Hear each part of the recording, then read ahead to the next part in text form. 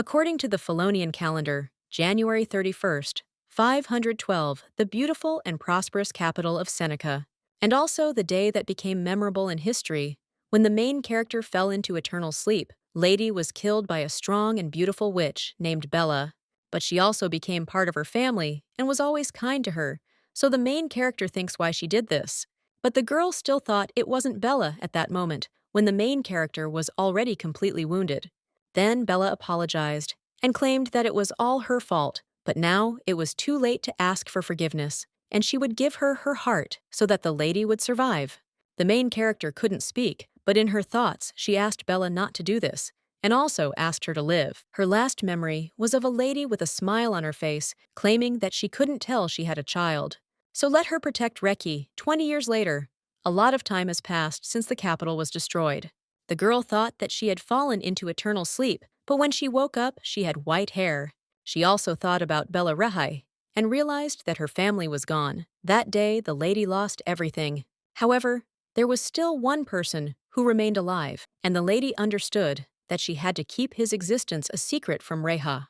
The girl also thinks that this time she will definitely be able to protect him because these are Bella's last words. They must be fulfilled, so the lady claims that she gives him her fidelity. She also swears in the name of God. The lady understands that she will protect the boy and find Bella even if she has to risk her life. One day, the woman turns to the little girl and claims that she will soon return with her father. She also says that all a lady has to do is sit and wait, and she can do it. The main character is silent for a moment after this, but finally answers yes. An hour passed, and then 2 hours. The girl waited for half a day, but her stepmother never returned, and so she was left alone. A year later, the lady turned 9. The lady is looking at the bread in the window, but at the same moment, a woman comes out of the shop. And he asks if Elaine is hungry. The main character replies that she is not, and that she doesn't even have any money. The lady also claims that she ate some raspberries, and will then buy bread with the money she earned. But the woman then turns around and looks into the store and says that this is dangerous.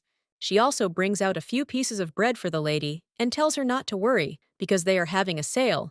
And besides, there are rumors that there are monsters in the forest, so the lady should not go too far.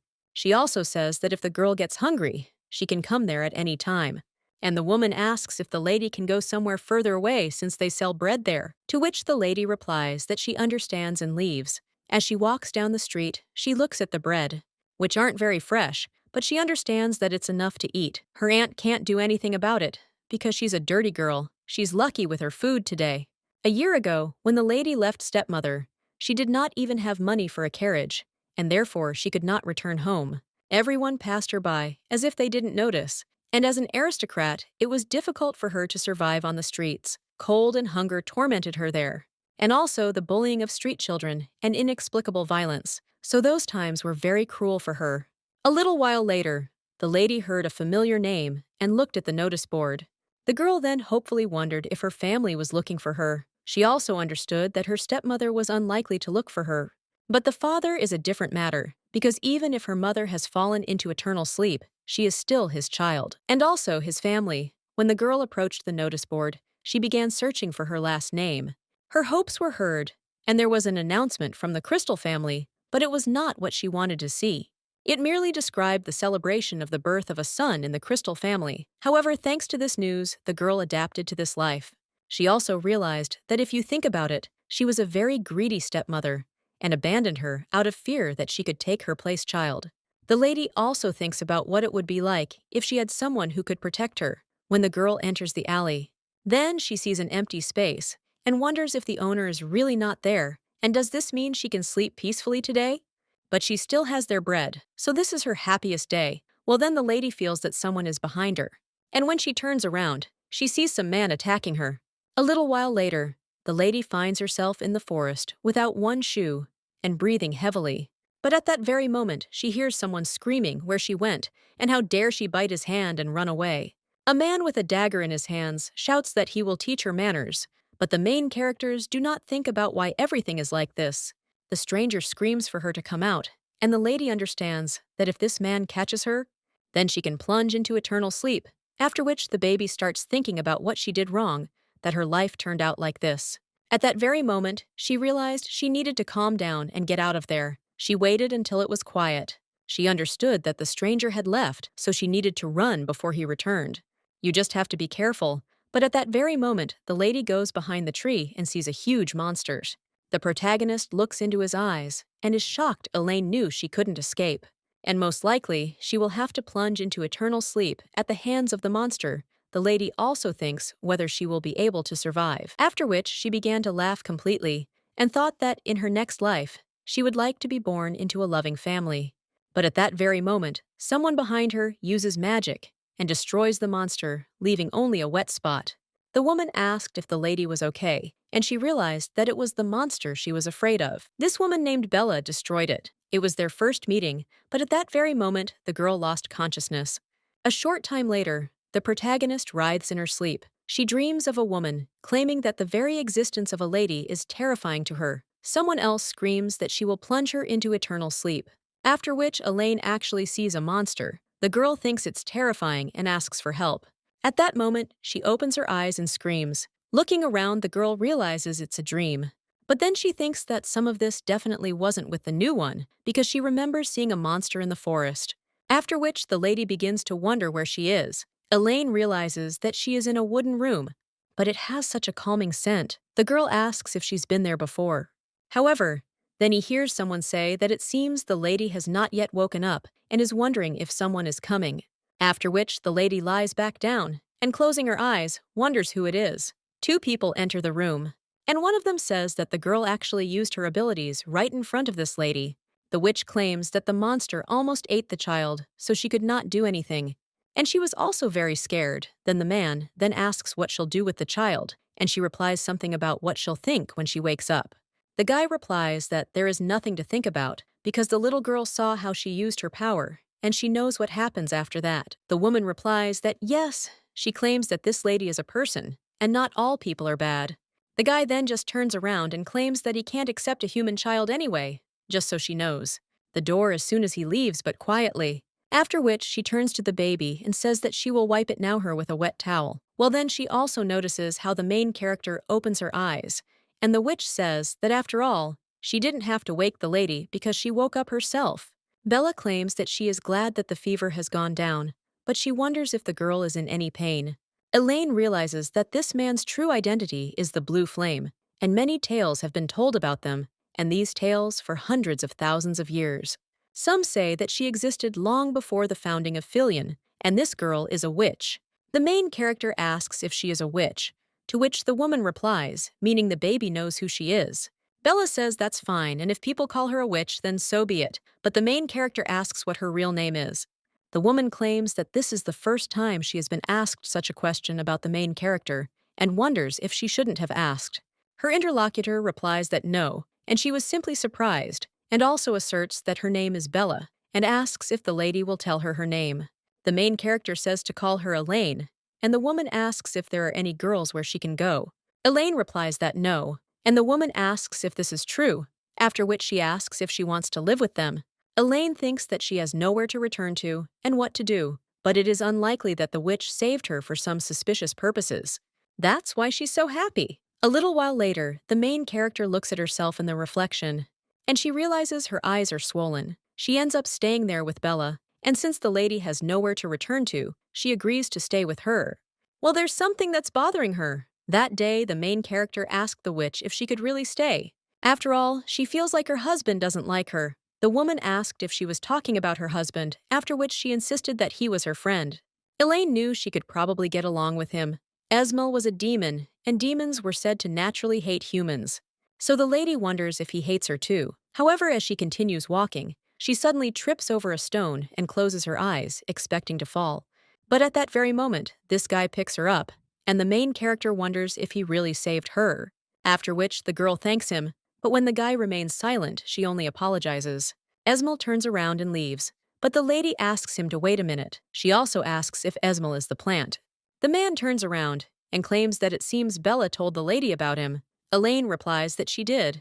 Then, the guy with blonde hair claims that the lady most likely knows that he is against her being there.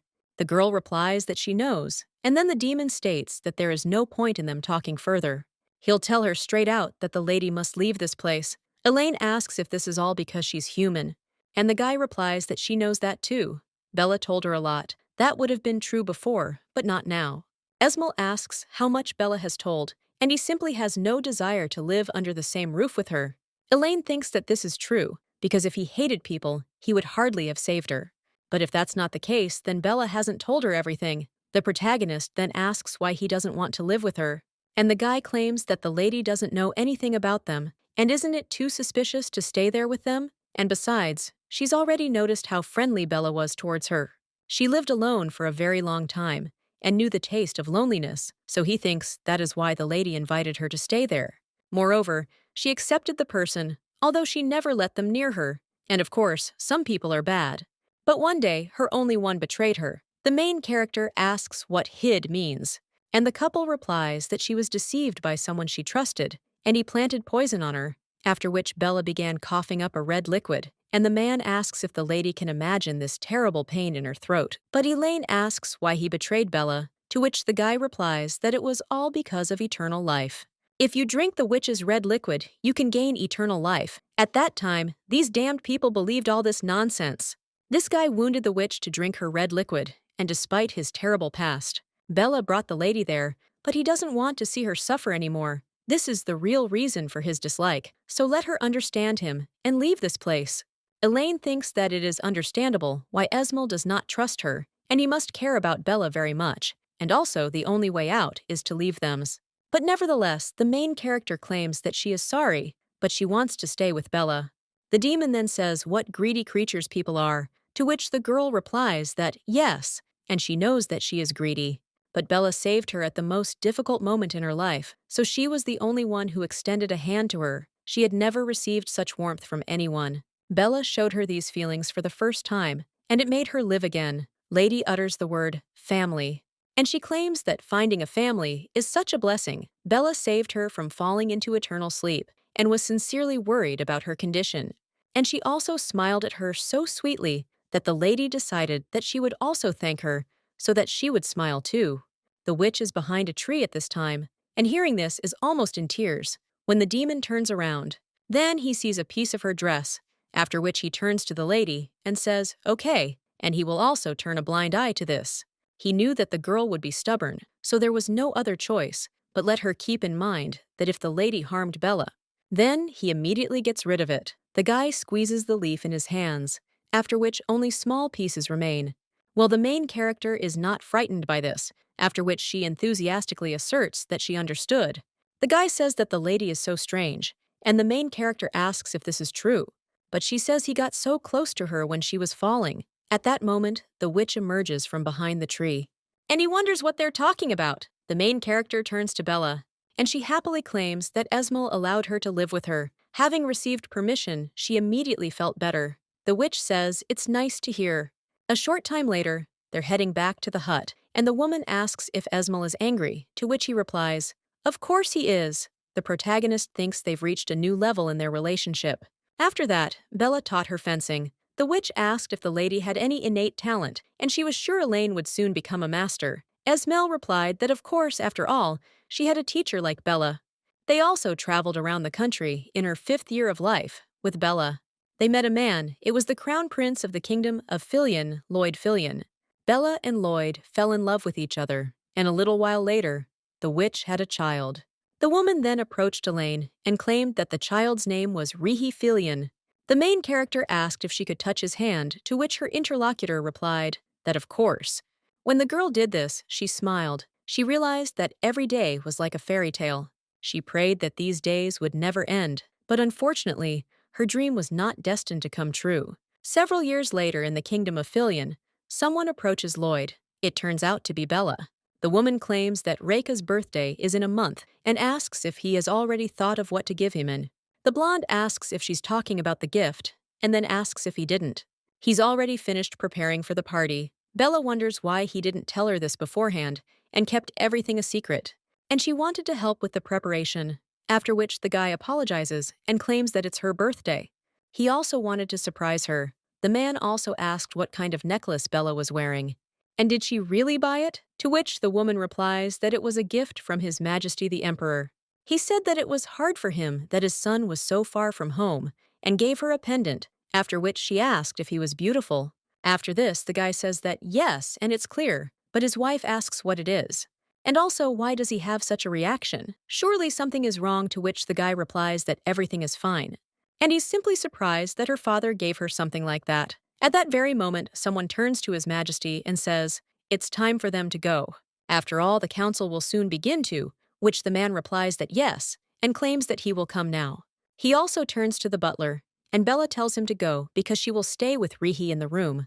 The blonde man claims that he will return closer to lunchtime and offers to have dinner with Rihi, to which the woman replies that it's fine and adds that she'll wait. A little while later, the blacksmith cries out that this can't be. He also says that these are precious materials, and this is the first time he has seen someone able to catch saliva.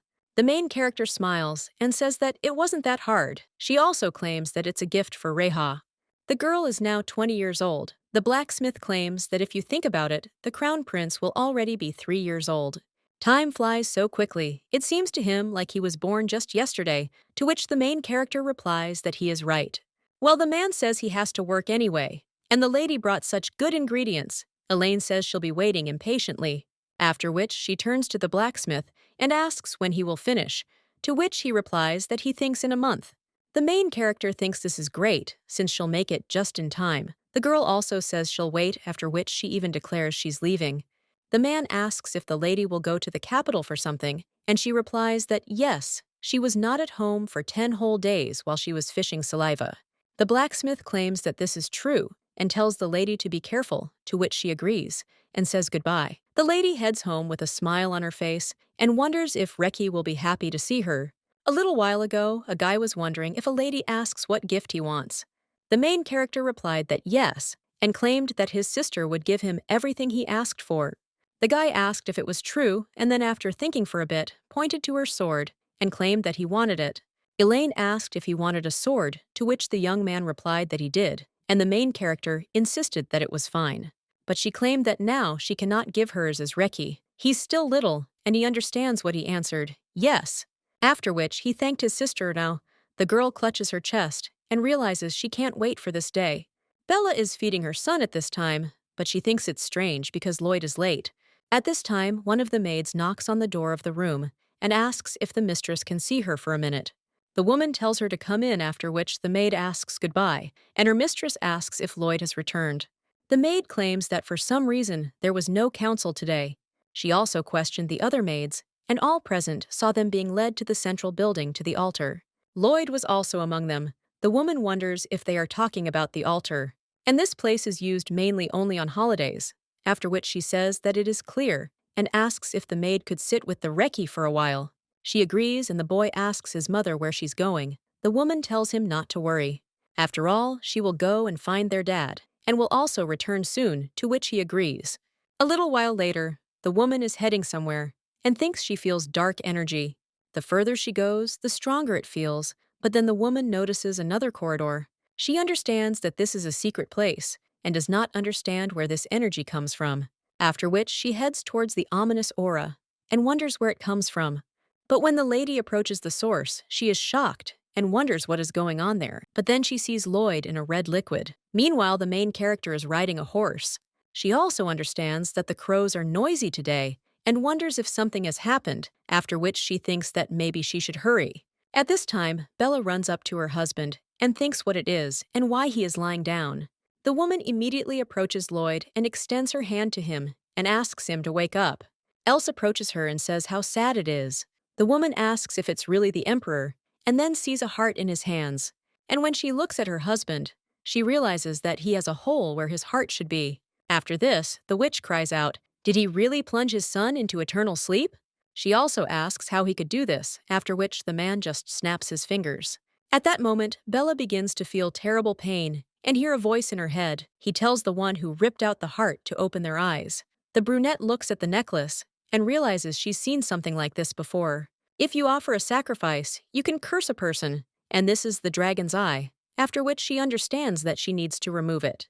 But the emperor claims that it is useless because she will not be able to remove the necklace after the curse has already been cast. Now her body will be controlled by him.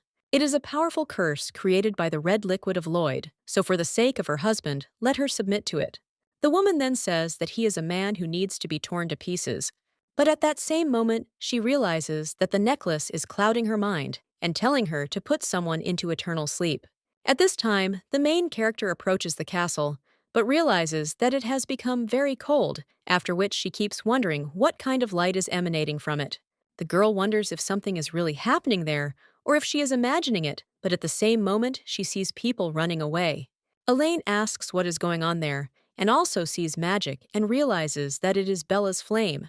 The main character is shocked and wonders how this happened, and whether Bella's flame is really coming from the palace. The girl screams and asks where Bella is, but at that moment, something explodes in front of her. When the main character looks closely, she sees the witch, but she only turns around and attacks her. Elaine defends herself with her sword and wonders why she attacked her. However, when she looks into Bella's eyes, she wonders if she's lost control. The girl tells Bella to calm down and asks what happened. But the witch immediately throws her into the wall. The wounded protagonist realizes it's dangerous. She also wonders if the witch has lost her composure and what she should do, because now she is in a very disadvantageous position and she needs to come up with something quickly. But at that very moment, the witch appears in front of her and wounds the girl's shoulder. At that moment, the protagonist notices the pendant. And then she jumps back, completely wondering what that necklace is around her neck. Elaine realizes that perhaps the necklace made Bella like this, and then she approaches the witch. Then he grabs the necklace around her neck and rips it off. The woman immediately comes to, and the main character falls to the floor. Bella is shocked and wonders what she did, after which she starts screaming at Elaine. The main character thinks that she will fall into eternal sleep, after which she apologizes to Bella because she came too late. On January 32, 512, the inhabitants of the capital, which was called the Blessing of the Empire, committed a terrible sin. Now the main character wonders what's going on, and why Bella is giving her her heart. She silently begs her not to. At that moment, the lady wakes up and screams, but hears someone apologizing to her, and also claiming that it is all her fault. Well, it's too late for regrets, so she'll give her her heart. The girl immediately screams that she shouldn't do that. The woman claims that she has no right to say this, but asks to protect her Reiki. Now the main character gets up and wonders in shock if she's really alive. The lady also places her hand on her heart, and she understands that Bella did pierce him, but at the same moment, she notices that the wound is healed and remembers how Bella said that she would give her her heart. Elaine realizes the witch has truly given her her heart. Tears well up in her eyes, and she clenches her teeth. She wonders why Bella did this. The girl cries desperately and realizes that the witch has always been kind to everyone. But she's not the person she was supposed to save. After that, the main character starts thinking about the necklace. She also understands that she broke it then, and Bella came to her senses. But when she wore it, there were no problems. The lady also remembers the magic circle drawn on the necklace and her magic, but she thinks the same thing emanated when she approached the palace. The girl spreads out the paper and bites her finger, after which she draws something on paper with red liquid and realizes that she doesn't remember exactly. But all this is pointless now because she doesn't know who made Bella like this. However, even at the cost of her life, she will definitely find the one who did this to her. The main character wonders if someone really led Bella into a trap and needed the witch's heart for eternal life. But if the target had been the heart, it would have been easier to neutralize Bella. Elaine thinks she only went a short distance. But there is no seal, and the girl wonders what happened to Espel, Lloyd, and Least. The lady realizes that there is no trace left of the Imperial Palace, and everything is in ruins, but then she sees monsters. The lady thinks that this is strange, because there were not so many monsters in the Empire, and could they really have appeared there because of what happened? In any case, the girl understands that she needs to move quietly, but when she raises her head, she sees a monster in the air and realizes this place is deeply troubling. A short time later, the protagonist advances, cutting down the monsters. The girl understands that her job is so easy, and what's more, she doesn't understand why she feels so strange. She feels completely different. Sword fighting requires a lot of strength, and now she's not tired. When the lady was little, she asked Bella where she got so much mana from. The woman asked the lady why, and she only replied that she was interested because Bella trains every day and her breathing is still just as even. The woman replies that it is not infinite mana, and that she is simply using the minimum amount of her memory, after which the main character asks if this is even possible. Benla says that she is a witch and a creature that combines human feelings and mana. A person's desire to live a long and beautiful life and the heart of a witch, which is made of energy, are combined. A witch lives forever because her body contains such a heart, and she inherently possesses strong mana. The main character says that this is how it is, and Bella claims that this is why it seems to her that mana is endless. The lady then said so, and now she has inherited the witch's power. The girl also wonders if she will learn anything if she goes to the nearby village. A little while later, the main character enters the restaurant and greets the worker. But when the woman sees the lady's condition, she is shocked, and the main character only wonders if she can ask something. Asks with a shaking voice, "What is going on?" And the main character asks what day it is today. The woman replies that it was February 5th, and Elaine asks if she was unconscious for 5 days. The girl also asks what happened to the survivors and whether anyone escaped the city. The worker asks which survivors she's talking about. Elaine replies that she's talking about survivors of the Filion disaster 5 years ago and wonders if there were any survivors. But the woman asks what the missus is talking about. After all, the disaster in Filion happened 20 years ago. The main character wonders what she's talking about. The woman wonders if the lady really came there to find survivors from 20 years ago, and she doesn't seem to drink alcohol, and she says a lot of strange things. At this time, the main character looks at the sign behind the woman and is shocked. She understands that it should be the year 512 now, but the sign says that today is February 5th, 532, according to the Filion calendar. In one of the rooms, there's a plate of food with a blackened silver spoon inside. The maid coughs up red liquid and says she needs to put this guy into eternal sleep, and also claims how vile it is. Someone else tells her to shut up, after which they notice that this maid has also fallen into an eternal sleep with her own powers. Another knight approaches the master and asks whether it is worth continuing to look for the assassin. And another colleague says that the gentleman needs at least a little rest from this work. The guy says that it's not surprising and nothing can be done because it's always been like this. He is the Duke of Rehi de Pelion Killiard, son of the former Prince Lloyd Filiana. This guy has reached the level of master at 16 years old. He is called the Miracle Worker Lord. To the one who resurrected the drooping land of Philae, the Knights of Philae led by him. They had a high reputation among warriors, but the guy could not hide the fact that he was the son of a witch. A little while later, the guy puts his sword to the maid's neck and says that she is the only one left. The guy also claims that if she tells him what they are planning, he will not put her into eternal sleep. But after this, the maid only smiles and says that, despite everything, he is very merciful. Considering his mother is a witch, one of the knights immediately cries out, "How rude it is!" But the commander stops him, after which the maid says that how many people were plunged into eternal sleep at the hands of his mother. So many people took up swords wanting to plunge him into eternal sleep and let the Duke just know it. Now, the guy remembers how the girl's last words were that he is the son of a damned witch, and she hates him. Now one of the knights claims that she can bring fresh vegetables, but the man refuses, saying he's lost his appetite. Meanwhile, the main character emerges from the bath. She realizes that 20 years have passed since then, and Rehai was a child. Then if Esmel or Lloyd were there, this means that they were plunged into eternal sleep at the hands of Bella, and the main character thinks about what to do and why to live. After which, the girl goes down the stairs, and the owner of the hotel asks if the lady can't sleep. Elaine replies that she just wants some water, and the woman says it's fine, and she'll get it right away, then asks if the lady needs anything else. Elaine replies no, she just needs water. Well, at that very moment, the woman remembers something and asks if the lady is hungry. She also claims that she made soup and asks if she wants to try it, but the girl replies that she doesn't and that she has no appetite. The innkeeper immediately runs away and says that she will bring soup, so let the lady waiter there, but the main character says that she only needs water. A little while later, the woman places a bowl of soup in front of the lady and asks if it doesn't look appetizing. She also turns to the lady and asks if she's a traveler, as she hasn't seen her there before. Elaine replies that she seems to be Togo. The woman says she's so pleased to see a new face, and since the forest around Filion was teeming with monsters, few people came to this place. Elaine realizes this means she's the only person in the inn.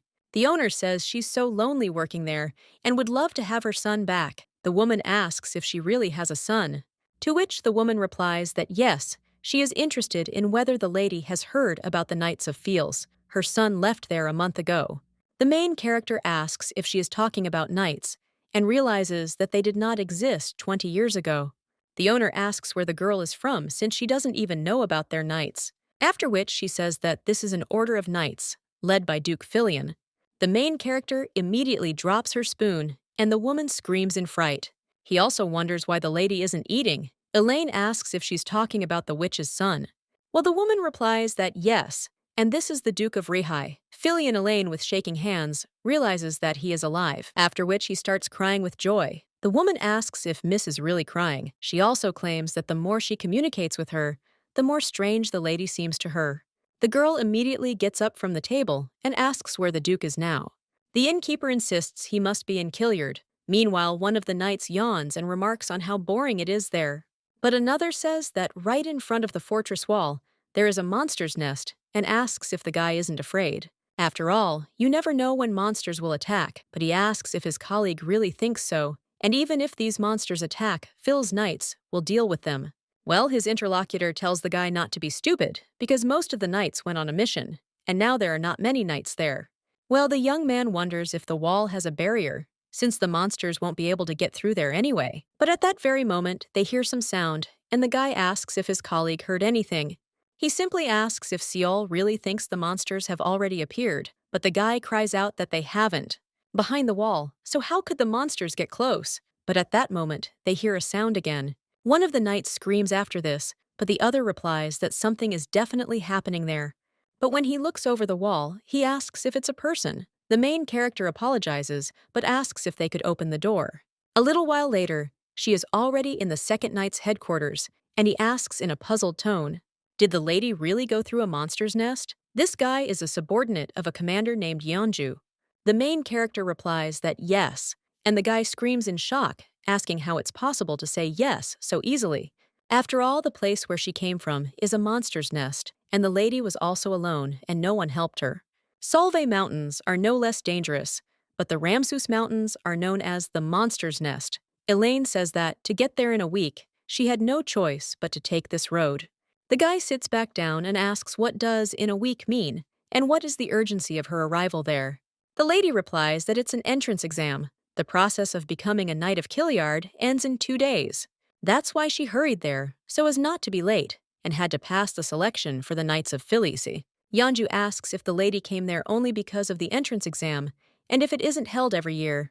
Elaine understands she can't tell them the truth, and 20 years have passed, and she only woke up now, so it's unlikely anyone will believe it. And even if Rihai were to be believed, what would she tell him? Would she really tell him that his mother fell into eternal sleep because of her? Therefore, she needs to apologize to him properly, or the girl claims that she urgently needs money, and the Knights of Phillies are paid a lot. The guy then just sighs and claims that he has seen a huge number of people who applied solely for the money.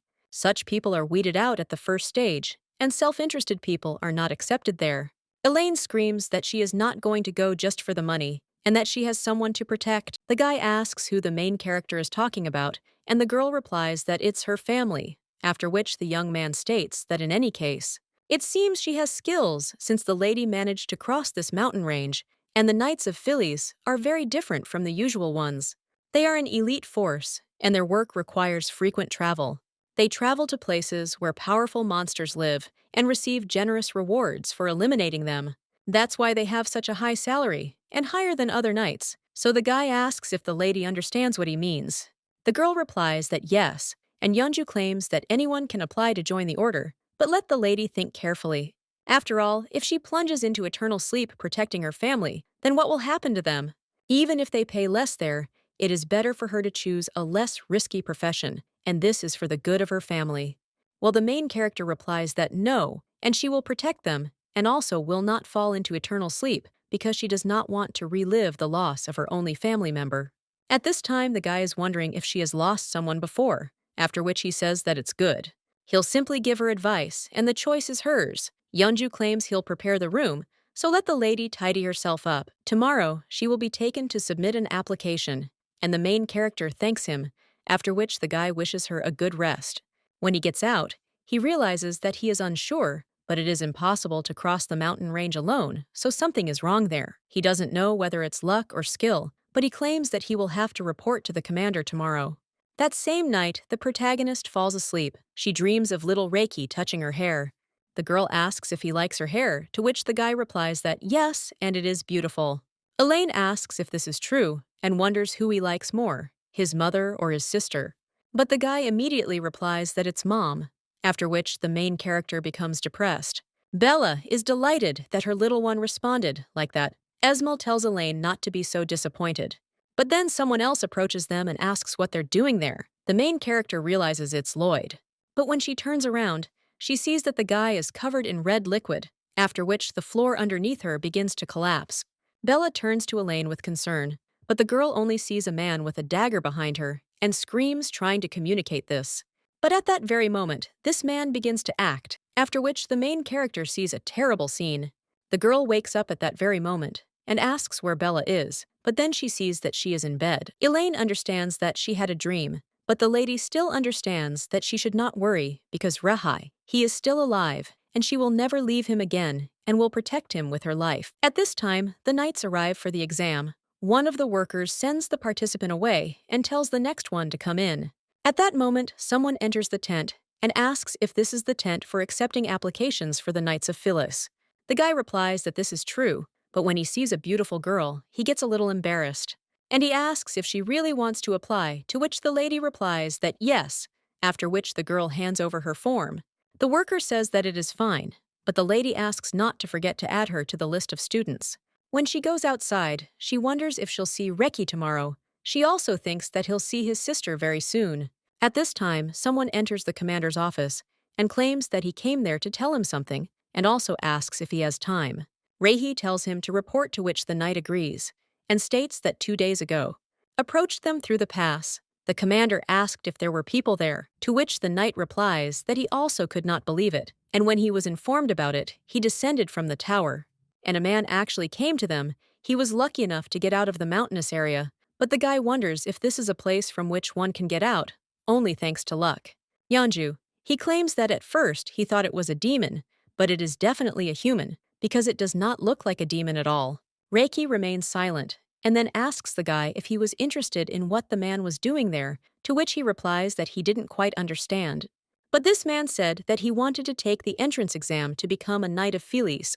Reiki is surprised by this, but his interlocutor insists it's not a lie. He was on the training field this morning, and it seems the second test is already over. The Duke asks what documents the applicant has, after which he hands them over. But when Reiki looks at them, he starts laughing, and then asks if there are more reports, to which he replies, no. The Duke says fine, and then he can go, to which he agrees, and wishes him good luck.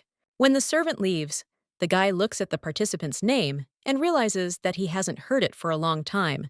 At this time, the main character is sitting in the dining room and realizes that there were no first and second qualifying tests for Reikas, so she wonders if she'll see him at the final test. At that moment, someone else approaches the lady and apologizes. Well, she asks if it's okay if he sits next to her, to which the main character replies that yes, he can sit too. The boy thanks her and says it's hard for him to eat alone. Then he notices the bandage on the lady's arm and asks if she's a candidate for Phileas's knighthood. The lady replies that yes, and the young man claims that in fact he is also taking the exam to become a Knight of Phalis. But at that very moment, he hears someone interrupt him and shout out whether his colleagues saw him punch his opponent in the face. One of them says Magaff is tough, and if someone meets us on his way, Magaff, he will lie at his feet, to which the man replies that they are right. The guy with yellow hair says that they really are that annoying, and asks if they know that they are not alone there. At this time, the man shows his colleagues a blue belt, and asks if they see it, because it is proof of passing the morning test to become a Knight of Phyllis. One of them says that, besides Magafu is playing the role of a knight, but then another turns to Mr. Magafu and asks if the woman sitting next to him also has a blue belt. The man then looks at the girl and asks how such a girl could pass the exam and whether she really stole him. His colleagues say that it is definitely impossible, but another one wonders if this idiot has an inferiority complex. The main character thinks that they talk so much while eating, and the blonde guy suggests simply ignoring their words. After all, people like that aren't worth her attention. The girl replies that it's okay, because she doesn't care about people like them. The man then becomes angry and slams his glass on the table. He also remarks on how low Phillips's level can be, that even a woman can get by. He came there because of the salary, so he wonders if everyone there is really that weak. Yes, and besides, this duke is a half-breed with the red liquid of the witch. He asks if this is true, to which the other guys answer that it is true, and one of them asks if this girl has also bewitched him. Magaff laughs and says that this is true, and also asks if their noble lord is really such a weakling. He also says that it is obvious because the video of all these knights, and also knowing that the witch's child is a half-breed, then this only makes him laugh. But at that very moment, the main character appears behind him and tells him to take his words back. The man turns around and asks what she's talking about, and the lady repeats that he should take back what he just said. The man rises from his seat and asks what words exactly, and whether his words had somehow hurt her pride. Elaine claims that she doesn't care what he says about her, but insulting the Duke is unforgivable. Magaff says how stupid this is, and asks why it makes any difference to her what he says about the Duke, and also does she really protect the witch's son, after which the people in the hall begin to whisper, and the girl realizes that they all hate Rihai. On the day of the knighthood application, the girl realized that it was time for her to return to her room. Well then, someone came by and claimed that it was impossible to look at these Knights of Phillies, and also wondered if they really respected the Sons of Darkness so much that they were ready to follow him. Else suggested that the lady not to say that, because even though he is the son of a witch, he is the head of Philia, and if the Duke had been there. But the woman screamed at him not to say what she doesn't know, because she's a damned witch. Her family into eternal sleep and burned the entire village in an instant. She also says he is the descendant of a witch and asks if he is willing to serve him. The girl also screams out how she knows that he will not do the same as his mother. The main character understands that all this is because of that incident, because Bella's direct descendant experienced a lot while she slept for 20 years. At this time, the blonde asks if they are not ashamed, and claims that if they have time to insult others, then how about taking care of themselves? He also asks if the man looks too pathetic with his arrogance, but he immediately grabs a knife from the table and cries out, "Did the guy really want to plunge into eternal sleep?" But at that very moment, the main character grabs his hand and tells him to wait. After all, using a knife in the dining room is unwise. Magaff wonders what kind of strength this girl possesses. After which, he turns to her and asks if the lady even knows who he is, since he is Magaff himself, Ilidom. Elaine claims that she doesn't care who he is, and the man then becomes furious. At this time, people at the table ask who Magaff is, and he is self-proclaimed, after which he even swings his arm and screams, "Are they really going to laugh at him?" Well, when the guy is about to strike, the main character blocks his hand and then hits him in the stomach. The man immediately falls to the floor from this, and the main character tells him to get out of there if he doesn't want to get hurt.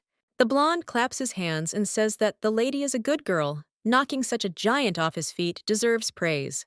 The guy also extends his hand and says that his name is Suzanne, and that it was fate that they met. That's why he wants them to continue studying together. The main character smiles and says that she wants that too.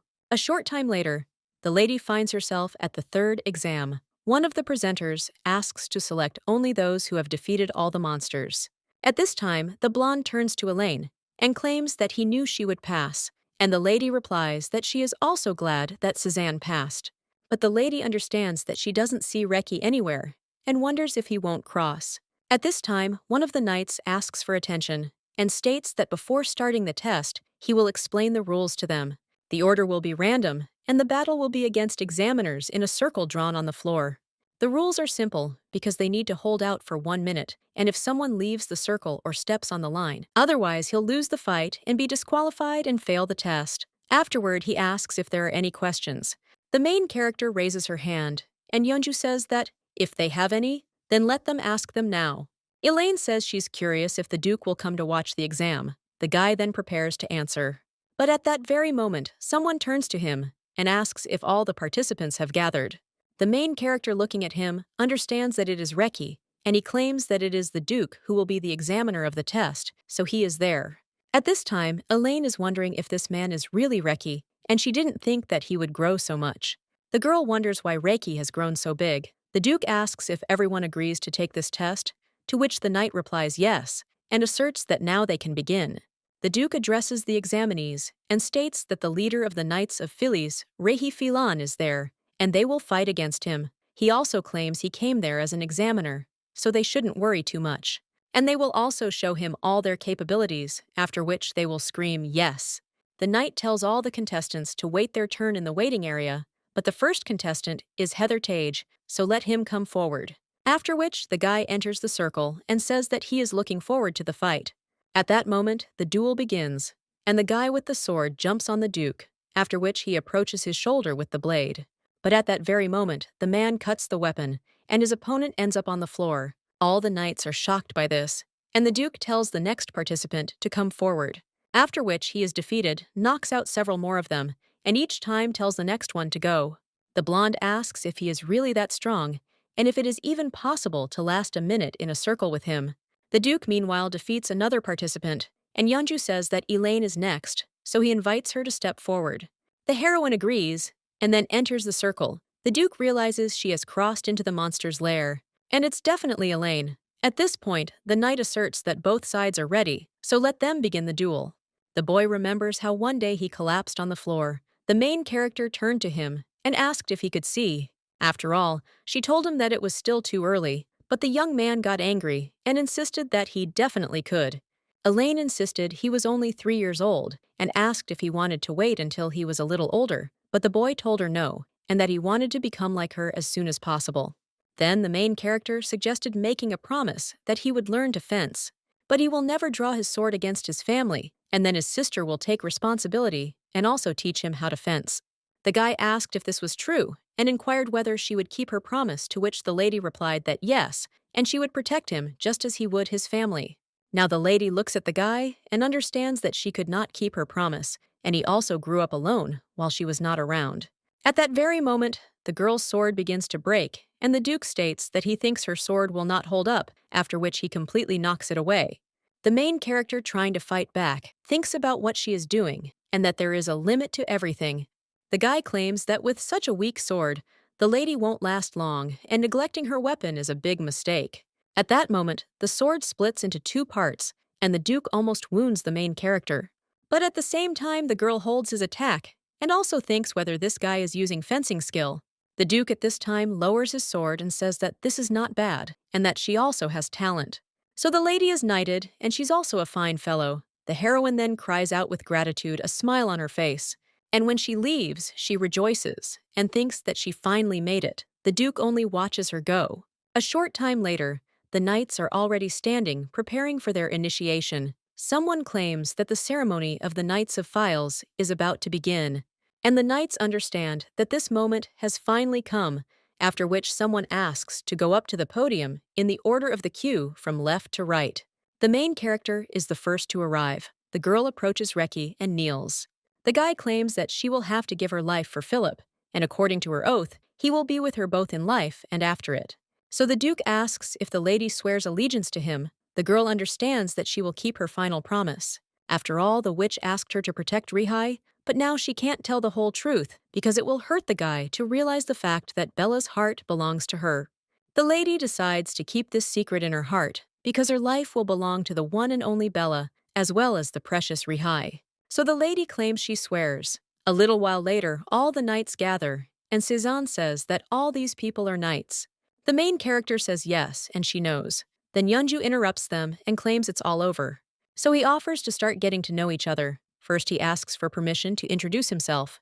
The boy claims to be the second in command and one of Phyllis's knights. His name is Lord Lovell, and he is the Duke's aide-de-camp. He then points to the lady next to him and claims that she is another deputy commander. Her name is Hilla Rister, after which the other knights clap for the deputy commander, asking to be allowed to explain the nature of their order's mission. He claims that the main mission of their knights is related to monsters, and the knights are selected according to the difficulty and characteristics. They strive to pacify monsters and fulfill the requests of the state, so he hopes that they will all get along in the future. He also has a special message from the Duke, informing him that the position of the Duke's attendant has been vacant for some time. Applications for the position of accompanying knights are currently being accepted, and he is interested in whether there are any interested parties. But no one answers, and the guy understands that this must be difficult for them. He also says that since there is no one then, okay, but at that very moment someone raises their hand, and she claims she wants it. When the guy looks in that direction, he sees the main character. The girl claims she wants to become a knight's escort. The other knights begin whispering among themselves, and one of them remarks, "What a strange woman this is." Elaine wonders why they have such a reaction, but these knights are led by Rehais. After which, the lady thinks that, let it be so well. One of the girls in the crowd is thinking about something, after which he even asks if it's Elaine. A little while later, Cezanne cries out to Elaine. He wonders if she's really decided to accompany the Duke. He also asks if she even knows what kind of girl she is. It's work. But when the lady doesn't respond, he turns to her again. Elaine asks what he's even talking about. And is it strange that Phyllis's knight accompanies the captain? Cezanne replies that that's not the point. But at that very moment, someone else turns to the two and says that they are already there. It turns out to be one of the ladies, and she's wondering if this guy is Sir Cezanne Weston. The guy replies that this is true, after which he asks who she is, but the lady only approaches him. She claims she's glad to meet him, and is a year older than him. Her name is Sophia Rossley, and she heard he worked for the Marquis, so she's interested in whether it's true. The guy at this time says that then she is senior in rank, but he wonders if this girl is really ignoring Elaine. At this time, Sophia is wondering what they are doing there, and she hopes that nothing serious happened between them, to which the guy replies that no. He also asks Elaine to wait, but the girl only apologizes and says that she will go first, since the deputy captain called her. The blonde man turns to Elaine again. The lady behind him looks displeased. It is snowing outside. She comes out from under the cover and with a smile on her face claims that this is the first snow she has seen since waking up. Well then, the girl also sees a horse heading towards her and wonders what it is doing there. The girl strokes the horse and asks if it has left its owner and is walking alone. But at that very moment, someone says it's Nicky. The main character is surprised. And the Duke, he repeats once again that his name is Nicky and claims that this is the first time he has seen him allow someone to touch him. Elaine thinks what a surprise this is, and then states that she is glad to meet the Duke. The guy then asks if her name is Elaine, to which the lady replies that yes, and he claims that he heard that she decided to become his accompanying knight, and it's funny that he says this. Well, she better leave, after which the main character comes in shock and asks what he means. She doesn't understand it. Reiki claims that everyone accompanying him has fallen into eternal sleep, protecting him from the assassins. And he doesn't know whether it's a miracle or not. But still, if she stays there, she will lose her life. Elaine wonders what happened to him during all this time. And the Felis Knights are the strongest, so what kind of assassins can we talk about? She still doesn't know anything about this, and claims that she will not fall into eternal sleep, but will protect him. But the guy claims that it's funny, after which he asks how she can be so sure that she will survive. The lady replies that she has already given him an oath, so her life is in his hands, and she is not one of those who will say goodbye to life so easily. The Duke wants to say something else, but then falls silent and tells her to stay. The girl thanks him with a smile on her face and says that she will work very hard. Reki asks if she is really so happy that she can plunge into eternal sleep at any moment. The girl replies that yes, she will plunge into eternal sleep protecting her captain, but he says that he doesn't understand this, and in any case, he's going home, so they'll see each other tomorrow. He also asks the lady if she understood, to which she replies that she did. As the young man drives away, the girl waves to him, and he thinks how hard it was for him to be alone, and now she will never leave him. The guy is saying how strange this girl is. A little while later, the main character heads off somewhere, and she understands that this is her first working day as an escort, so she thinks whether she can now stay with Reki, but she wants to meet him as soon as possible. And then the lady notices that the door to the office is open. When the lady comes closer, she hears someone screaming that they will never understand this. When a lady looks into the office, she wonders if she was called and why they are shouting at this hour. Yanju claims that he understands how the lady is feeling now, but now everything is decided. Sophia screams that he refused her and said that she was not suitable for the role of accompanying the Duke, but he decided to accept this woman. After which, she starts screaming, "Why can this girl do it, but she can't?" The commander doesn't even know how to respond. And Sophia asks if this means he doesn't like her, after which the lady runs away. When she runs out into the corridor, she notices the main character there, and also thinks that she hates her, after which he crashes into the girl and moves on. Elaine watches it all silently. The commander comes out of his office and says how troublesome everything is, and the main character asks what is going on. The guy offers to talk about it on the way to the office. He also mentions that Sophia was so rude to the girl, and asks if Liana is okay. She says she's a lady, but she replies that it's just a minor bump. Elaine also asks if Sophia also applied to be a night escort. The guy replies that yes, and that this girl joined them last year. However, the commander refused her and eventually Sophia gave in. But this year, when Elaine was chosen as an escort knight, then she thought it was unfair to her. The main character suddenly realized this. What does it mean that there is someone there who sincerely wanted to protect Rehai? Liana is glad that all of them hate him. The knight insists they've come because this is the main office. The guy knocks on the door and says he's brought Elaine. But then no one answers, and the knight offers to come in. After he opens the door, he sees that there is no one there. And he also says that it seems the commander has gone to training because he often organizes morning training so the lady can wait for him there. The main character agrees and then begins to consider Rekha's place of work. The girl also notices a sword on the table and thinks that she has seen it somewhere before. However, upon closer inspection, the lady is shocked. She recalls how not long ago the blacksmith asked if she would like to have a design engraved, to which she replied that yes, and she wanted him to be special, to which the man replied that in principle this was possible, and also asked where she wanted to do it. After which the lady pointed to the part near the hilt of the sword. Now looking at it, she sees this engraving. Rekha for her birthday. It was supposed to end when Filion was destroyed, and Rihi found it. At this moment, someone approaches the lady from behind and asks what she is doing. The main character turns around, and the Duke insists that he did ask what she was doing. The main character is about to say something, but the guy snatches the sword from her hands and asks who said that she can touch his things without permission. The girl thinks what to do, and it seems that Reiki is very angry, so she immediately bows and claims that she was inattentive and therefore asks His Highness for forgiveness. The guy then clenches his teeth and then turns around and leaves. The knight immediately turns to Lady Elaine and asks if she's all right. He also apologizes and claims he should have warned her beforehand. The main character replies that no, and she made a mistake, but then she realizes that if she thinks about it, it's clear why he became angry. To Rekha, she's just a stranger. The knight, meanwhile, insists he's unsure about the rest. But she cannot touch that sword because for the crown prince, this sword is the most valuable thing. The main character asks if this is really true, and the guy claims that he doesn't know all the details either. But the heir always wears the sword as a talisman, so from now on, let her never touch this sword. In any case, the guy suggests going out first, because His Highness is conducting a patrol, and he will be at the front door. Well, when the knight moves on, the main character remains on the spot, and the guy asks what it is.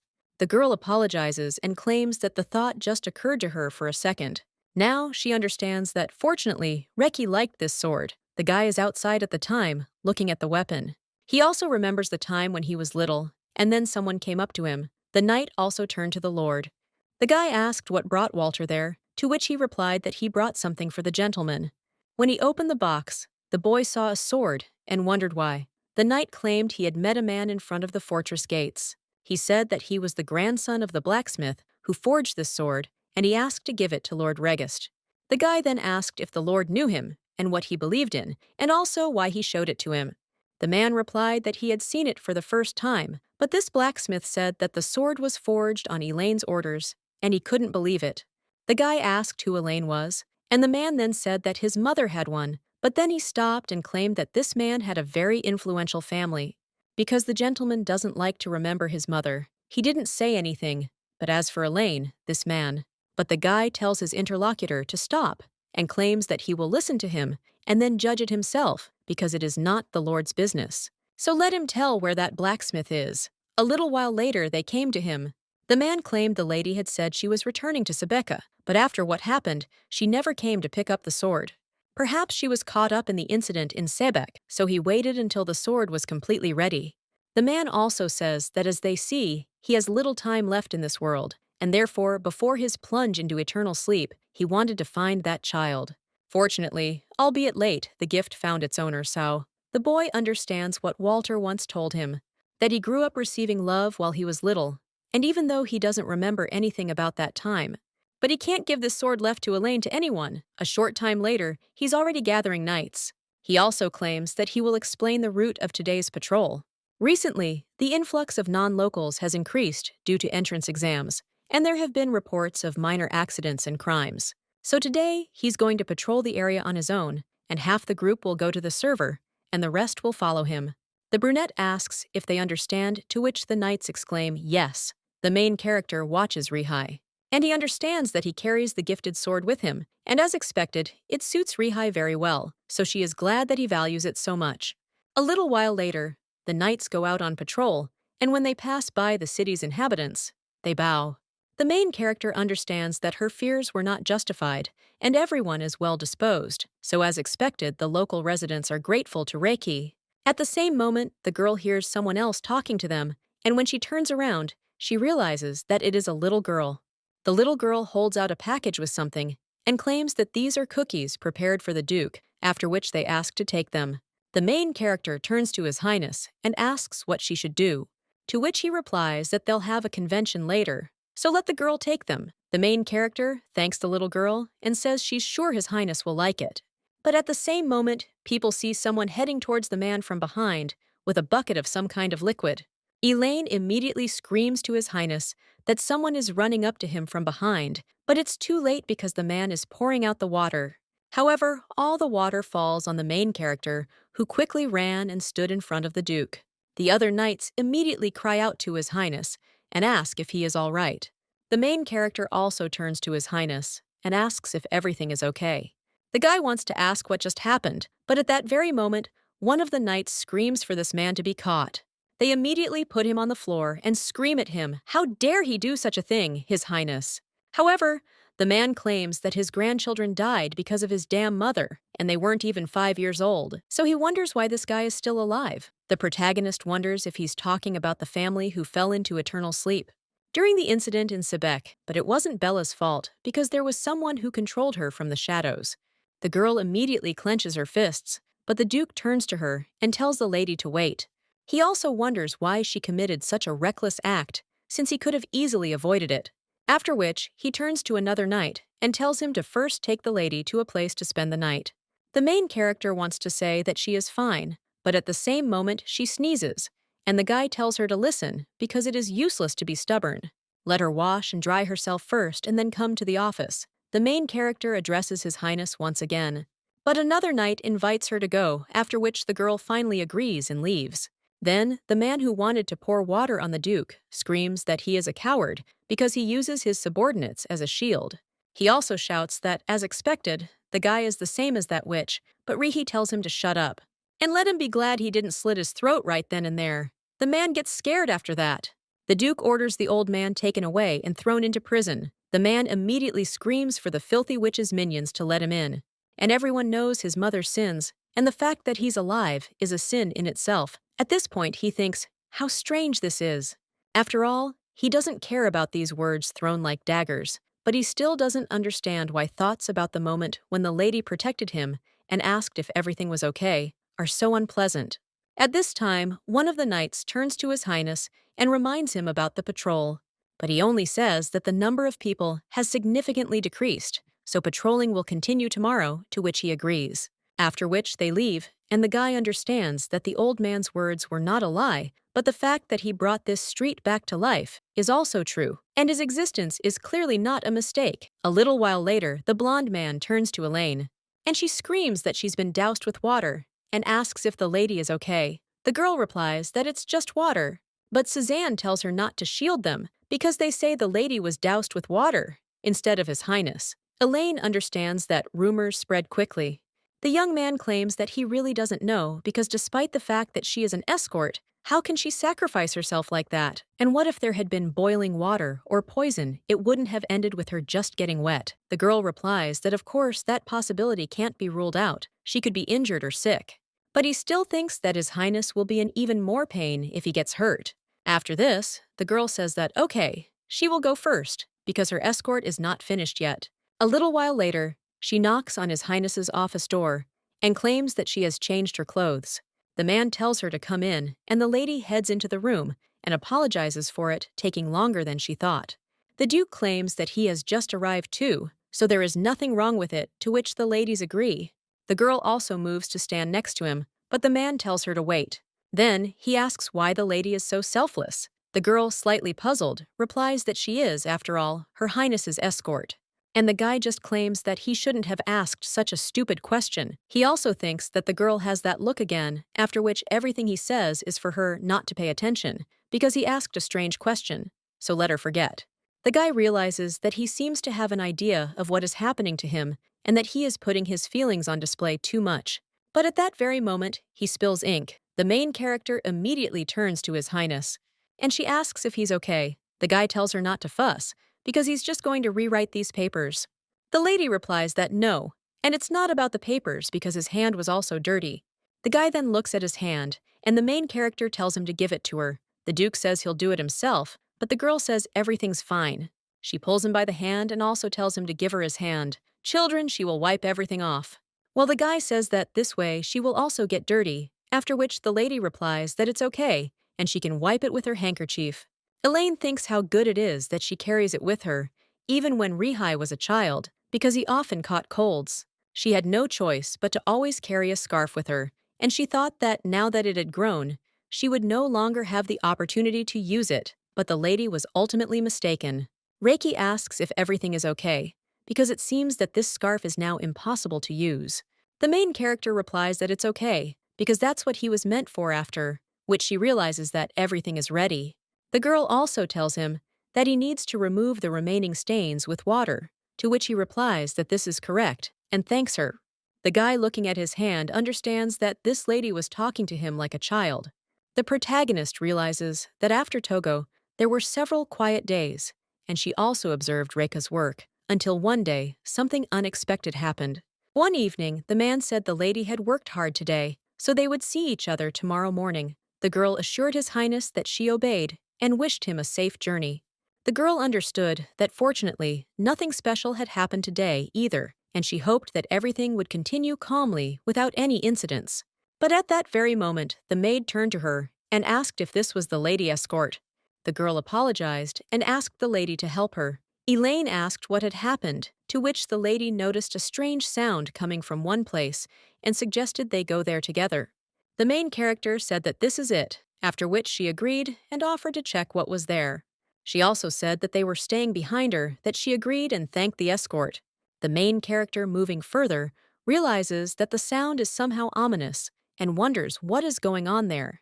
Well, when the girl comes out of the corner, a dagger flies at her. Elaine deflects it with her sword, and the maid screams in shock. Elaine tells her to stay behind her, to which she agrees, but at the same moment drops the lamp out of fear.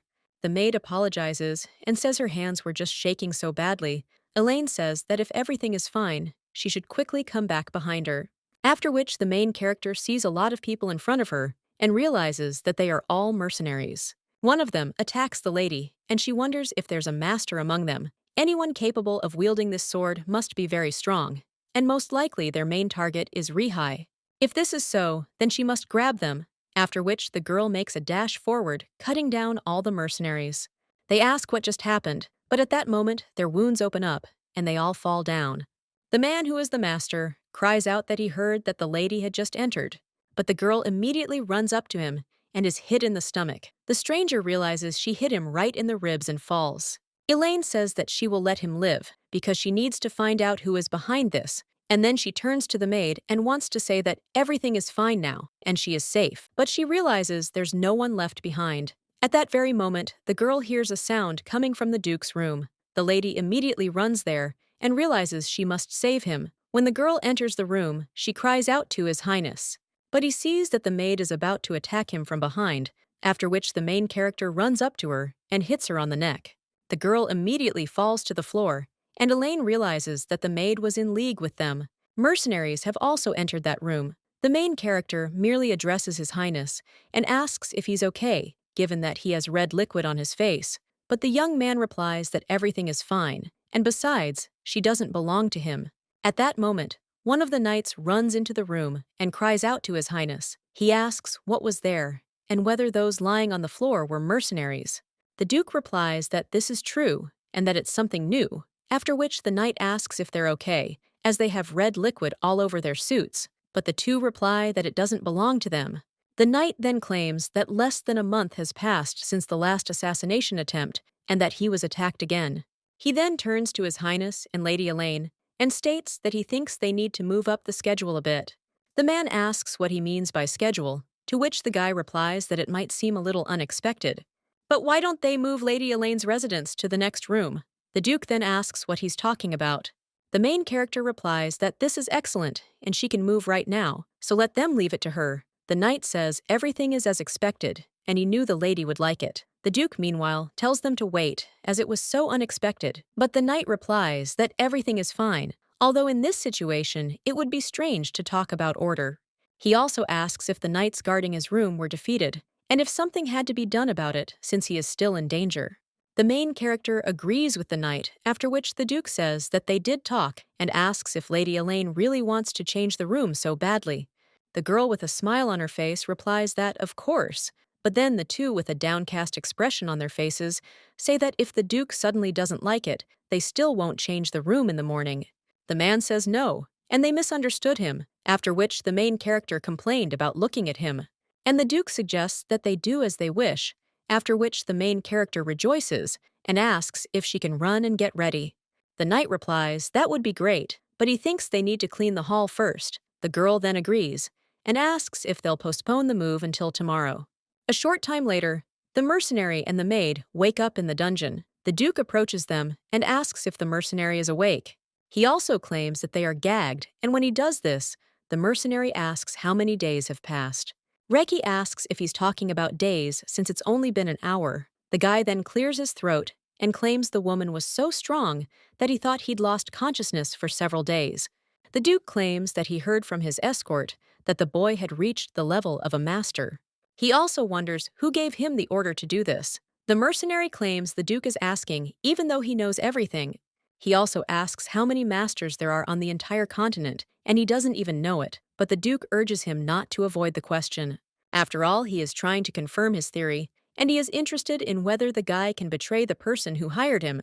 If he bites off his tongue and goes into eternal sleep right now, it will not say anything more, and also gives him the chance to choose how to lose his life. However, if the guy confesses, he'll forget about it. The mercenary wonders if this guy's really telling the truth, and if he's trying to extract a confession and then put him into eternal sleep. Well, then he realizes that this means that he will keep him alive until he confesses, and first of all, he needs to get out of prison. So he asks if they didn't bypass it, but this.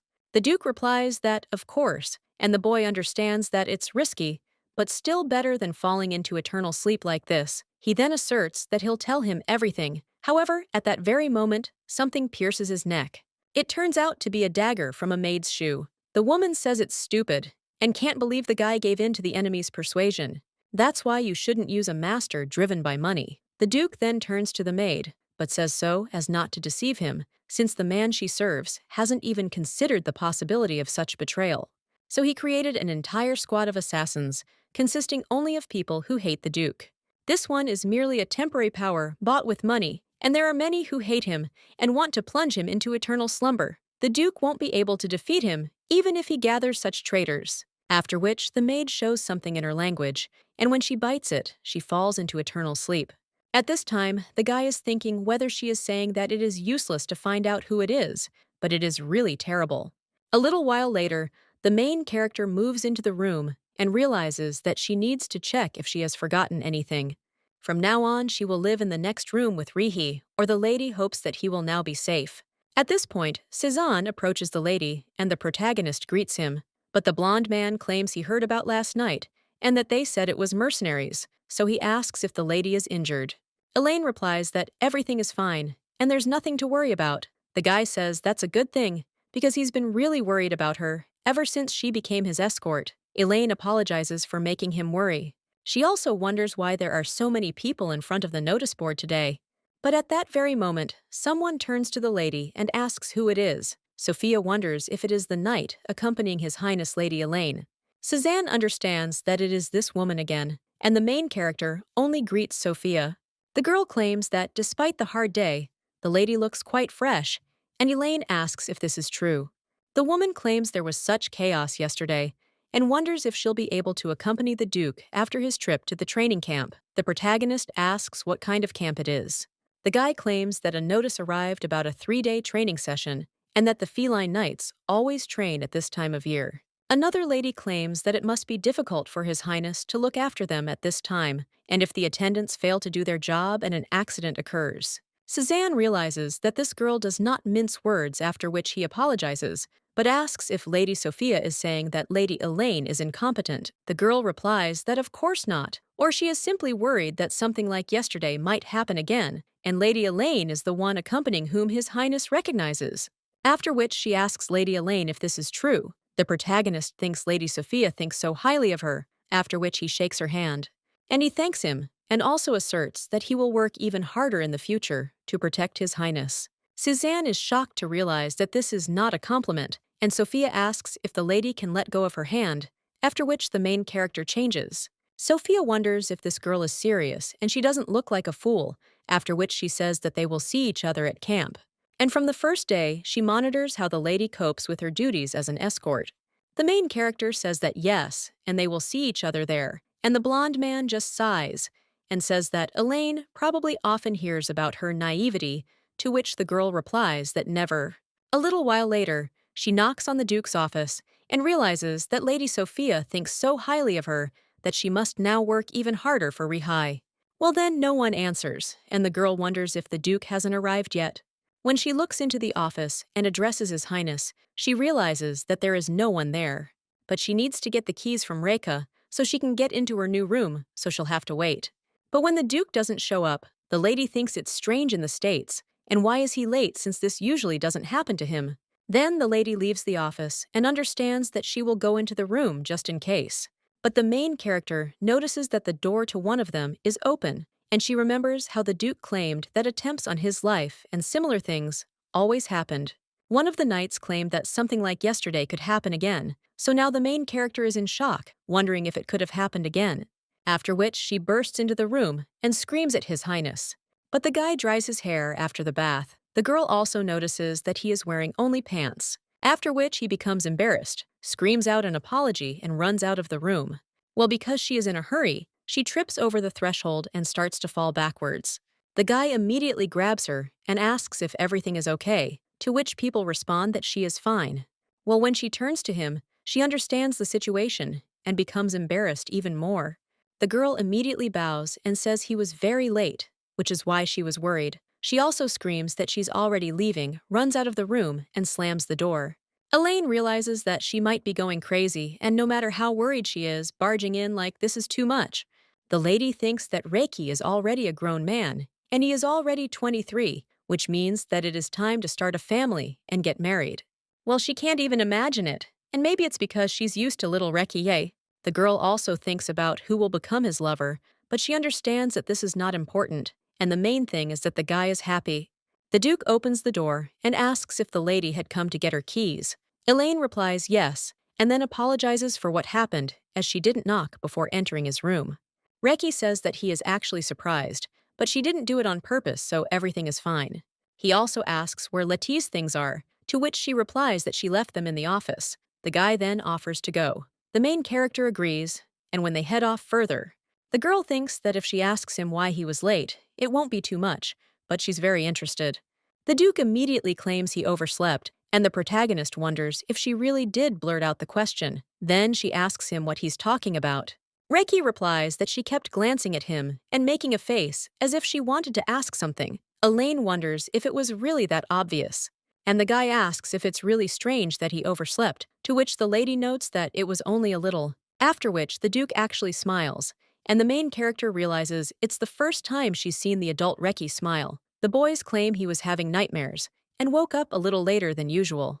He was late because he was taking a shower and was sweating. The main character wonders if his sweating means he had a terrible nightmare.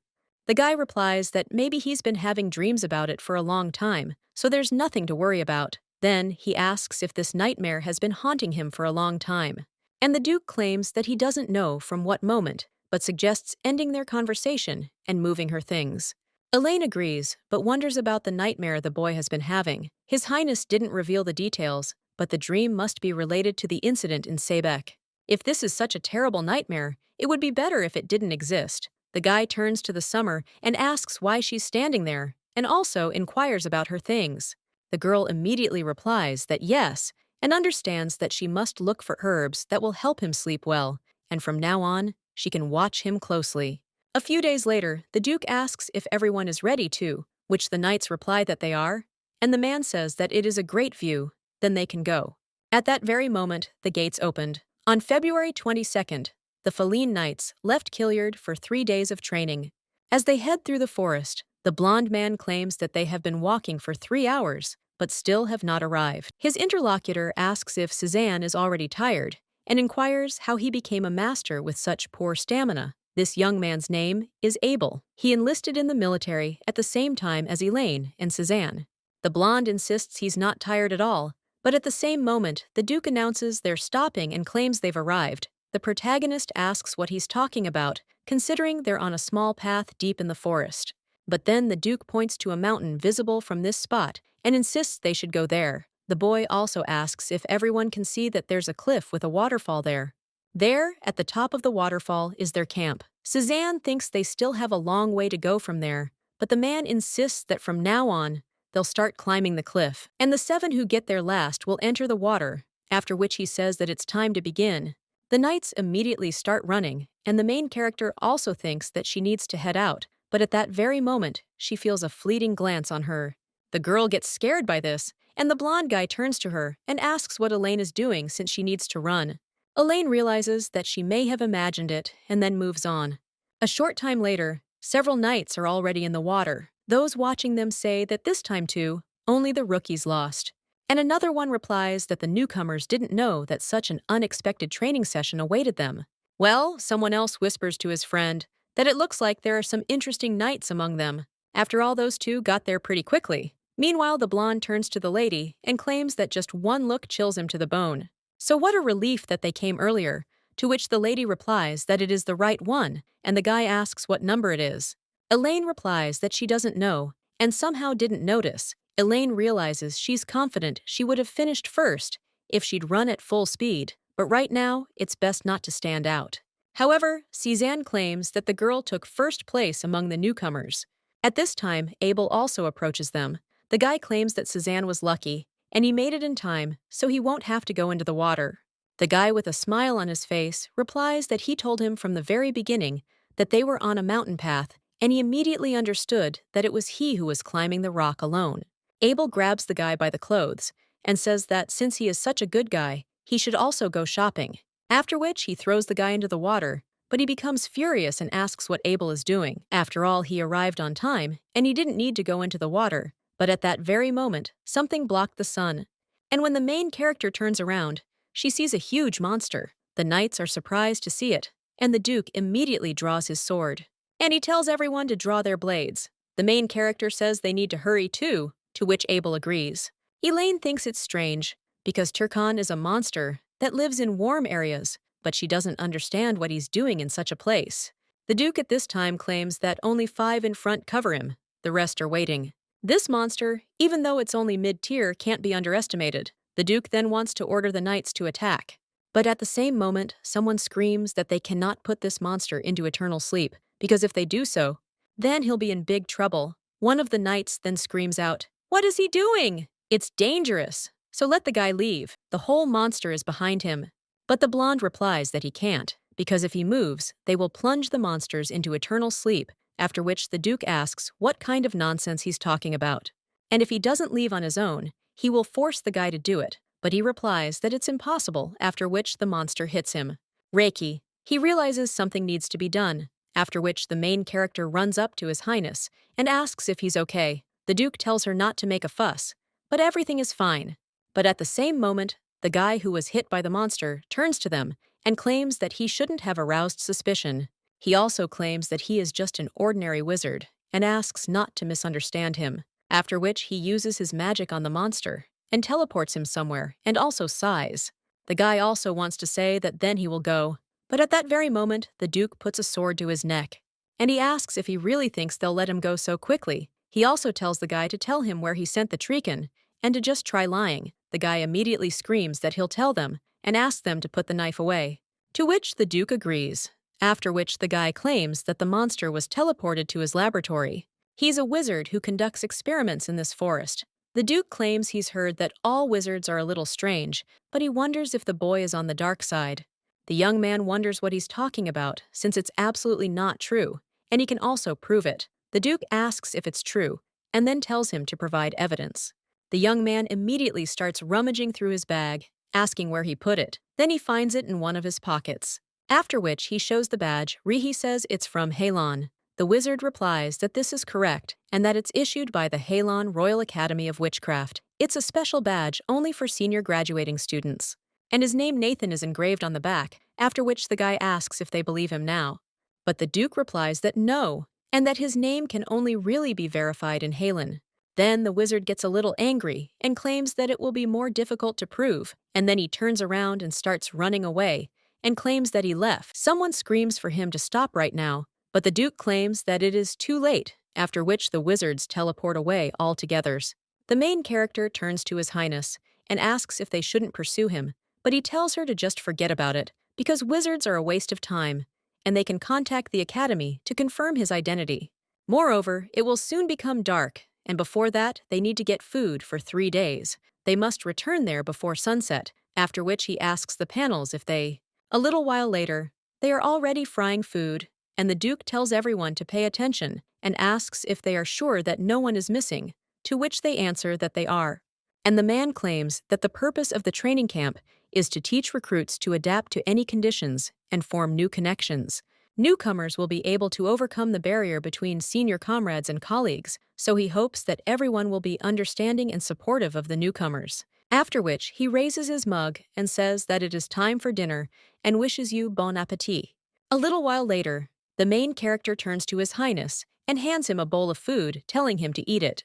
Elaine claims she was afraid he would have a hard time eating the big leg because of the bones, so she took a smaller one just in case. After which, the lady takes one of them and hands it to the commander, but he only gets angry and asks what Lady Elaine is doing now. The girl asks what he is talking about because she just wanted to help, but the other knights ask if she is crazy. Sophia is squeezing the apple and thinking how this girl dares to treat His Highness like a child. The Duke at this time tells her to stop, and that this belongs to her, so let the lady eat herself. Well, when the main character wants to say something, the guy just clicks his tongue in indignation, and the lady claims that she will eat it. Elaine understands that Rihi is now an adult, so it's time to come to terms with it. But if she thinks about it, the sorcerer they saw during the day, she's sure is the head of the Royal Hylon Academy of Witchcraft. 20 years ago, it was a famous magic school, and many wizards from their kingdom graduated from there. So the main character wonders why she didn't think of that. After all, a man from Halon might know something about the Sebek incident. Everyone from there went through the same course of training, and perhaps he even knows about this magical pearl that was on the witch's neck. When night falls, the main character leaves her tent and realizes that she needs to leave before the night watch arrives, after which she runs somewhere. At this moment, Svoya peers out from the tent, wondering where the hell this girl is going at such a time. Meanwhile, the main character is running through the forest and realizes that Nathan's teleportation trail was checked during the hunt, and if she goes that way, she should. But at that very moment, the girl sees a cliff in front of her and thinks that everything there was different a few hours ago, and at this point, the trail suddenly ends. Then the lady picks up a few pebbles and prepares to throw them over the cliff. So they hang in the air, and the girl realizes that, as expected, it's an illusion. She then steps onto the cliff and realizes it's turned into a cave. When the lady enters, she asks if Nathan is there. The guy at this time says that the results of this experiment are closely related to each other, and according to the theory of the relationship between man and monsters.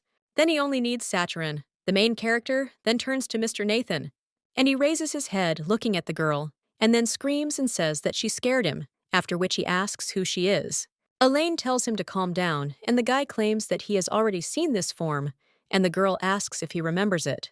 Nathan cries out that of course, because they were going to plunge his Turthan into eternal sleep, so he asks how the lady even found this place, because it is hidden by magic. But the girl replies that she is not there to hurt him, but for another reason. The guy asks for which one, and he doesn't have time to be distracted from his research. Elaine asks if his busy schedule is connected to Turthan, whom she saw this afternoon, to which he replies that yes, and in fact, the research is almost complete, but there is only one detail missing.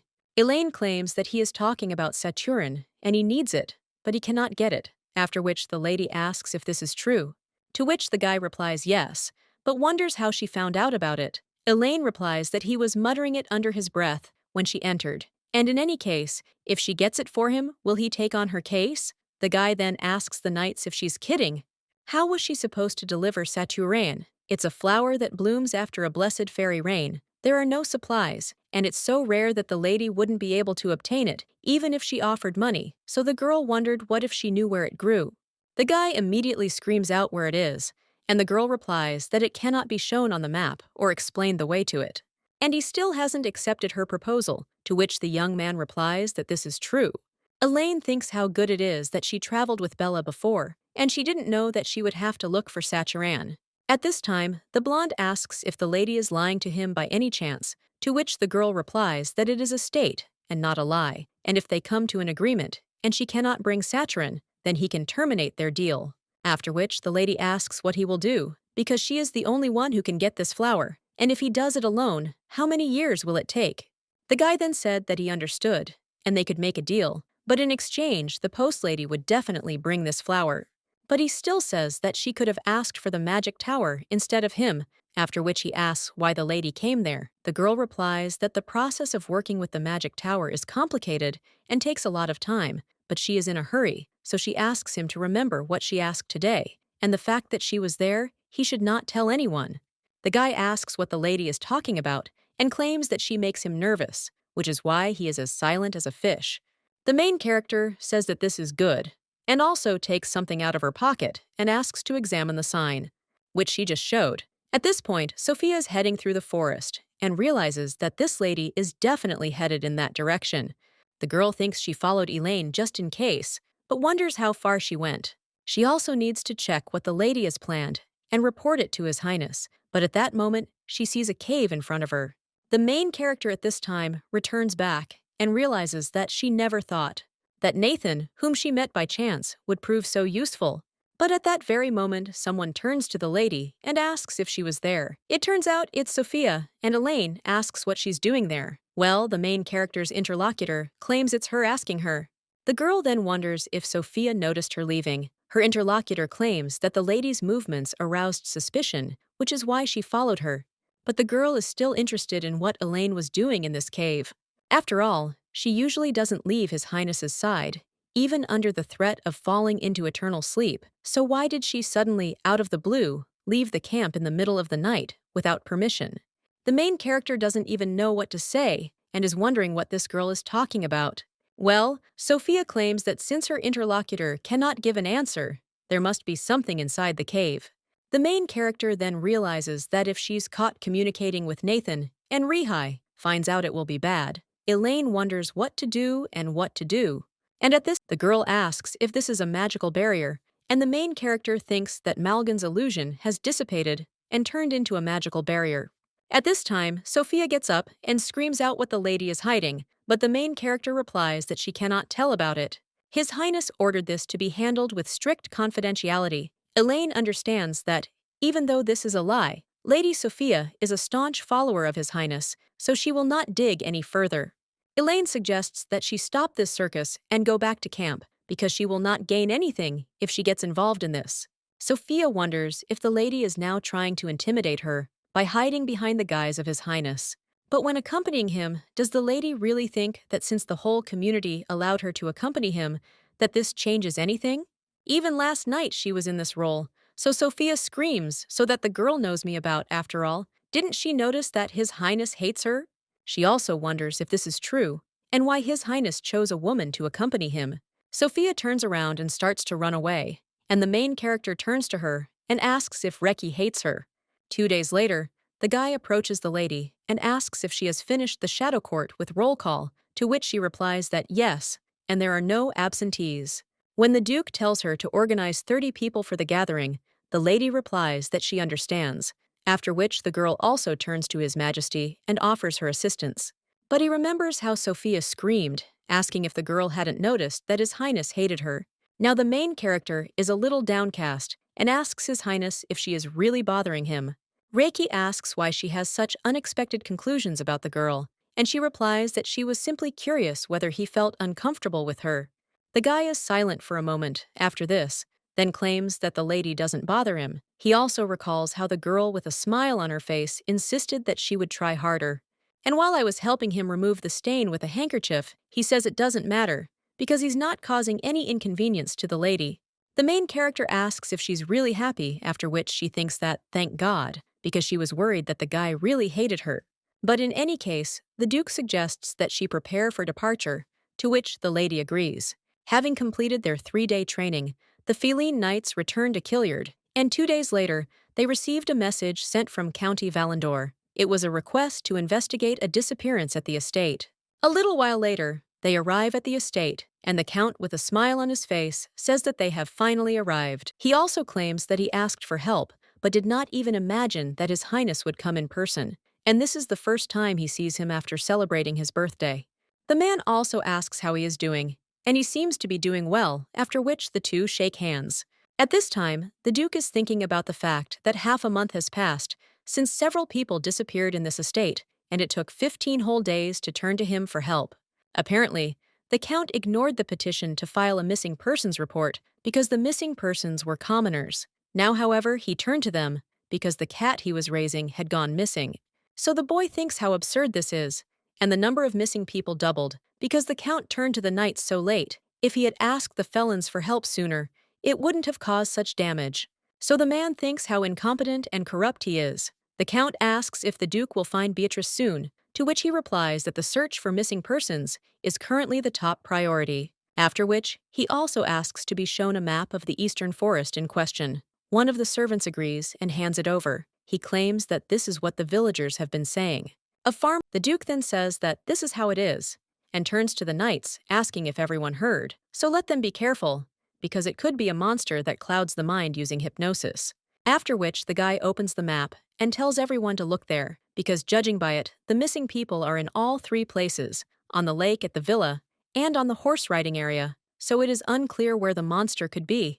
They may have to split into 3 groups, so he and Lady Elaine will go to the lake. The rest will be divided in half, 3 will go to the villa, and the rest to the riding area. He also says that it is unlikely that this will be necessary, but only if things get really bad. Then let them use the red flare, and if they see the signal, let them immediately go there and help those in need. Afterwards, they split into groups and set off. The main character, following His Highness, realizes there was a monster during the training camp. So there was nothing to worry about, but now she's worried because she doesn't know how many there will be this time, and the lady doesn't want Reki to be hurt. The Duke told her not to worry about it, but she didn't want him to be in danger again, but he still made his decision, and she couldn't protect him for 20 years. So she won't interfere now, and all she can do is cover for him and support him. A little while later, the guy moves on and begins to sense something. He realizes that the direction of the airflow has changed, after which the 2 of them hear some kind of song. The Duke tells the girl to cover her ears with magic, and she does so, after which monsters approach them. The Duke asks if this is the main culprit behind the disappearances. A lamia is a monster with the ability to sing hypnotic songs in a snake tongue. The missing people must have been enchanted by its voice. Now the boy draws his sword and declares that every single one of them must be destroyed. Then they attack the monster and cut it down. At the same moment, another snake jumps on the main character, but she, without losing her composure, cuts it in half. The Duke then asks if the lady is okay, to which she replies that yes, there are many of them, but they are not very strong. But at that very moment, a red flare flies into the sky, and when the 2 turn around, who thinks what it is? The other part of the squad is in the forest at this time, and the blonde looks at the monster in shock and wonders what it is. Sophia claims that this is probably Likios, but this is a snake-type monster of the highest level. The guy understands that his hibernation was probably interrupted, and this forced him to go outside, but he would never have thought that they would meet him at this time of year. No matter how strong they are, this monster is beyond their reach. Another team member tells them to calm down, as they must retreat quietly from there and join His Highness and the other knights to call for reinforcements. Fighting him with just 3 of them would be reckless. At that very moment, they heard another voice, and when they turned around, then they realized that it was Lamia who was attacking them, and when they turned back to the snake, they realized that it was also going to attack. The blonde then claimed they were in big trouble and fired a flare. Now the girl is running with the Duke, after which he sees a huge monster. The Duke claims it's Likios, and that's why they use the flare. Well, when they get closer, they see that this monster is huge, and their colleagues are seriously injured, so he insists that they first need to remove the injured. The heroine turns her attention to Cezanne, but he only addresses the lady in response. The Duke asks if he can report the situation, to which he replies, yes, and they meet Lamia and Lycios at the riding ground. Thanks to the rocket, they were joined by knights who headed to the villa, but all 6 of them, including him, were seriously wounded. 2 knights were completely knocked out, after which the Duke said it was clear, and asked if there were any survivors. The young man replied that there were none at the riding grounds, but that several people were found at the villa after Lamia was subdued and managed to find refuge. Then claims Lycios is a monster capable of regeneration. It will continue to regenerate until the core inside the body is destroyed. Well, it's impossible to say exactly where it is, so his entire body needs to be cut apart, piece by piece. The brunette claims he's leaving the protection of the wounded knights to the lady, and the main character asks if he can handle it alone, to which the guy replies that he can. And it will be fine, so let the lady take care of them. The main character wonders if Reihi can really do this, and at that very moment, the monster attacks them, and the Duke cries out that they must stay away from the monster. Then he pushes off the ground and leaps at the monster, beginning to rip through its flesh. The blonde wonders how he can be so fast, and how the recovery speed can't keep up with him. The monster then attempts to attack the Duke again, but he cuts its neck and reveals the cannonball. Since the cannonball is the monster's most vulnerable spot, it attempts to protect it and opens its mouth to seize the Duke. The other knights immediately rise from their seats, but the main character stands before them, defending him, after which everyone watches as the Duke enters the snake's mouth. Then the snake and the Duke fall to the ground. When the knights open their eyes, they see His Highness standing on the floor while the main character cuts the snake. Elaine realizes she almost got into trouble at that moment, and if she hadn't forced the monster to retreat by punching it in the mouth, it would have definitely swallowed Rihei. The girl also cries out that she can't let this monster escape. At that very moment, she watches in shock as His Highness falls. Elaine cries out, wondering if he's really wounded and will leave Togo to wake up. Then the girl also sees the wound on his arm and wonders if Lycios really hit him. However, it could be poison, so people turn to His Highness, but then he says that everything is fine and it's just a scratch, so he suggests it's better to capture Lycios. But at that very moment, the guy coughs up red liquid, and the main character remembers how the witch said that it was all her fault, after which she gave her her heart. Now the main character cries out to His Highness, thinking they need to head to the mansion. The girl realizes that everything is just like back then. A short time later, the doctor states that Lycios poison cannot be neutralized with ordinary medicine, so it is necessary to use a special remedy. However, it's so valuable that it will take at least 10 days to obtain it, after which the main character cries out, "How can you wait 10 days when your life is at stake?" The lady also asks if there's any other way, and the guy replies that if she can't wait for him, then she'll have to cook it herself, but for that she's missing 2 ingredients. The girl screams out what she needs, and the guy replies that freshly dug rain licorice pussy heart of Lycia. A little while later, Sophia screams that they must leave right now, because the core has already been discovered, so it will be much easier to grab it.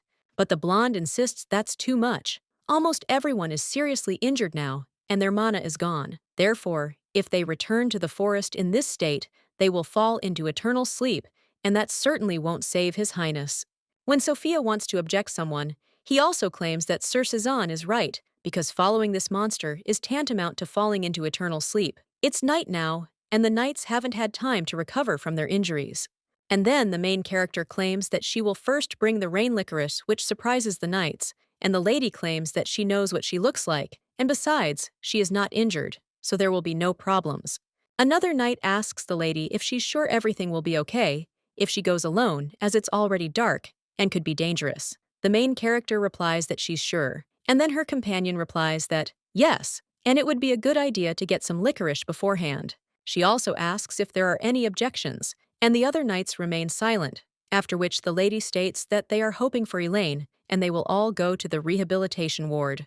A short time later, the main character approaches the Duke and realizes that she's right, as she can find both the licorice and Lycius's heart. She's the only one who can save him right now. But when the lady is about to leave, she's about to give up. Then someone grabs her hand and asks her to stay there. It turns out to be the Duke, and he claims the girl is leaving him again. However, the guy tells her again not to leave, but the main character pulls her hand away, and then leaves, and also thinks that Reki should wait for her, because she will definitely save him, and will not leave him alone again. At this time, Sophia is heading down the corridor, and understands that she is experiencing something, because His Highness's condition has improved a little, but is still very bad. After which the lady hears some sounds and enters the room to His Highness and asks how he feels. But at that very moment, the girl is shocked. The guy is coughing up red liquid. Sophia wonders what to do, then grabs a towel and realizes she can't leave things like this. She also wonders whether she should call a doctor. But then she realizes the doctor said nothing can be done and that they must ultimately use the antidote. After that, the girl realizes she must retrieve Lycios's heart right now, because if this continues, the Duke may fall into eternal sleep. But the girl wonders if she can handle this on her own. Then she realizes that His Highness has saved her life for the second time, just like when she was little. So now the lady comes out of the room and realizes that they have now found out the location of the core, and if she aims for the gap and directs the ball into the core itself, she will be able to knock it down in the blink of an eye. The girl runs tears in her eyes, realizing she can do it. A little while later, the lady approaches the writing area, but doesn't see the monster there, and wonders if it's crawled away. The lady also understands that he must be somewhere nearby, but at that moment she begins to hear some sounds, and when she turns around, she sees a snake devouring its own kind. The girl begins to feel nauseous and shake, but at that very moment, she grabs her shaking hand and realizes that there is no need to be afraid.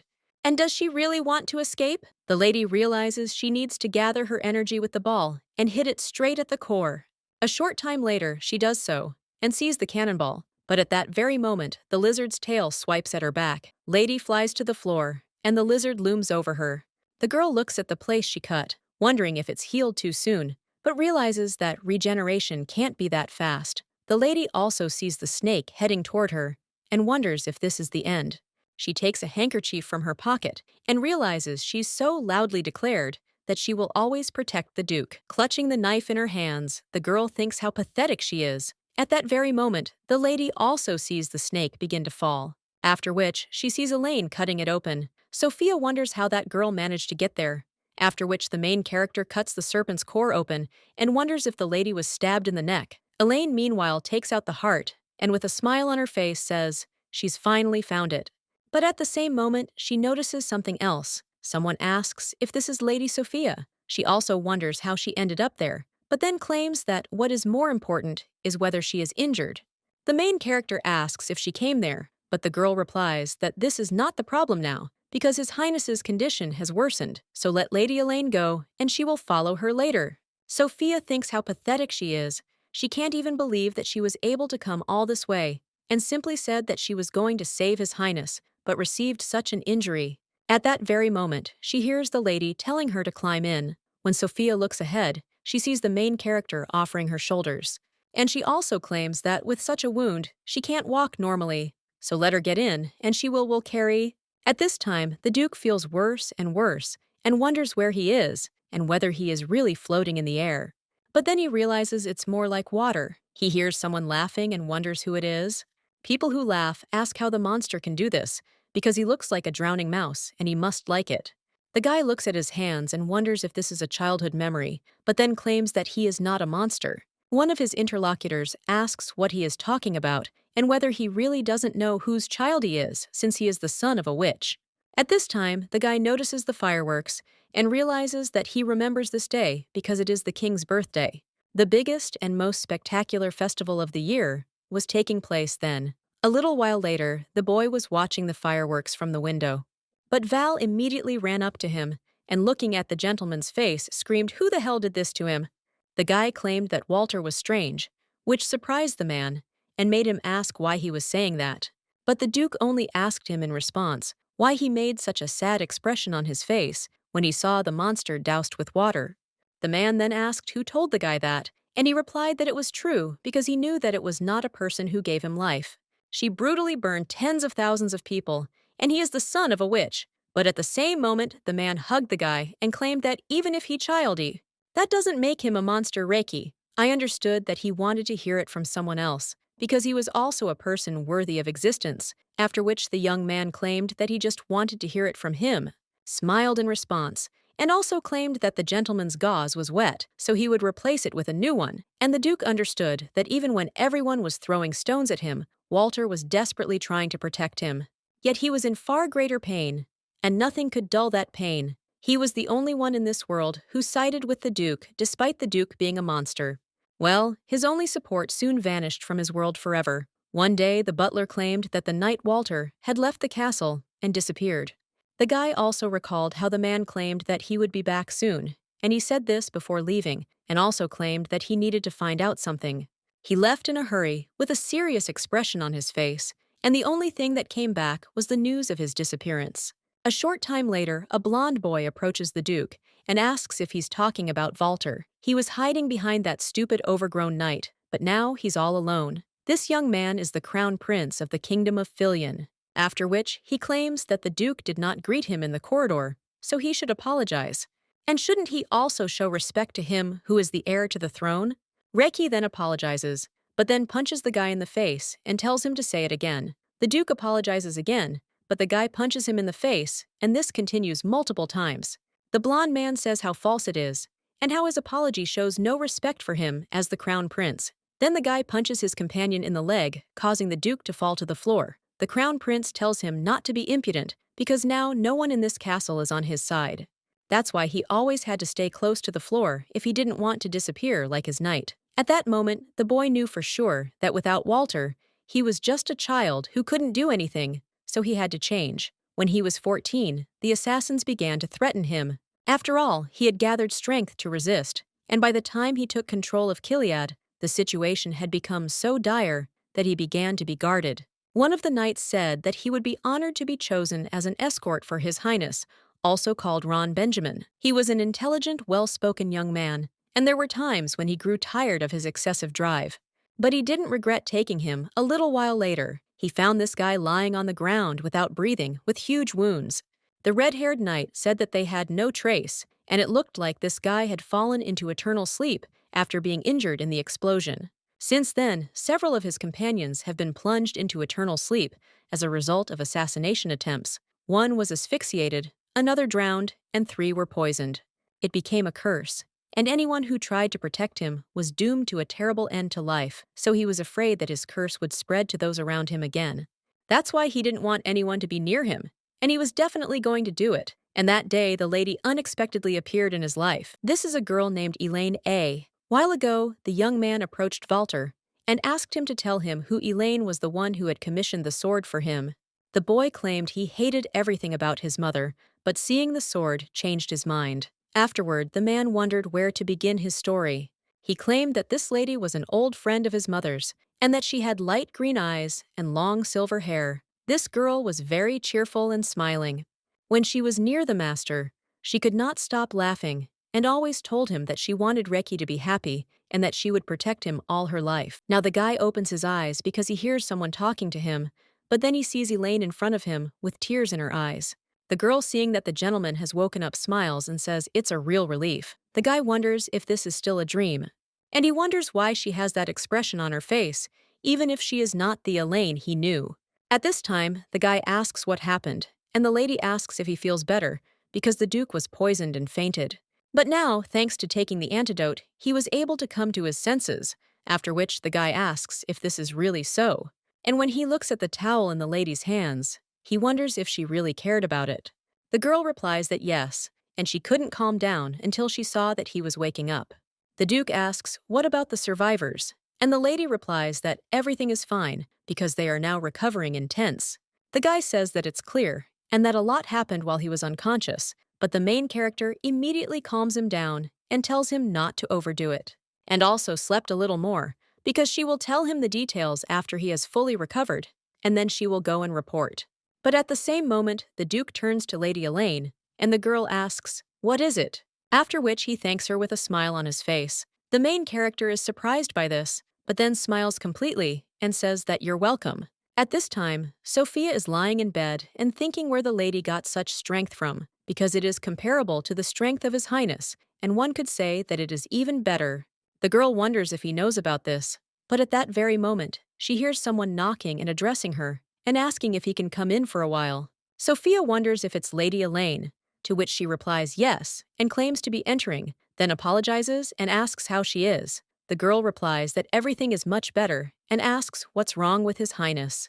Elaine replies that fortunately, the antidote works well, and he's now taken the medicine and gone back to sleep. Lady Sophia asks if this is true, then affirms that it is good. And the main character claims that she has a favor to ask of her. Let her keep the skills with which she knocked Lycios off his feet a secret.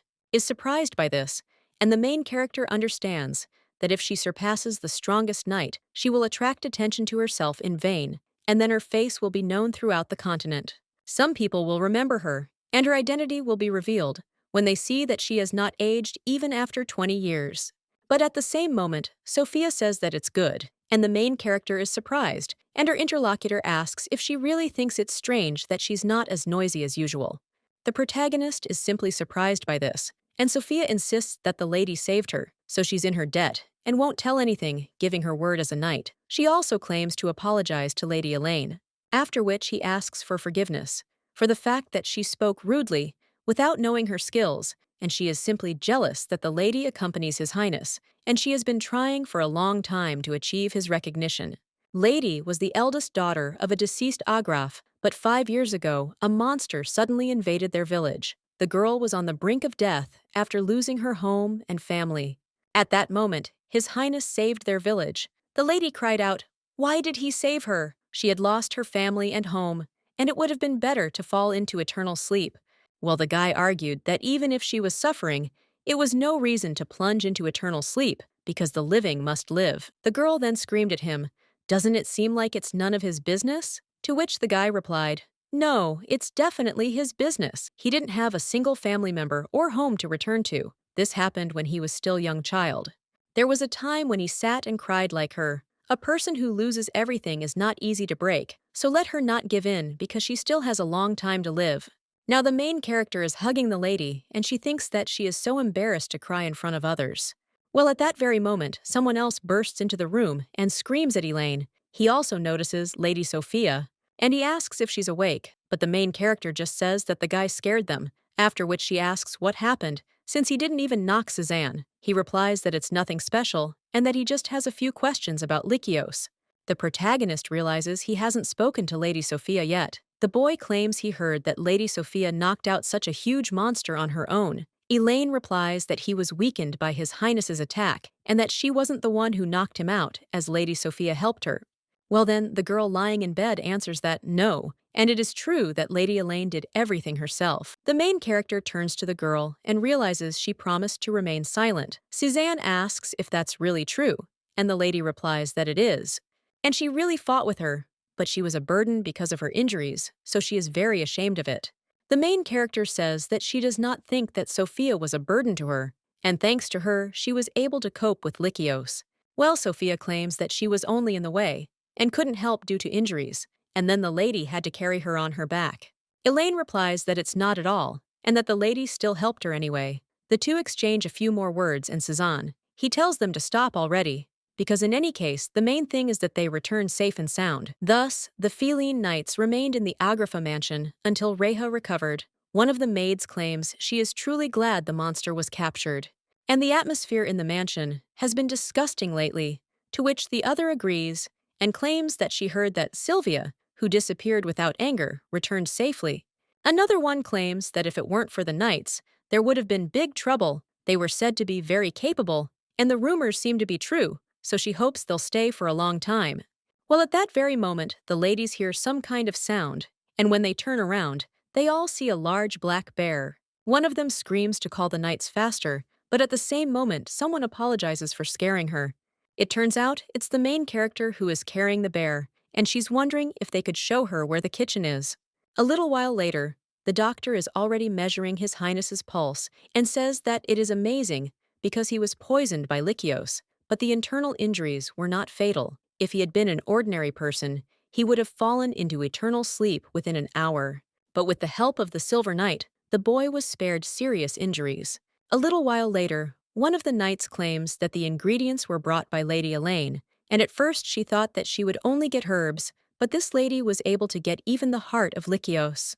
She doesn't know what happened to Lady Sophia, but Lady Elaine brought her in wounded. The Duke, meanwhile, thinks about this girl and realizes he knew she was magnificent. But this lady was so good that she defeated Lycios single-handedly. If she'd been that high level, her name would have been mentioned all over the continent. However, no one had ever heard of a knight named Elaine. A short time later, the doctor insists that he needs to take a break for a while anyway, so he should remember to take his medication, to which he agrees.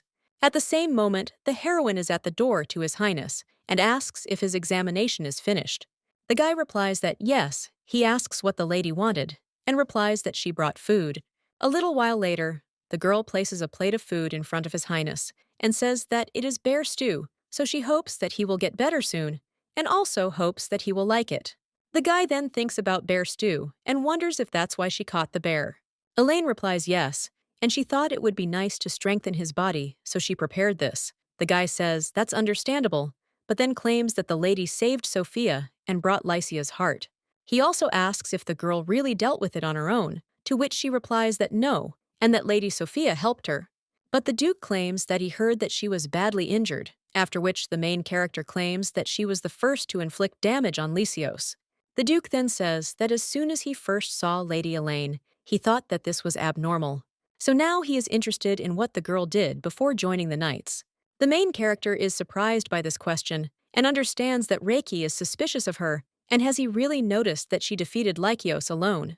After this, the lady doesn't even know what to answer, and the Duke sighs and asks if she has a good reason for her silence.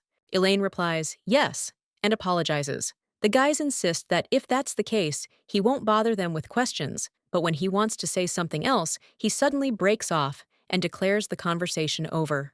Elaine understands that, although she's sorry he can't know the truth, Brand claims Letty is quite a good cook and asks if she studied it, to which she replies that she learned it from the man she lived with as a child. The guy asks if this is one of the parents, to which the lady replies no, and her parents abandoned her when she was a child. Well, there were some who, he took her in, and this man was her savior, and she also learned to cook from him.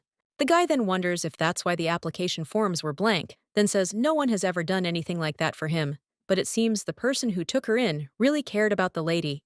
The main character asks why he thinks so, and the guy replies that he has not known the lady for long, but she has such a straightforward character, and this is rare. Perhaps it's because she grew up under the tutelage of such a wonderful man. The girl then recalls cooking with Lady Bella. And then she starts crying. The Duke asks what happened, but the main character only apologizes and claims she suddenly remembered the past. Elaine knows she can't tell him, but she still wants to scream it out loud. The person who cared for her, that honest person, was his mother. Elaine says it's not because of His Highness, and that person is no longer alive. Hard then, but now she's fine and lives according to his wishes. The guy just wipes his mouth afterward, and the main character wonders if he's already eaten everything. The guy replies that otherwise fate would cool down, and the main character claims that if he gets sick again, she will cook this soup again, but still tells him to try not to do this. Reiki, he replies that this is a special situation, and no matter what she wishes, he will not fail again, after which he asks whether the lady will keep her word. The guy also claims that she better take care of herself and not be as reckless as she was last time. Elaine agrees, but says that if he is in danger, he should not stop her. Reiki says what a stubborn lady. After the Duke woke up, the Knights continued their investigation, and no more survivors were found. Missing were found and reported to the Count. The Count paid compensation and consolation money to the families of those who had fallen into eternal sleep, and the survivors expressed their gratitude to Registi. A little while later, the main character states that they are returning tomorrow and asks if the Duke is feeling better. The guy just sighs after this and claims that he has already heard this question more than 5 times. The main character says that's fine, but she insists he almost got into a serious situation, so it's natural she's worried. He still needs rest. Well, at that very moment, they notice a bird flying above them. Something in the bushes starts to move, after which it jumps up. But the Duke immediately grabs this creature, and the main character in shock turns to His Highness, but he replies that everything is fine. After all, it's just a mountain animal, and most likely it's a raccoon, but then the guy looks at it and thinks that it's a cat. Elaine turns to His Highness and claims that this cat is very similar to the one the Count spoke about. A little while later, the man is already hugging his cat and exclaiming how worried he was. The Duke asks if this is really his cat, to which the Count remarks that yes, and since they found his baby and also dealt with Lycus, they are obliged to arrange a banquet. A little while later, they are all ready at the celebration, and Suzanne turns to the lady and tells her to look at the Count. The guy also asks if she sees him sitting lazily on his throne, and he's sure he threw the banquet in honor of his cat, not theirs. Elaine says it's possible. But at that very moment, someone pushes the guy away and tells him to move over. It turns out to be Sophia. She turns to the lady and tells her to try it, because this meat is the hind legs of a young calf, so it is soft and tasty. She removed the seeds herself, so the lady could eat without any problem. The blond man's expression was shocked, and then he turned to Lady Sophia and asked what was wrong with her, as she usually got angry when she couldn't eat. And then suddenly he's pure kindness. But then the girl asks what he's talking about, and when she's ever been angry, the guy replies that actually she always has. But the main character tells these two to stop arguing, after which she turns around and sees His Highness. A short time later, she follows him outside and approaches him. He replies that there's no need to follow him, as he just wants to get some fresh air alone. The girl replies that she too wants to get some air. As they continue on, people say that spring is slowly beginning to arrive, with buds already appearing on the trees. The guy replies that this is true, and it is already March, so it is getting a little warmer every day. The main character claims that it would be great if they had a festival when the flowers bloom, but the guy claims that the festival will start soon. And every year in March, they hold a flower and butterfly festival, after which one wonders if the lady really didn't know. The protagonist claims she hadn't even suspected it, but she understands that she'll have to go get saccharin early. The lady also approaches His Highness and asks if she can go on vacation when they return. The Duke asks for how long, to which the lady replies, about a week, and asks if everything will be okay. The young man replies that yes, and that the adjustment period is over, so she can use her leave as she sees fit. Elaine thanks him, and also says that she is sorry that she will not be there for him. The Duke replies that everything is fine, there is nothing special about it. But then the main character asks His Highness if he likes fireworks. The guy asks if she's talking about fireworks, and why she asked too, which the lady replies that she's just curious. Well then, the young man remembers how he was called the son of a witch, and at that very moment, there were fireworks in the sky. Well now, the main character launches fireworks with her power, and the guy asks if this is magic. Elaine replies that it seems so, after which she takes something out of her pocket and tells His Highness to take it. She also doesn't know if he'll like it, but she's decided to give it to him. The guy asks why she's giving him a brooch, and the main character replies that it's his birthday. She heard this from Sir Loyard. The guy then says that means he was so busy that he completely forgot. Elaine then apologizes and claims that the gift is a little shabby, and also wonders if he didn't like it. At this time, the guy says that no, he didn't even notice, and also for him it's a great gift. He also thanks the lady and declares that he will wear the brooch. The main character smiles and wishes him a happy birthday. She also claims that next year, she will prepare an even better gift. But the boy then asks why the lady is so kind to him. In response, the girl smiles and asserts that she wants His Highness to be happy. The guy wonders if she really wants him to be happy, but then he remembers how someone called him a degenerate witch. He understands that people wanted him to suffer as much as those who fell victim to the witch, but these sparks from old memories became clearer. At this time, the main character turns to His Highness and asks if something is wrong, to which he replies that there is nothing wrong. The lady also asked him if he liked fireworks, and perhaps they weren't so bad. A few days later, the knights returned to Killiard. Elaine's services were highly appreciated, and the kings will react. Meanwhile, the Duke sits among the papers and says there's no end to this. The red-haired knight claims that it hasn't been long since they returned, and that maybe they should take breaks to rest sometimes, but the man replies that it's not possible. And he can't cope without Lady Elaine's help, so if he gets distracted now, he won't be able to sort out the festival budget. The Duke also says that he is of little use, and that while he was in Valendor, a lot of work accumulated. But if you think about it, Lady Elaine received the award and immediately went on vacation, after which the guy asks when she should return. The Duke replies that in a week and claims that she still has 4 days left, so it's good that she will return before the festival. The knight then turns to His Highness and asks him to accompany him, but the Duke only asks what he is talking about. And did Lady Elaine really tell him she wanted to go to the festival? The boy replies that she said she would invite the gentleman to go with her. A little while later, someone knocks on His Highness's door and asks if he's there. The guy asks what is happening, and the servant behind the door replies that Lady Hilla Rester has returned. The Duke wonders if this is really true, after which he tells her to let her in, and when the girl enters the room, she asks for forgiveness. She introduces herself and claims to have returned from an expedition. Meanwhile, the protagonist reaches for the flower and realizes she's finally found it. Elaine thinks she's glad the area hasn't changed, and she was worried he might have disappeared. After which, the lady deftly descends to the floor and realizes that this is excellent. Since she's retrieved this flower, she can set off. Meanwhile, the Duke comments that Hilla has done a great job during the long expedition. The girl thanks him and claims that all the monsters in the place he indicated were destroyed. Only this time, they couldn't find him either. The Duke says that's how it is, and there's nothing to apologize for. They did what they could. The boy realizes that 10 years have passed since the man's disappearance. A short time ago, the young man approached Walter, asking where he was going and how many days it would take. The man replied that he could not tell the gentleman now, but he would find out everything when the time came, so he should not worry. He also leaned towards the gentleman and said that if he suddenly did not return, then Hilla would take care of him. Now the guy understands that there are many questionable aspects to Walter's disappearance. He left it with Hilla as if he knew that he could disappear, but now the guy just clutches the sheet of paper and turns to Walter. A short time later, the protagonist is in the city and realizes how crowded it has become over the past week. She also wonders how many people will be there on the day of the festival.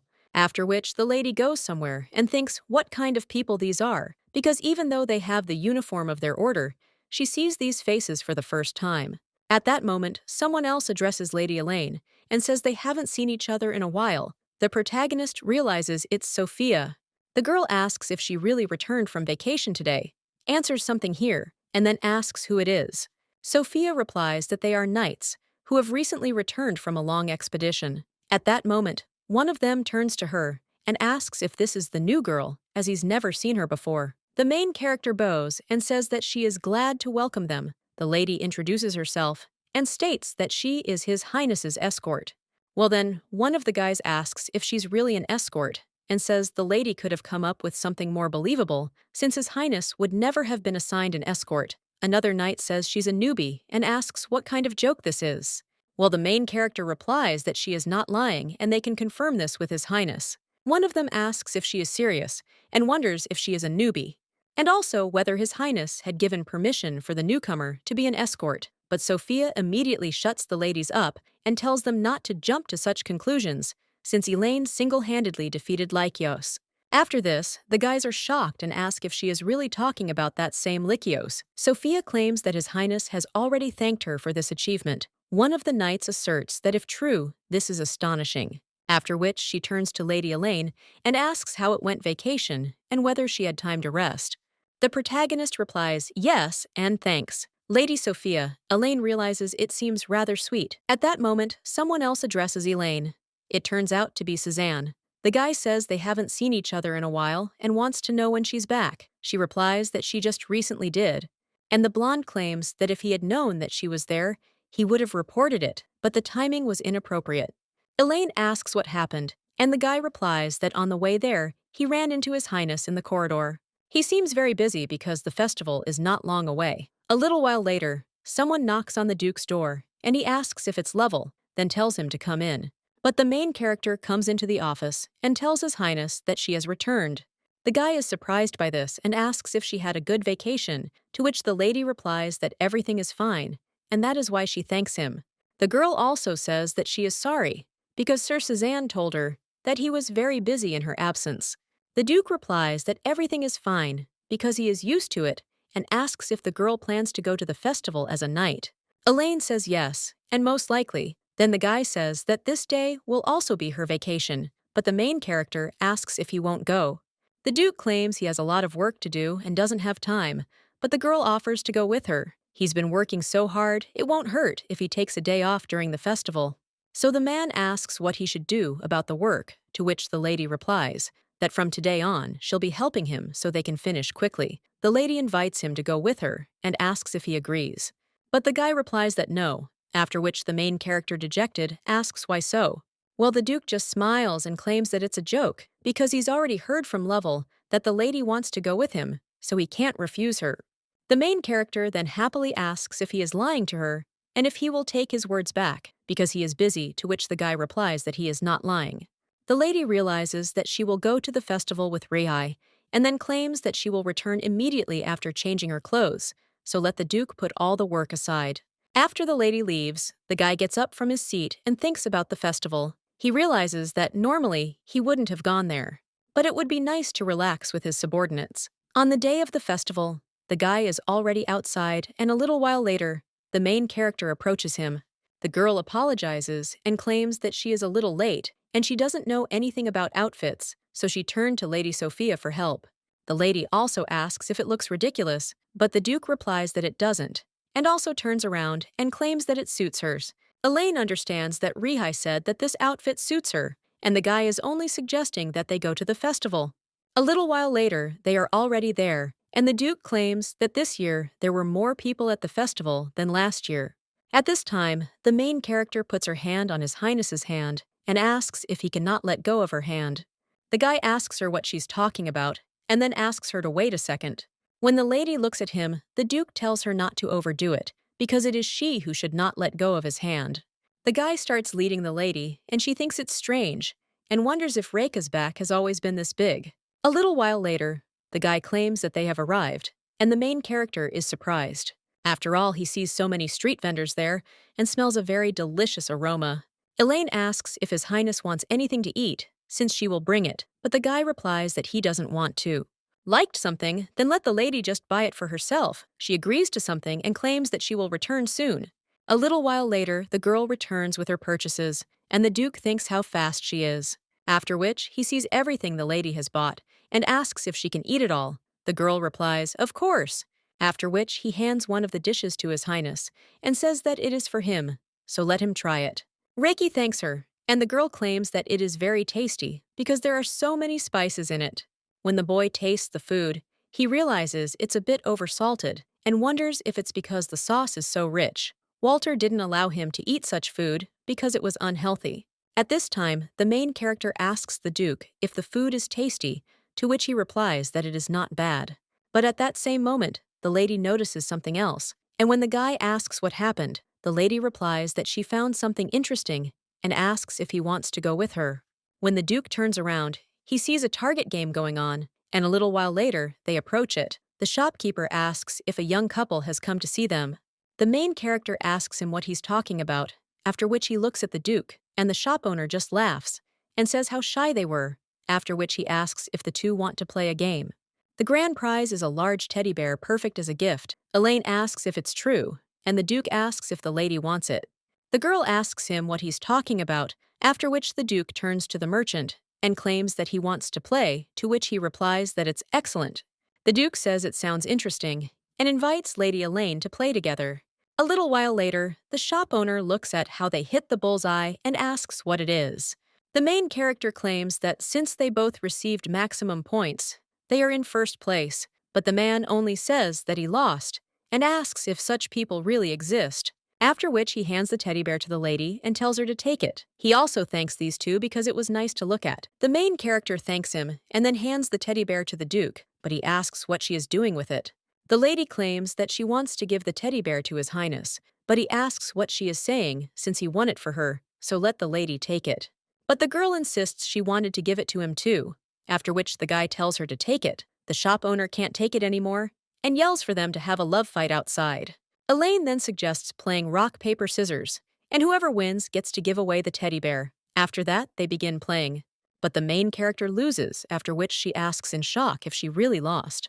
The lady then sighs and says that she really wanted to give this teddy bear to the Duke, but then she claims that she has already made a gift. Then he places his hand on the brooch and says that this is enough for him. Therefore, let her think of this toy as a return of a debt. Elaine turns to His Highness, but he only suggests going further, since they have already looked at everything there. As they move on, the lady remembers how the shopkeeper asked if a young couple had come to visit him, and also said that they should arrange a love showdown for him outside.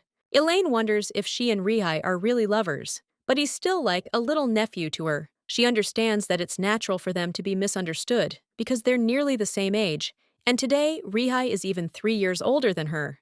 But at that very moment, the girl notices a carriage rushing towards her, and the coachman screams for the lady to be more careful. The Duke immediately pushes the lady away and tells her to be careful, after which the girl thanks him. The guy suggests going to a more secluded place, because he also wants to show her something. A little while later, the lady is already in a field of marigolds, She also asks how he found such a place, to which the guy replies that it was just by chance. Elaine thinks how beautiful it is, and she would really like for them to be there all together. Bella, Lloyd, and Esmel. Well, then the lady thinks about the latter, and realizes that, unlike Bella and Lloyd, he disappeared without a trace. Lloyd. He believes that he could not have fallen into eternal sleep, and since he is a demon, he would definitely have survived even with serious wounds. At first, the girl thought that Esmail was looking after Rehi, but it looks like Rehi doesn't know at all about Esmail's existence, so the girl wonders where he disappeared to. At this time, the Duke turns to Lady Elaine and says that it is already late, so he suggests returning, to which the lady agrees and says that it is time. The girl understands that even if it seems like there's no hope left, as long as they live, they'll meet Esmel someday. A little while later, someone cries out, wondering what it means that the Duke is missing. This man also shouts that he has urgent business, but the knight asks him to calm down first and explain the situation. The Duke then approaches the two and asks why there is such a noise.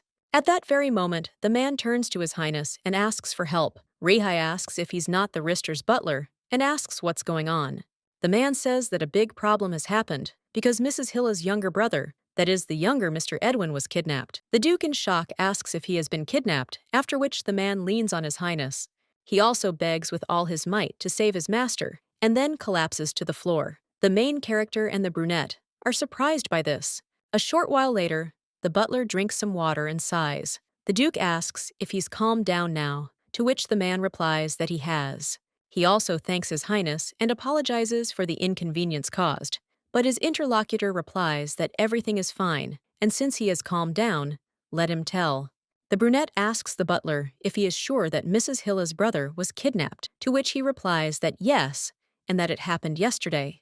The previous day, someone called for Mr. Edwin. When he saw him, he said that the sun would soon set, so it was time to go back.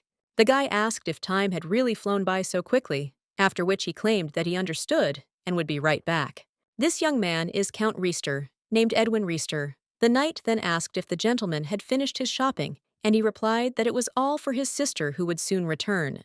She spent several days looking for her father, so she must have eaten little, and he wants to greet her with a delicious meal that he will prepare himself. The guy also asks if it's true that today is exactly a year since he became a count, to which the knight replies that it seems so. The blond man with a smile on his face claimed that he wanted to boast that he was already able to manage the land without Jackson's help, but Chase asked if the gentleman had made a mistake last time due to the lack of help. Edwin replied that it was simply a mistake and not because he was too young. Just as the knight was about to say something else, he realized they were surrounded.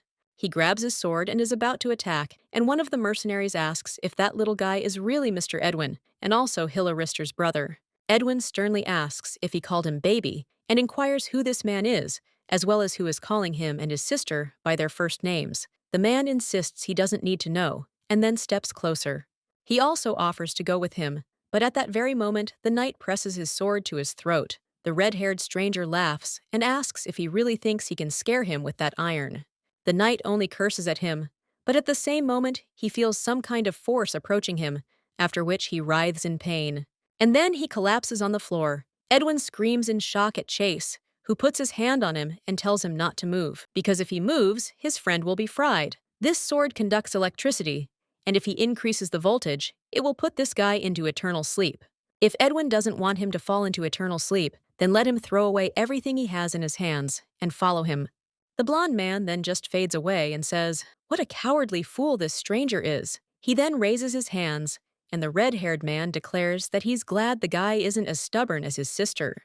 The knight cries out to his master through pain and says that if he follows this man, it will be bad.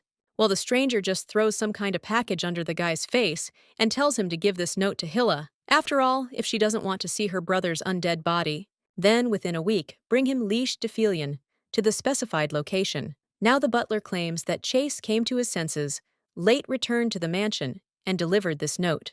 But now Lady Hilla plans to secretly rescue him. The Duke then says it's a difficult situation and wonders if the butler has secretly told him this. The man replies that the gentleman is right, because Lady Hilla asked not to tell him about this, because she does not want to put the gentleman in danger, but how can he remain silent about this? The main character claims that this is madness, and asks how these bandits and Lady Hilla are connected, and also why they decided to kidnap a person in the first place. The butler claims he doesn't know, but in the note they introduce themselves as Haloid mercenaries. The Duke asks if that's really true, and the protagonist, seeing his reaction, asks if the master really knows them. The guy replies that 2 years ago, he received a request to eliminate a group of thieves, and the knight compliments him and also claims that since then they have harbored a grudge. His Highness says that Lady Hilla was with him, so it is clear that they are trying to reach him through her. The butler claims this is sadly true, but it won't help them, because if Count Flautaire and Master Edwin have disappeared, then the main character is shocked, but when the Duke asks what happened, the lady replies that nothing happened, just that she got something in her eye, but then she wonders if he really meant Walter. The Duke simply tells the girl not to worry, because they're hunting him, and he won't put them into eternal sleep. And at dawn, they will set out to look for Count Edwin. The blonde is talking with the knights at this time, but at that very moment, someone approaches them. Hilla sees the Duke with a servant hiding behind him and turns to him, after which she asks what it is. The Duke claims the butler told him everything, after which the lady glares at him. The man apologizes, and the Duke insists he did everything right. After all, she had to tell him about this. A little while later, they were already sitting at the table. Hilla asked if the gentleman really wanted to participate in this, and he replies that if he doesn't go, the Count will be in danger. And as far as he knows, the lady was called to what used to be a prison.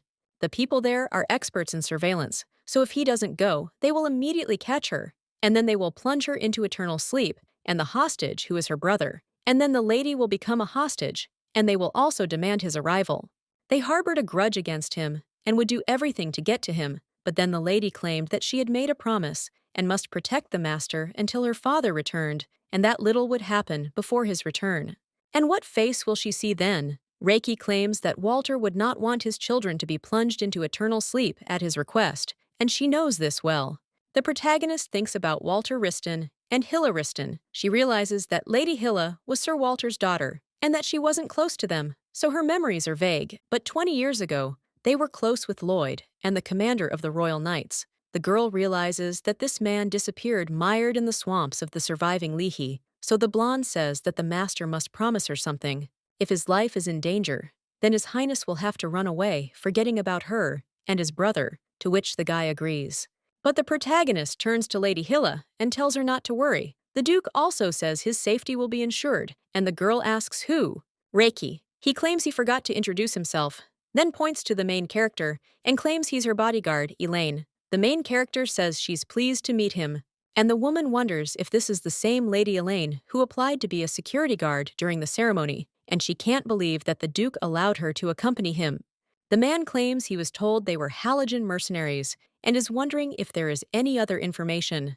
The girl replies that these mercenaries clearly went their separate ways after communicating with Philly's knights. At the meeting the day before yesterday, many people gathered, and they say that some had magical instruments. The Duke says that a magic weapon is something you can't just get hold of, so it's strange that poor bandits have it. After which, he even becomes interested in whether some third party has a strong grudge against him.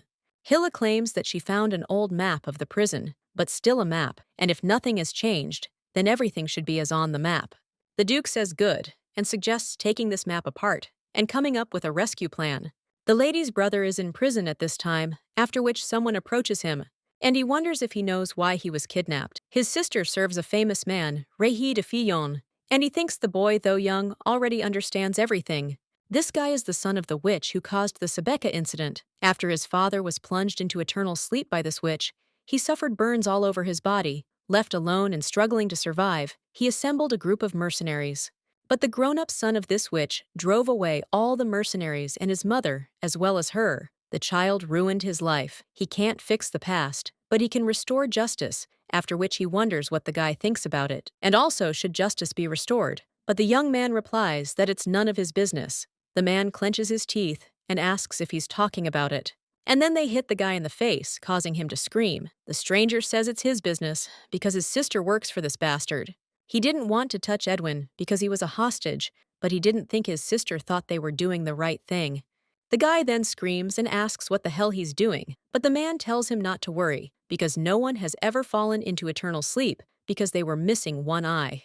He approaches the young man and is about to wound him in the eye, after which the guy asks Togo to wait, and then screams out. But at that very moment, someone enters the cell and addresses Taranton. This guy claims that it seems like someone broke into their place. The man asks if that's really true. And his interlocutor replies that yes, and they are determining who it is. Taranton claims that it is impossible not to establish identity. Of course, this is this boy's little sister, and if Reka has the same character, then they came together. The assassin claims that the Count is lucky because his sister didn't abandon him, but he shouldn't rejoice yet. It's better if he doesn't do anything stupid until he catches the Duke. After which, the man leaves, leaving the boy alone. Meanwhile, the main character and the other knights discuss the plan. The Duke claims that Count Edwin is most likely being hidden either in the central part of the prison or in the western wing. He and Elaine will go to the western building, to which the main character agrees. The man insists that Hilla and her men will explore the central part. If they find the Count, they should signal, to which they agree, after which they disperse. Both groups head to their positions. The Duke turns to the protagonist and tells her to go left, and he to go right. The girl agrees, and when she runs there, she checks the cameras, realizing there's no one there. The lady also wonders where that guy is. When she meets the Duke, he asks if she found him, to which the lady replies that she hasn't, and the man asks if he's really in this building. Elaine realizes that they must find the hostage before they are caught, and even if they find him, he will be in danger until they remove the bomb from his neck.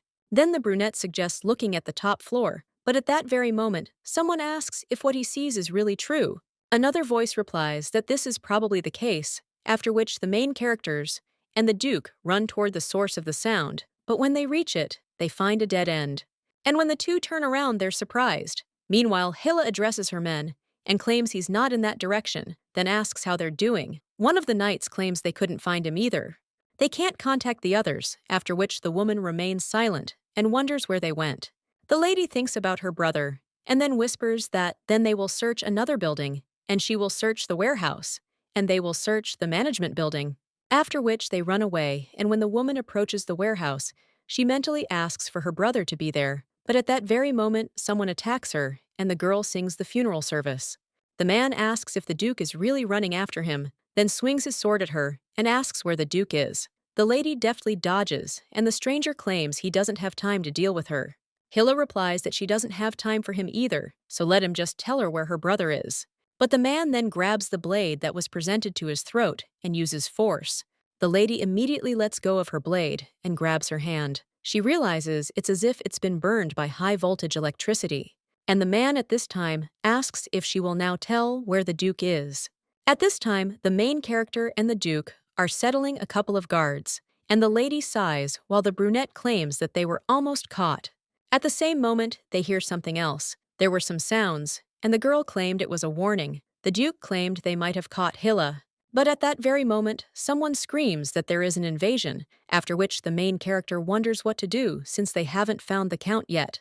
The Duke claims that there is nothing left to do but make bait out of him and then get rid of them. Meanwhile, let the lady find the Count. Elaine, shocked, asks if he's completely lost his mind. The girl claims that it would be better if she were bait, but the Duke claims that they are looking for him now, not her, and if the lady goes with him, it will complicate the search. When a girl wants to object, then Reki. He tells her not to worry and asks if she really thinks he's that easy to defeat. Elaine realizes she believes him, but she still tells him to be careful, to which the guy agrees. And when he leaves, he claims that they will see each other later. When the Duke turns the corner, there's a cry for someone to grab him. The girl thinks about him, but then realizes she needs to calm down. Edwin might be on the top floor. Elaine realizes she needs to remain calm and focus on the voice. Then she hears a voice asking for help and realizes what she's found. The lady touches the wall and realizes it's obvious the guy is somewhere there. Then she finally touches one of the tiles and realizes it's a mechanism for a secret entrance.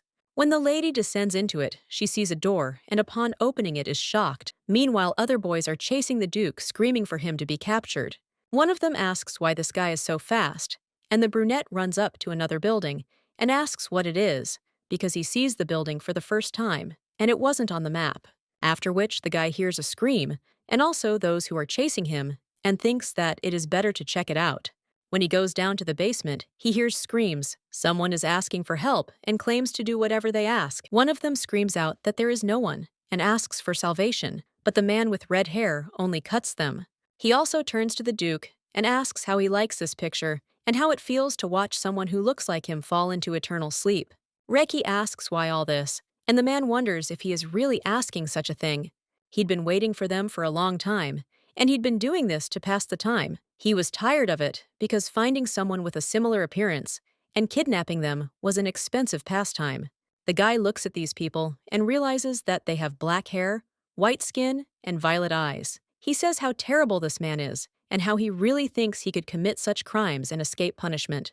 Is against it. The same thing will happen with Edwin. He takes out the bomb's activator and is about to press it. When he sees the Duke looking confused, he tells him to drop his sword and raise his hands before he's cut down.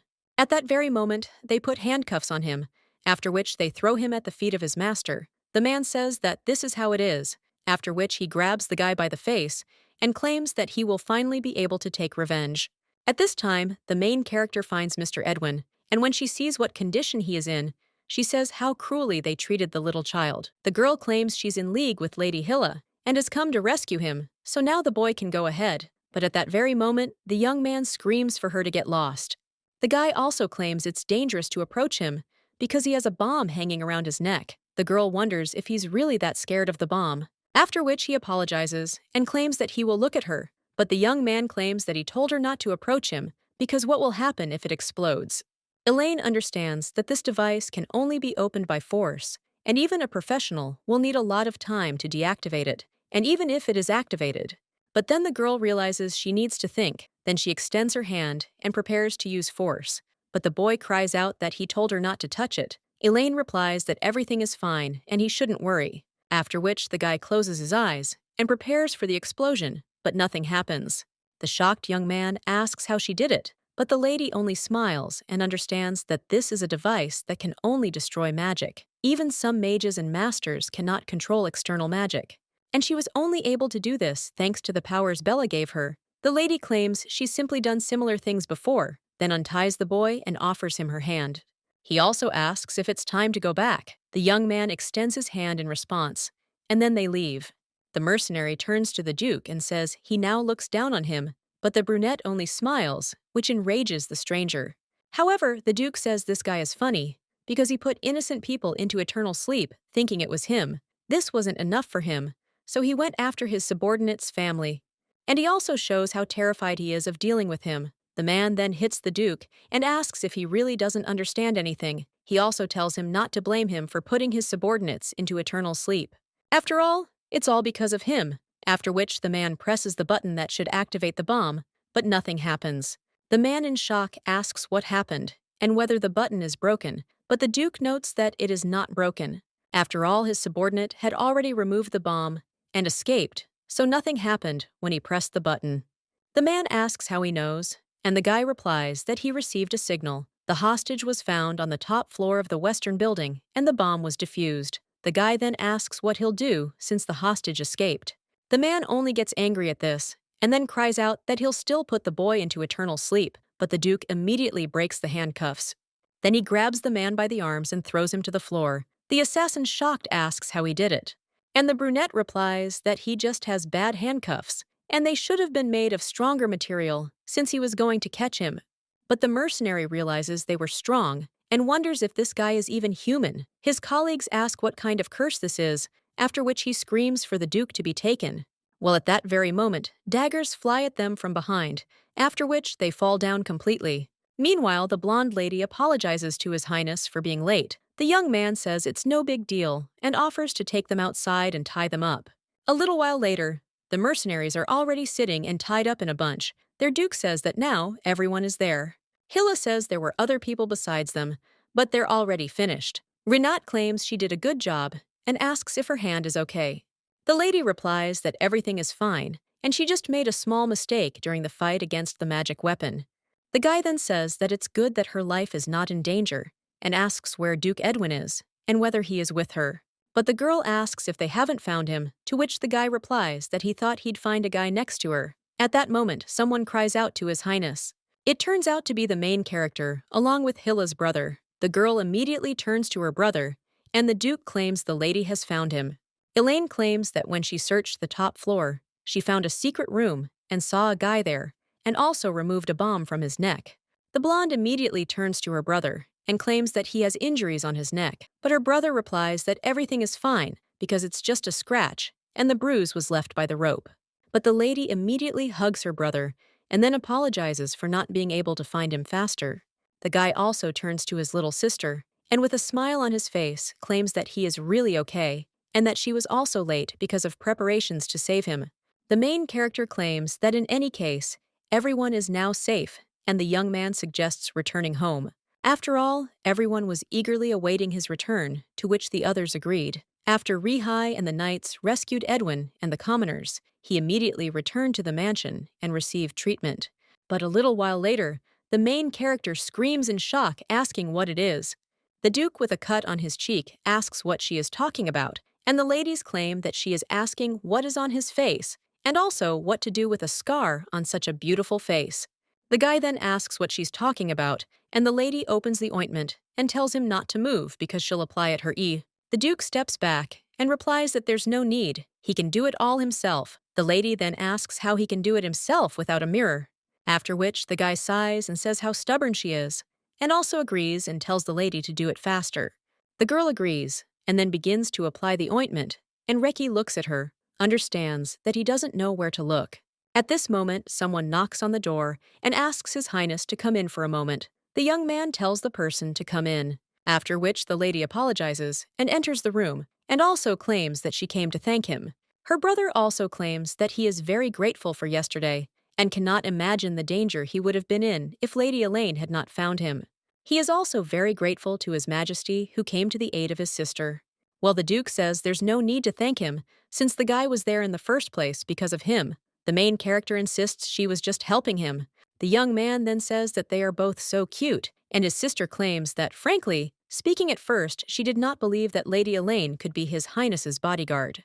Now she understands why His Highness appointed her as his bodyguard. Hilla extends her hand to Lady Elaine and wishes her all the best. The main character shakes her hand in return and wishes her the same. Edwin, meanwhile, claims that no one must have eaten yet and everyone is hungry and suggests they eat together. As a family member, he wants to thank them properly, so they can ask for whatever they want. The Duke says that the Count has grown up, which makes him embarrassed, and claims that he is still acting as a father, after which he once again suggests having a meal together. But at that very moment, someone is watching them from a tree. A short time later, the lady reads the leaflet. Only a few days have passed since the kidnapping case was concluded, and she returned to Killiard. A carrier pigeon arrived, conveying that Nathan's scientific research on the magic circle had been completed. He wrote on a piece of paper that they would meet for lunch to discuss the results. The lady with a smile on her face wonders if it's all finally over and understands that she will definitely come to lunch, so she needs to quickly get ready and leave. Well, at that very moment, someone knocks on the door, and the lady tells that person to come in. The Duke enters the lady's room and addresses her. Elaine asks, His Highness, what happened to? Which he replies that it's nothing serious, and he was just stopping by for a moment.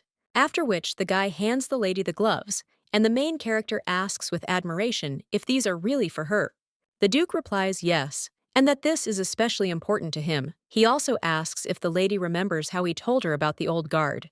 Elaine understands that he was talking about Walter, and the guy claims that if he had not saved the Count, he would not have been able to forgive himself. He would be ashamed if Walter returned. There would be no agraf. He doesn't want to erase someone a second time because of his own fault.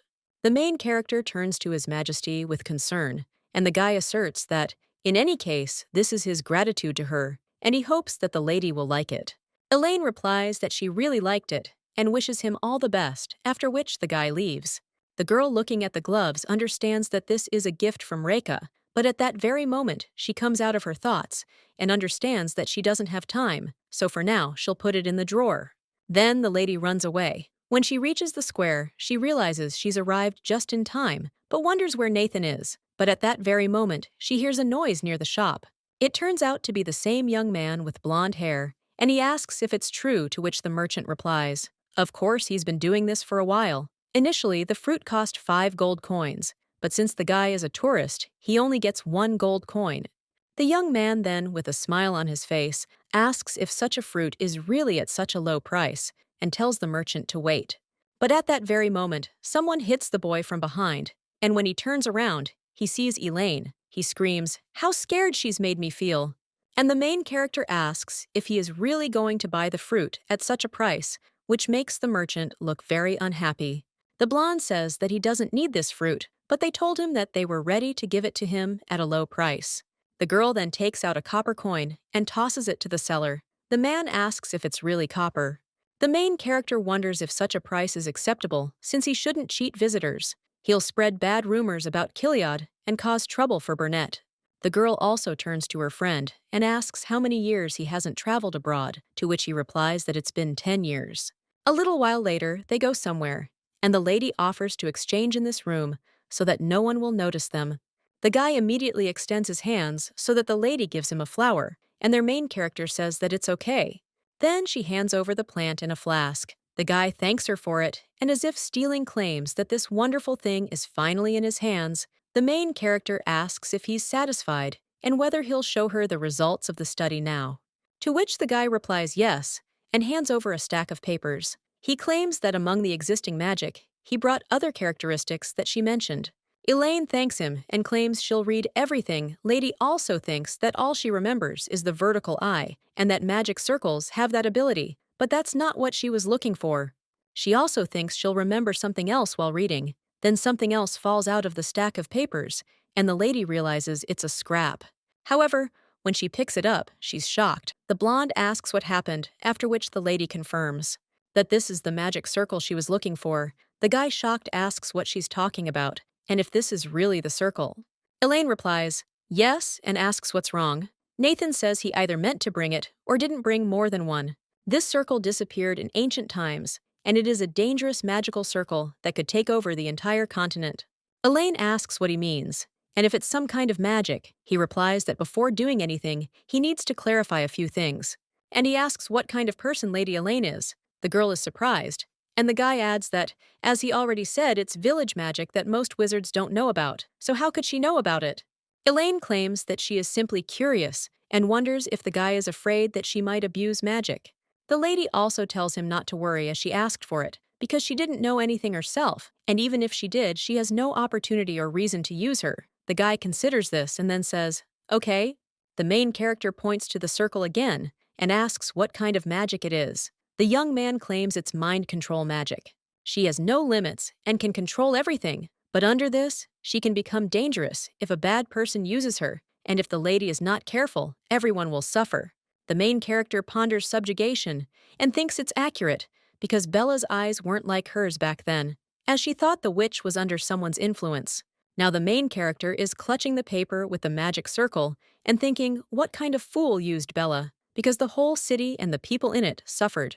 At this time, the blonde turns to Lady Elaine and asks if everything is okay, to which the lady replies that it is, and also tells him to continue. The guy claims that in any case, it is difficult to find any information about this magic since most of the information has been lost, but one thing is clear, and that is that the red liquid of the golden dragon is used as a material for another magic circle. Although it doesn't exist, now the evil energy is very strong, so it is very suitable for curses. The girl then wonders if he is talking about the golden dragon and also turns to Nathan and offers to make another deal. A little while later, the lady heads back and realizes that as soon as she heard about the golden dragon, she immediately remembered.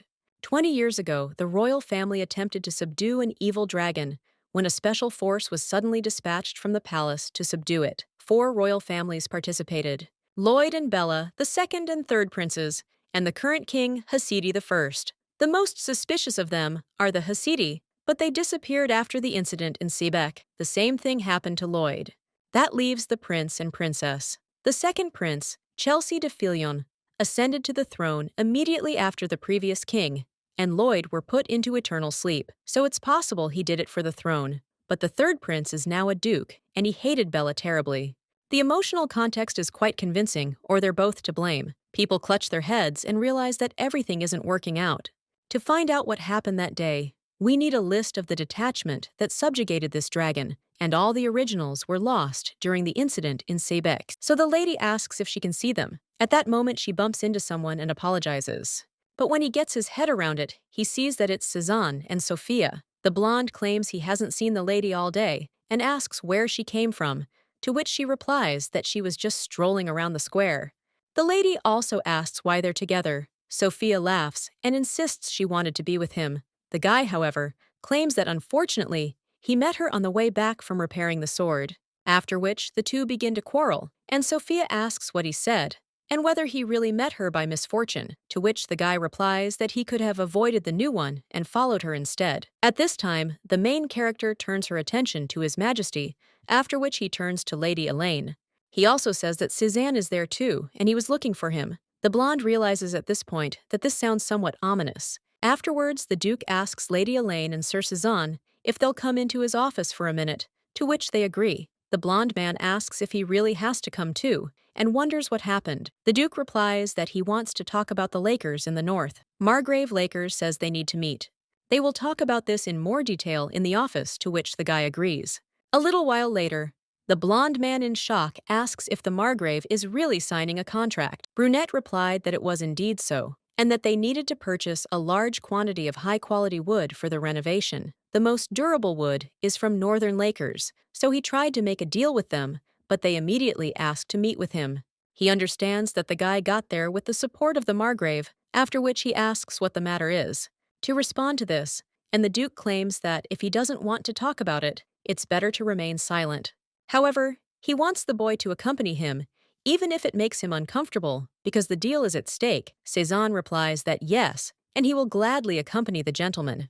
To which the man replies that that's fine, and then they'll leave tomorrow. The main character watching this guy wonders what happened between him and the Margrave. A little while later, they are already heading in a carriage, and the lady wonders if they have arrived yet because it has become very cold.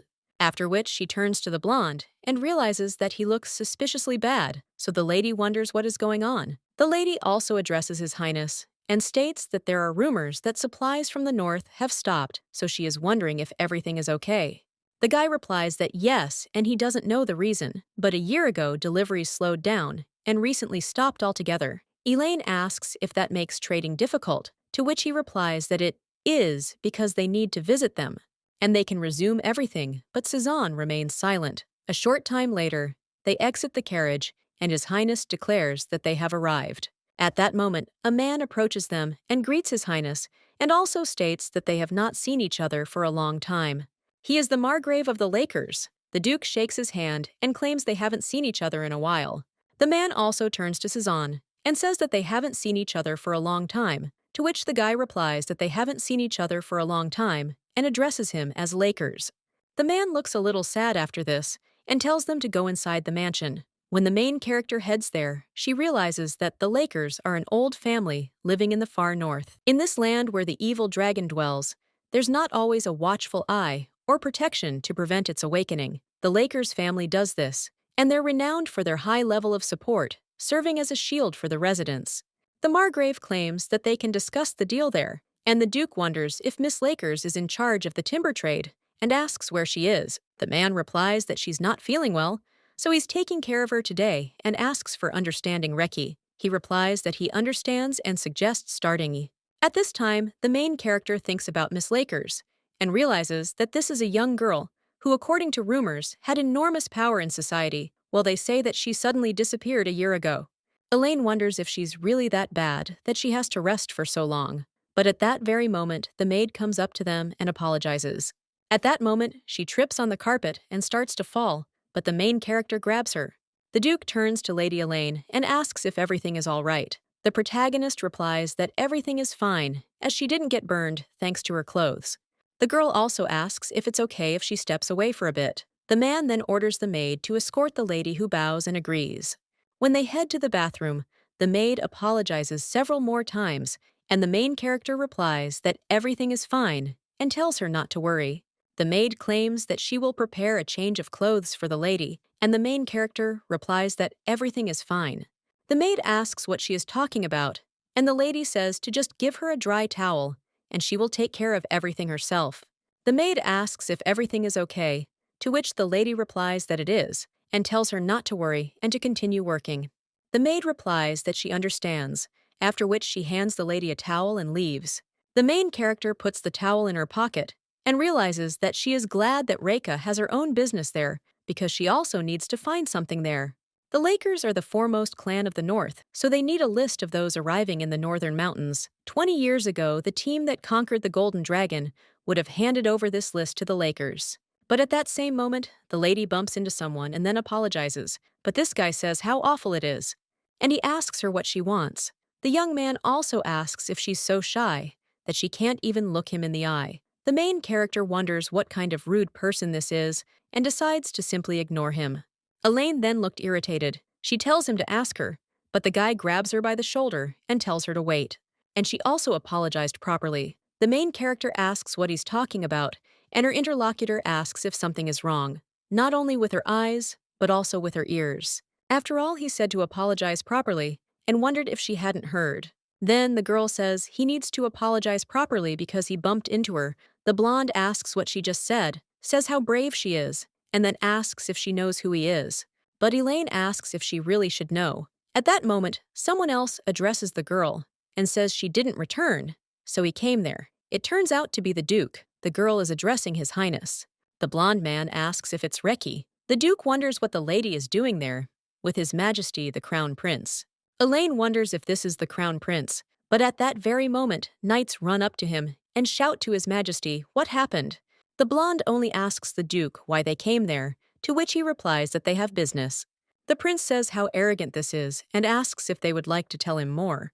And although the guy is from a modest and also bad family, he holds his head high, so he asks if this girl is really his subordinate. The blonde also wonders if his subordinates need training, since the lady has been saying she has no intention of apologizing. The Duke notes that he doesn't think it's important. Well, at that very moment, the Margrave passes by and notices the two of them. He asks if His Majesty is there again. But the prince is only interested in whether he is avoiding him, and the Margrave claims that he still allows people to come there without warning, and also asks what he should do about it, because he needs to keep the promise he gave to Rehis. He's busy today, so he suggests meeting next time. Well, then the prince tells him to bring Lady Juliana to him. The Margrave asks if he didn't say that she is ill and has difficulty moving, but the prince says that he shouldn't be a snob, because this lady is not so ill that she can't talk about the engagement. At this time, Suzanne is in shock, wondering if they are talking about an engagement, and the prince claims that he comes there 5 times in 3 months, and is there really no improvement? And also, why does he always interfere with his meeting with Yulina, and is she really ill? The man then says that it's okay, and he will tell the truth, because Juliana doesn't want to arrange an engagement with him, which shocks the prince and asks what he's talking about. The Margrave claims that he believes the prince wants to use the marriage with his daughter, for Togo, to gain the resources of the north. His daughter is a smart and kind child, not blinded by power, but the crown prince is furious at this, only to turn around and say what a fool she is. The knights immediately head for His Highness. At this time, the Duke asks if everything is okay, because it must be unpleasant, and the man replies that he is a little worried and needs to step away for a minute, so he apologizes. Rehai also turns to Lady Elaine and asks if everything is okay and if any harm has been done to her. The girl replies that no, and that she bumped into him by accident. At this time, the blonde offers to return to the room because this guy will return soon, to which the Duke agrees. When the main character looks at Suzanne, she realizes that he doesn't look very good and also wonders what's going on. At that moment, they see someone throwing objects out of the room and screaming for them to get away. One of the servants asks the mistress to calm down. Season asks if this is the mistress and is horrified. The woman cries out that everything is useless and that they should bring her the crown prince. The blonde man immediately falls to the floor, and the Duke asks if everything is okay, after which his woman comes out into the corridor with a shard of glass and asks if this scum has returned. The Duke and the main character watch this, and the lady with red hair wonders what happened to the paradise from which he returned. And he was always like that, a pathetic guy who can only hide, so the girl asks why he came there if he can't take care of things. The guy then apologizes to the lady and bows, and also claims that this is a terrible sin. But at that very moment, someone lifts him up and tells Juliana to stop because he called Cezanne to help them. The girl then asks if her father really called him again, and if he's a fool who can't take care of things. The man then cries out to his daughter and asks how long she plans to blame Suzanne, knowing he's not to blame. The girl replies, "It's not just his fault, it's her father's fault too." After all, he himself had plunged Caesar into eternal sleep. The main character wonders what they're talking about. The lady with red hair insists it's not even funny. After which, everything collapses on the floor. The maid, shocked, turns to her mistress, and the man orders Juliana to be sent to the bedroom and cleaned up. Meanwhile, the Duke turns to Lakers, and he claims that he does not interfere in personal affairs. Perhaps the problem with the forestry business is connected with this incident, to which the man replies that he can no longer hide it. A little while later, they sit down at the table, and the Duke asks if Cézanne has calmed down. The guy replies that yes, and everything is fine. The Margrave also tells him that everything is fine, just a little while longer. Rightly, he then asserts that he will tell him everything himself. But when the man tries to object, the guy begins his story and claims that this incident was his biggest mistake. Before he reveals what happened, he asks to talk about his family relationships. He had a brother 5 years older than him, named César. His parents were knights of this mansion, and they both went on a mission and were plunged into eternal sleep at the hands of demons. Margrave Lakers adopted them. The man told them to call him Dad from now on, and the boy, with tears in his eyes, extended his hand in return. After this, he and his brother wanted to become knights to thank him, and the two began accompanying Juliana. When the boy's brother knocked the ball out of his hands again, he turned to Cézanne and claimed that he had always told him not to close his eyes, but he had good skills, so he was amazed. The young man claimed that he might have accidentally closed his eyes, and asked if his brother was scared, to which he replied that he was scared too. But he's more afraid that his brother might turn his back on him. Cézanne asked what he was talking about, because nothing had happened. The boy insists that he will understand later. Now the young man understands that his brother was brave and guided him through everything. Juliana then turned to the two and told them to stop training and go have lunch. The lady took great care of them, and one day she insisted that today was Cézanne's favorite steak lamb. The boy asked if it was true, and his brother inquired about him, but Juliana only replied that they would eat what they were given, after which the guy demonstratively started arguing, but with a smile on their faces. The three of them spent their entire childhood together, and those were precious moments. As they were heading back to the mansion, the lady took Cézanne's brother by the hand, and they continued on. But a year ago, something happened. Due to unexpected events, he lost his nerve. Everything went wrong, and his brother was hurt. It was the day the forest was to be cleared. Since the lady was in charge of the timber business, she was supposed to be there, not accompanied. While the lady was working, they found a rotten tree and began cutting it down. Well, when the tree was almost cut down, a terrible monster appeared, taller and larger than the tree. The monster immediately attacked people, and those bitten by the monster lost their minds and attacked others, infecting them. Then chaos ensued. The boy's brother turned to Juliana and told her to run, and they would deal with him, so let her evacuate the people. He also addressed Cézanne and told him to remain calm in his first fight. But the young man looked in horror at one of the wounded, then pointed at him and said how scary he was. The man, covered in red liquid, screamed for help, was surprised by this, and Cézanne asked if their mother and father had also fallen into eternal sleep. The boy's brother screamed at him to get ready, but he replied that he couldn't fight. He then turned around and started to run, but the monster followed him, causing a red liquid to spill. The boy's brother put the monster into eternal sleep, but it managed to wound him with a fang, after which Cézanne's brother turned to the two and apologized. The monster immediately hid underground in pain, and when Cézanne turned to his brother, he was no longer in his right mind. Cézanne asked if this was a joke and why he did it, but at that very moment someone cut his brother to pieces. It turned out to be the father. After that, the monster hid deep in the forest and couldn't be found. They took everyone's bodies, including the brothers, and returned. Since then, the girl does not leave her room, and after that, with the support of her father, he joined the Knights of Fales.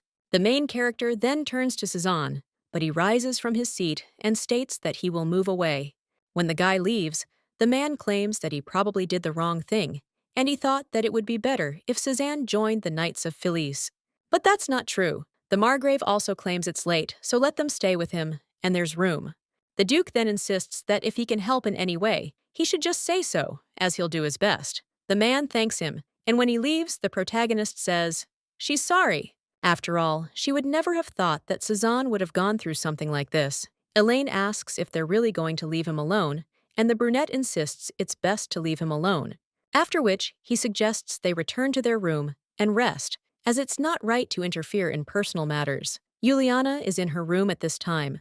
She also remembers César, after which she turns to the maid and asks what she would do if someone stole something valuable from her. The maid replies that she is timid and was simply indignant. The woman asks me if this is true, after which she asks, what if she takes revenge? Even the weak get such an opportunity. After which, the mistress asks her what she should do. A short while later, the main character leaves the room and looks around, trying to see if anyone is there. The girl understands that, because of the daytime arguments, everything has become more complicated, but now it's night, and she needs to be more careful. When the lady looks around the corner, she realizes that there are two guards there, but this is not a problem, because she needs to use the sleeping aroma. But at that very moment, someone grabs the lady by the shoulder and addresses her. The protagonist tells her how Cézanne frightened her, after which he apologizes. But he wonders what the lady is doing there. At such a late hour, Elaine replies that she simply can't sleep and wanted to go for a walk. People understand that she needs to find a way to make ends meet. And the guy replies that he had the same thing, and it helps him, so now he decided to go for a walk too. The girl looks at the guy, realizing she sympathizes with him, but the young man then turns to Elaine and asks if he can ask her something. The protagonist replies that of course, and when the guy is going to ask, then suddenly they hear a scream. When the two burst into the room, the blonde man asks what happened. But the man, horrified, insists that Juliana is gone. The maid claims it's her fault and should have checked on her sooner. When she came in, the window was already open and it was cold. After this, Cézanne says that his sister disappeared because of him, but the main character replies that no, and he is not to blame. She also doesn't know what the girl was thinking, but they need to find her quickly, rather than look for the culprits. At this point, the Duke also approaches them and asks what happened.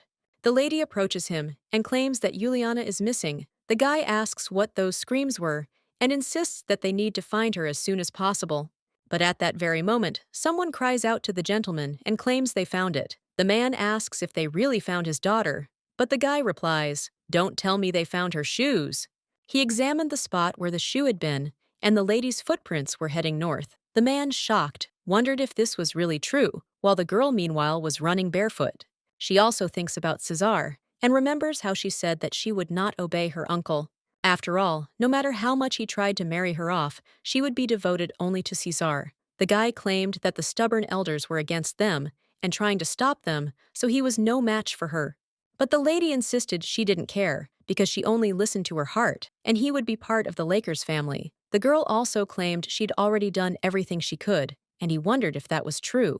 After which, the guy got down on one knee and, taking the girl's hand, thanked her. He claimed that he also wanted to spend his whole life with her and that he loved her.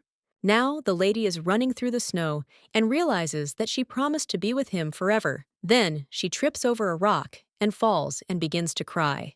But at that very moment, she sees the monster looming over her and realizes she's finally found him. She also wonders if César was lonely. And she also tells him to wait a little, because she will put him into eternal sleep and will be with him, after which the lady used magic on the explosives.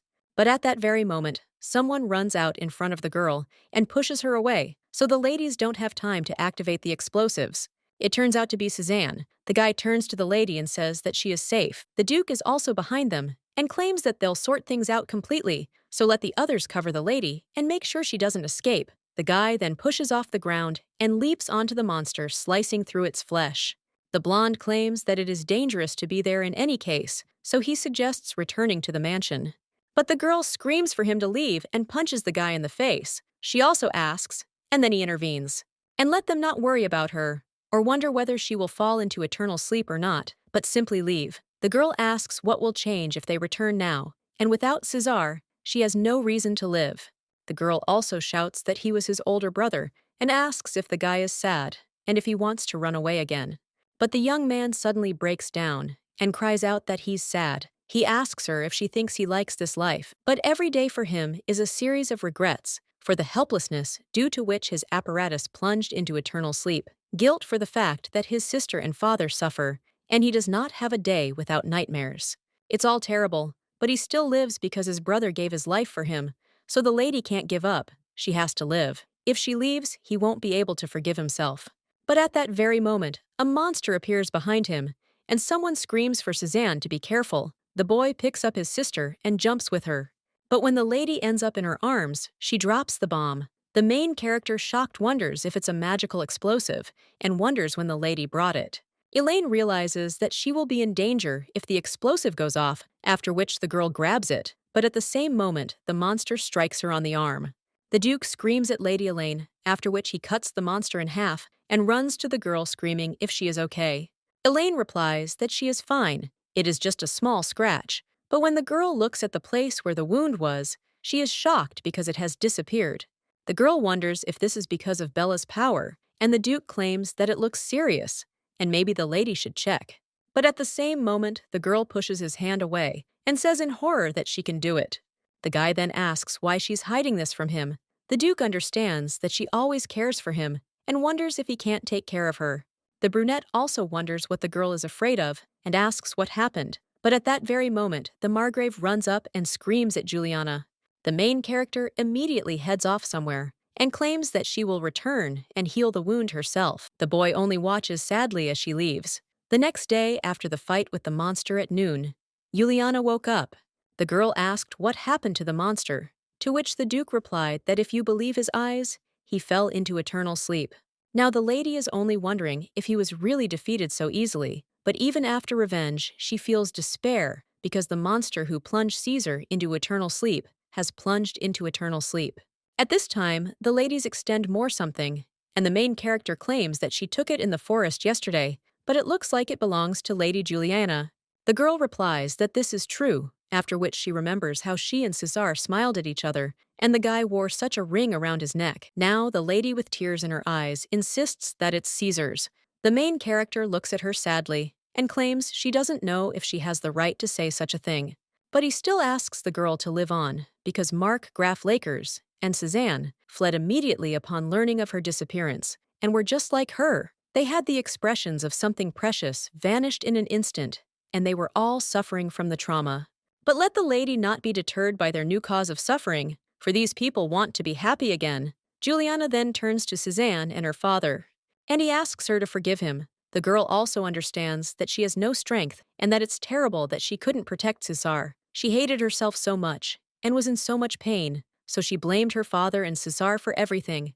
Now the father turns to his daughter, but she replies that she will live until they become one, although she is still scared and in pain, but she thinks that with the help of her father and brother, she will recover. After this, the guy joyfully turns to his sister, and the main character thinks what happiness it is that the lady again seems to want to live. A little while later, the girl is already heading down the corridor, but at that very moment, Suzanne addresses her as, when the guy runs up, he claims that he wanted to ask her yesterday, and will now ask how she thinks a lady could go into eternal sleep for someone dear to her. Elaine considers the Duke, and then replies, yes. The guy asks why, to which the lady replies, no big deal. And to be able to protect this man is already a blessing. At this point, Cezanne remembers his brother, and when he was terribly wounded, he said it was a good thing. After all, he protected his brother and Juliana until the very end. After which, he also asked her not to suffer because of him. Now the guy turns to the lady and says that they are similar. The blonde asks if she knows why he was friendly with her from their first meeting, because when he looks at her, he has the feeling that the lady is his brother, who has fallen into eternal sleep. An honest and courageous person, as well as a person who will do everything possible to protect her loved ones. This is all about the lady. And he respected his brother very much. The guy claims he'll never forget it, and neither will his sister or his father. If a lady wants something, let her speak. The main character understands that this is her chance, and says that she needs a certain list, and asks if she can take a look at it. At this time, the prince looks at his hand covered in wine, and at the same moment, someone screams out to him. The boy remembers how his father asked how many times he told him that he should be better than the Duke, and also claimed that his son was useless. Now the boy is angry and realizes he can't do anything about this. Rehai, his father will be disappointed in him again, so His Highness now turns to one of the servants, and he tells him to convey that he needs to closely monitor Reka's movements and report everything to him. The guy also claims that this idiot will stumble someday. Delicious food, luxurious clothes, and reliable people. Kiliad at this time. The Duke thanks Suzanne for his hard work in closing the deal, but the boy points out that he should be thanking them because the Lakers won't forget it. And yet the man insists he didn't expect such a good deal for the key. They said they'd cover all expenses and even give him priority. He also says not to worry too much, since his older sister is paying double for everything. The guy also remembers something and holds out a gift for Lady Elaine. He also whispers to her that this is a 20-year list of the team's efforts to subdue the evil dragon. It's a secret document that only she can see, after which the protagonist thanks Cezanne. But at that very moment, the guy notices something dark energy, and when he turns to the Duke, he sees his furious gaze. The guy immediately insists he's gone, and they'll see each other again, and the girl wonders where he ran off to so quickly. The Duke asks what he gave the lady, to which she replies that nothing special, and that these are documents for her personally. The guy notices the bandage on her arm and asks if everything's okay. The main character replies that it is, and as soon as she got back, she treated it and it helped.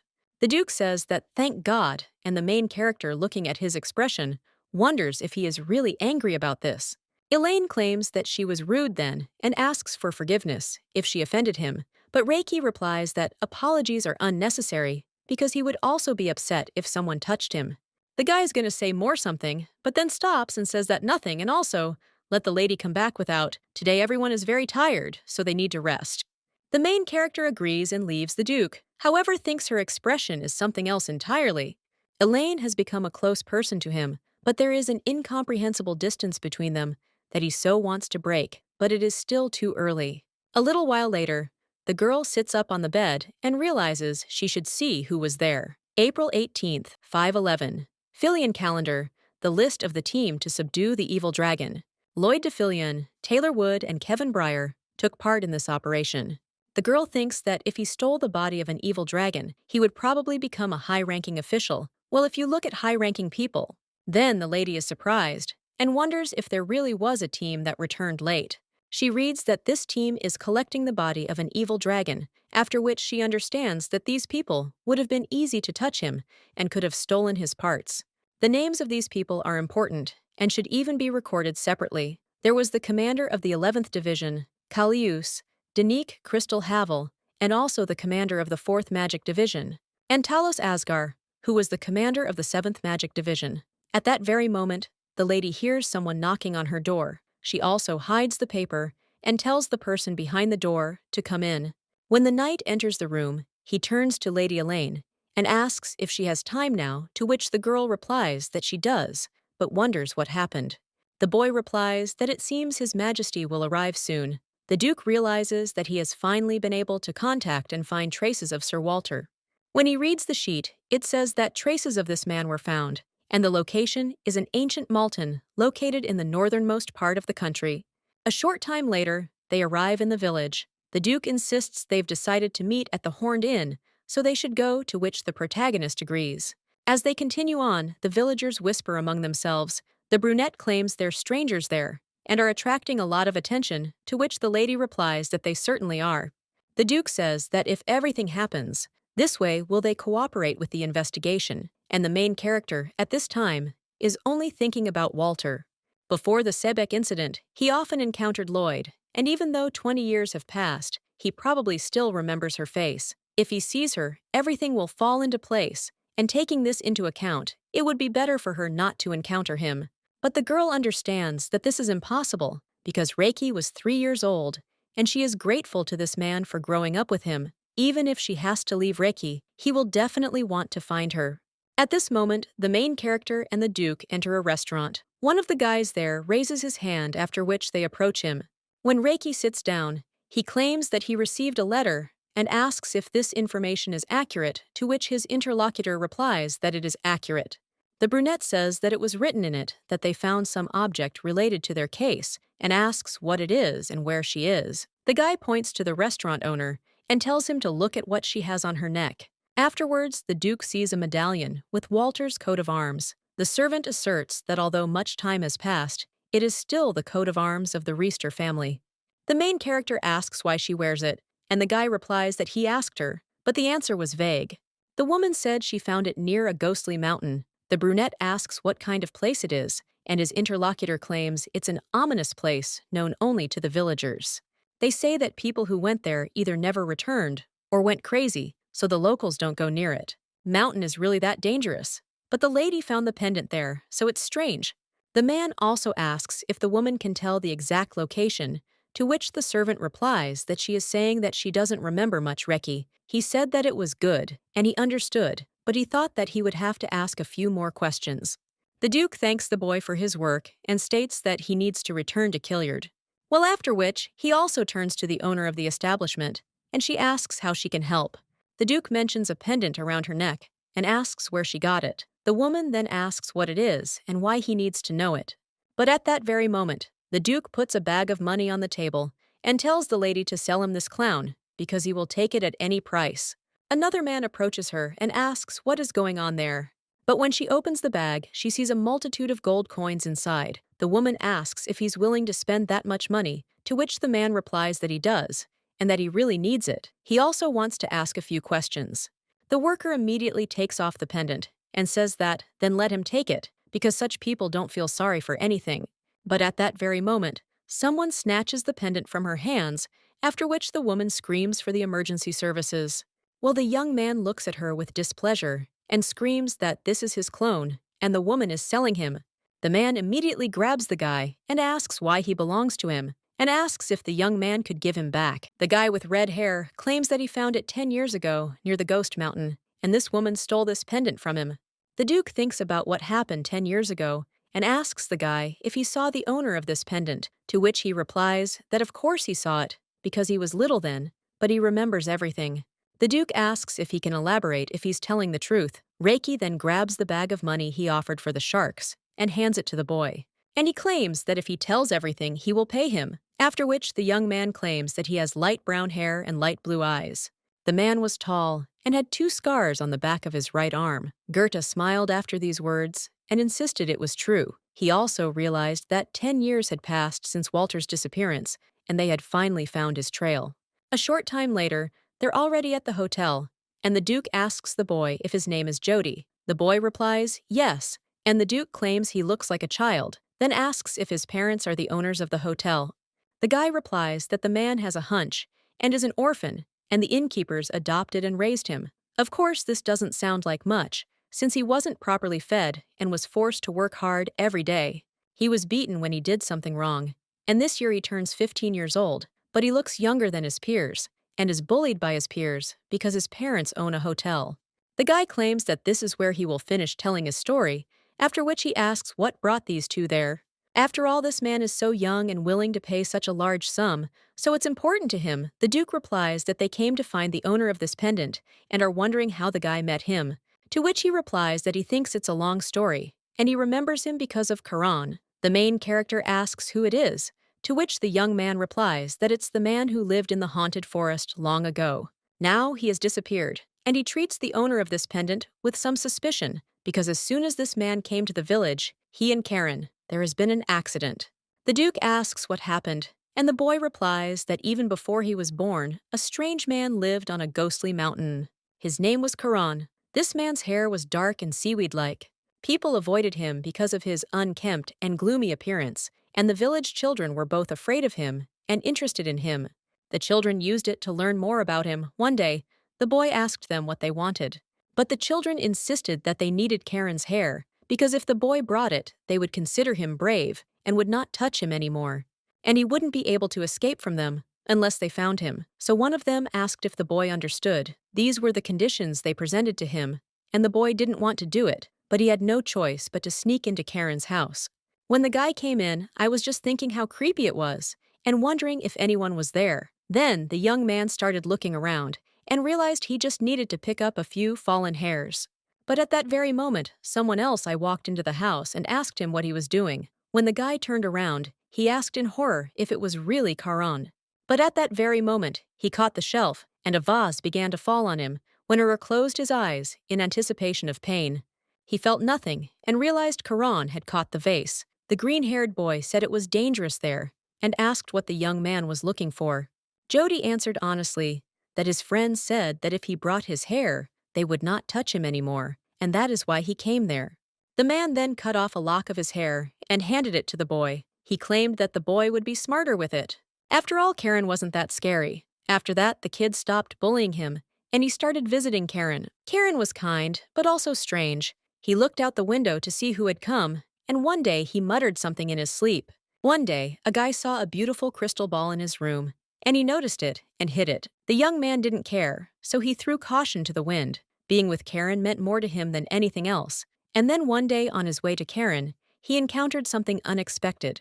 The young man bumped into someone, and when the man turned around, he immediately asked if everything was okay. The stranger had a wary but friendly look. The boy replied that he was fine and asked who the man was, as he clearly wasn't from around here. The man leaned over and said he was only there for a moment because he had some business to attend to. He then asked if he was also going into the forest. The boy nodded affirmatively. The man then apologized for his intrusion, but strongly advised the boy not to go into the forest that particular day. He said something dangerous could happen there. The boy remembered the stranger's strange behavior for a long time. For some reason, these words alarmed the young man, and he decided to postpone his trip into the forest. His soul was uneasy. But that night, a fire broke out in Karen's hut. As soon as the young man spotted the flames engulfing the hut in the haunted forest, he rushed there without a second thought. As he ran closer, he shouted Karan's name, but instead of an answer, he saw the entire house engulfed in flames. The fire continued until a sudden downpour extinguished the flames. Entering the ruined house, the young man began calling for Karan, but he couldn't find him anywhere. He was terrified at the thought that he might have fallen into eternal sleep. At that moment, his gaze fell on the charred glove on which the medallion lay. After this incident, the young man claimed that ghosts began appearing in the haunted mountains. The men who entered Karan's burnt-out hut with the intention of looting it were found frozen in fear, their faces filled with terror. They said it was Karan's curse, but the young man refused to believe he could have done such a thing. Only traces of Karan and Walter were found in the remains of the hut, but no one found their bodies. The young man also said that Walter was somehow connected to Karan. The protagonist, after listening to him, began to think he might be right. Perhaps Walter really did go into the haunted forest and meet Karen there.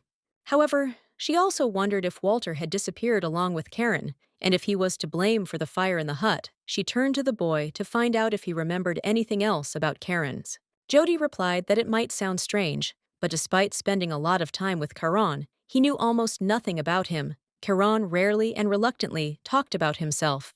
But one day, he did reveal something. It was a few days before Walter's arrival.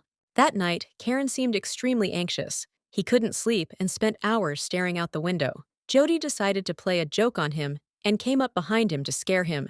At that moment, he heard Karen muttering. He kept repeating that he no longer wanted to live like Karen. Suddenly, he said that his real name was Talos Asgore. Hearing this, the main character was shocked as she had heard this name before.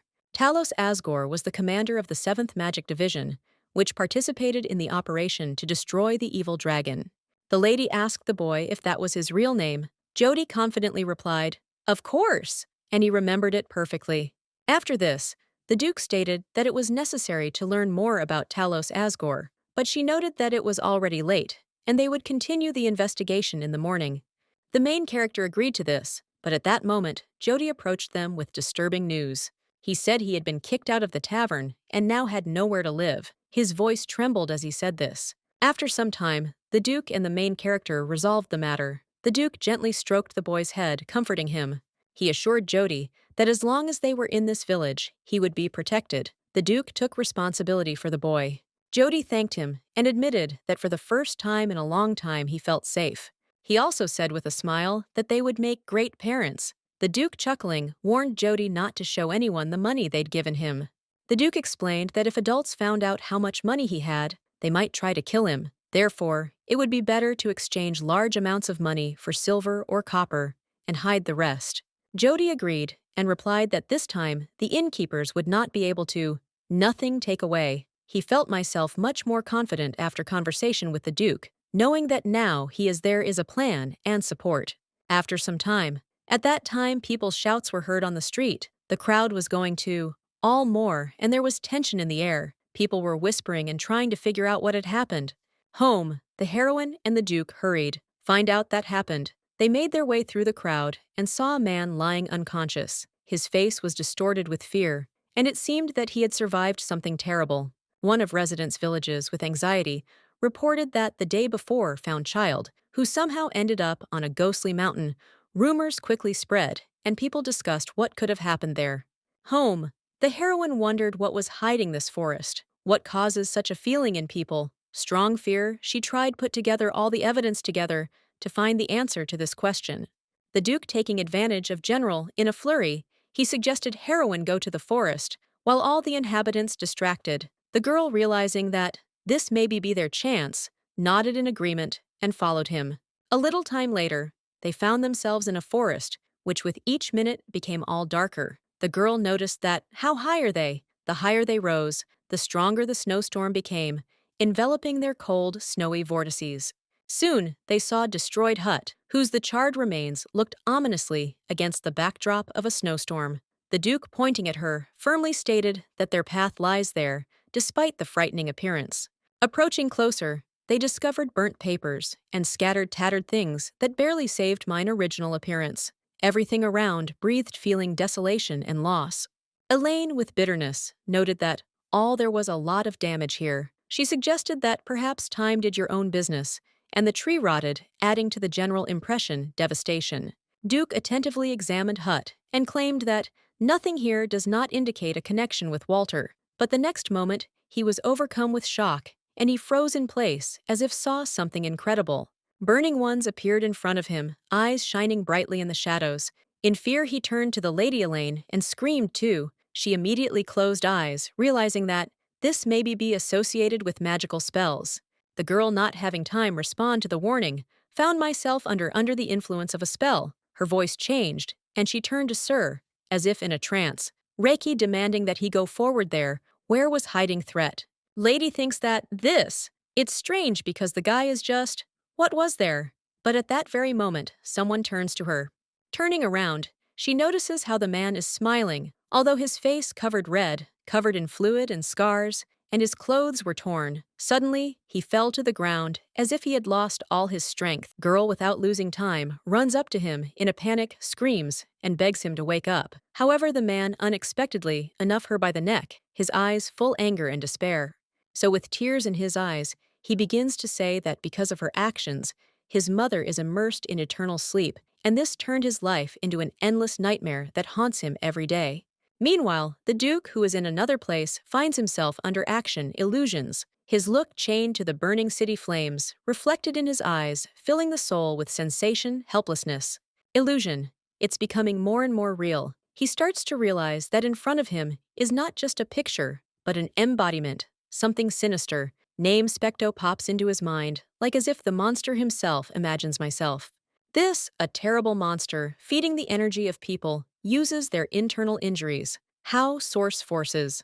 The Duke understands that the event in Sebec is his own wound, which Specto turned into an instrument of torture. Suddenly, from shadows, a voice is heard, making him turn his head. His gaze falls on the familiar, the face that evokes in him mixed feelings, joy, distrust, and fear.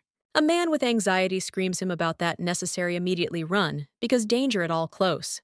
The Duke looks at him shocked, because this human reminds me of Walter. However, instead of long, the man, after some thought, extends his hand, offering salvation that consists of only in flight. He is persistent, convinces that survive, can just leaving everything behind, and calls him to follow him. But at that moment, the Duke suddenly snatches out weapon and inflicts fatal blow.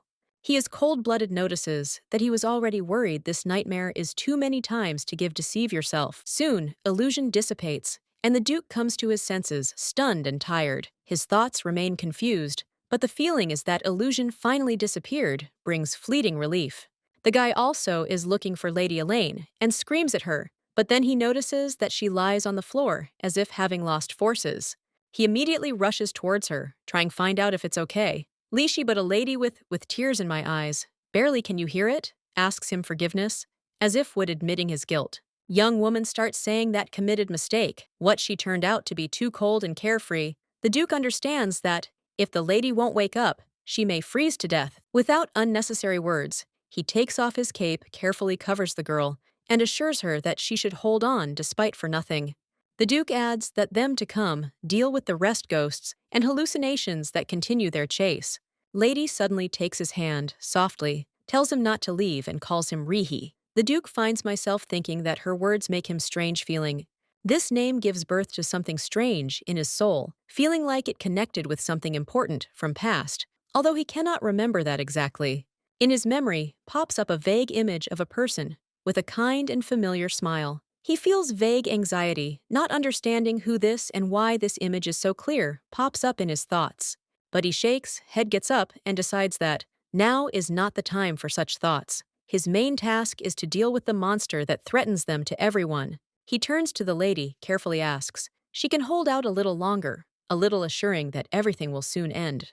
In this time, young woman sees myself in the Red Sea, where against her Bella stands, whose expression faces filled determination and sacrifice. Bella approaches her and says that she is ready to give your own heart to the girl could continue to live despite all the trials.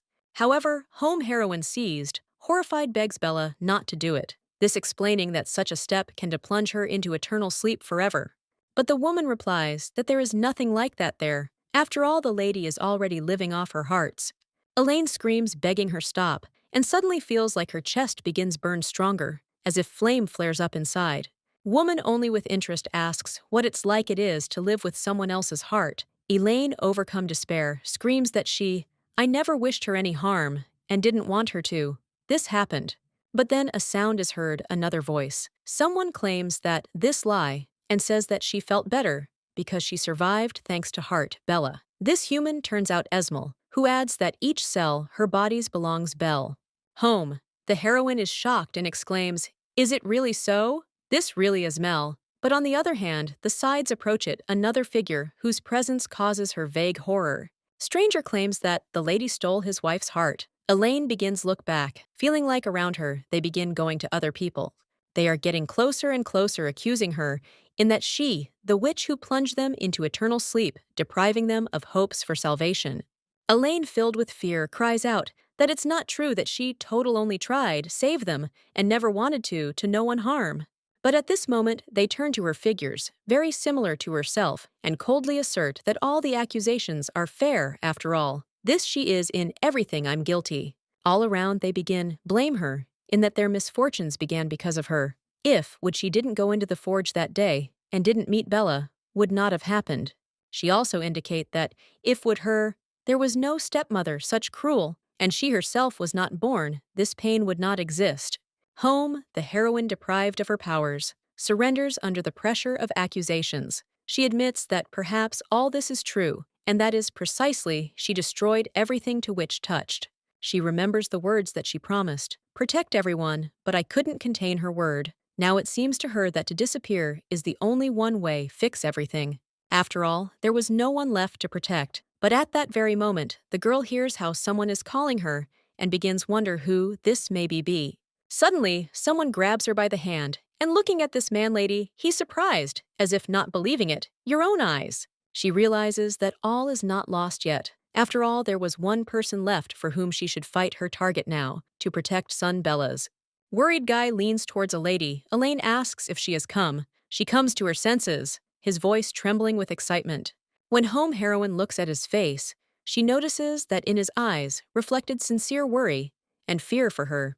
How only lady answers. The young man can't stand it and hugs her firmly and says how much he is for her, was worried.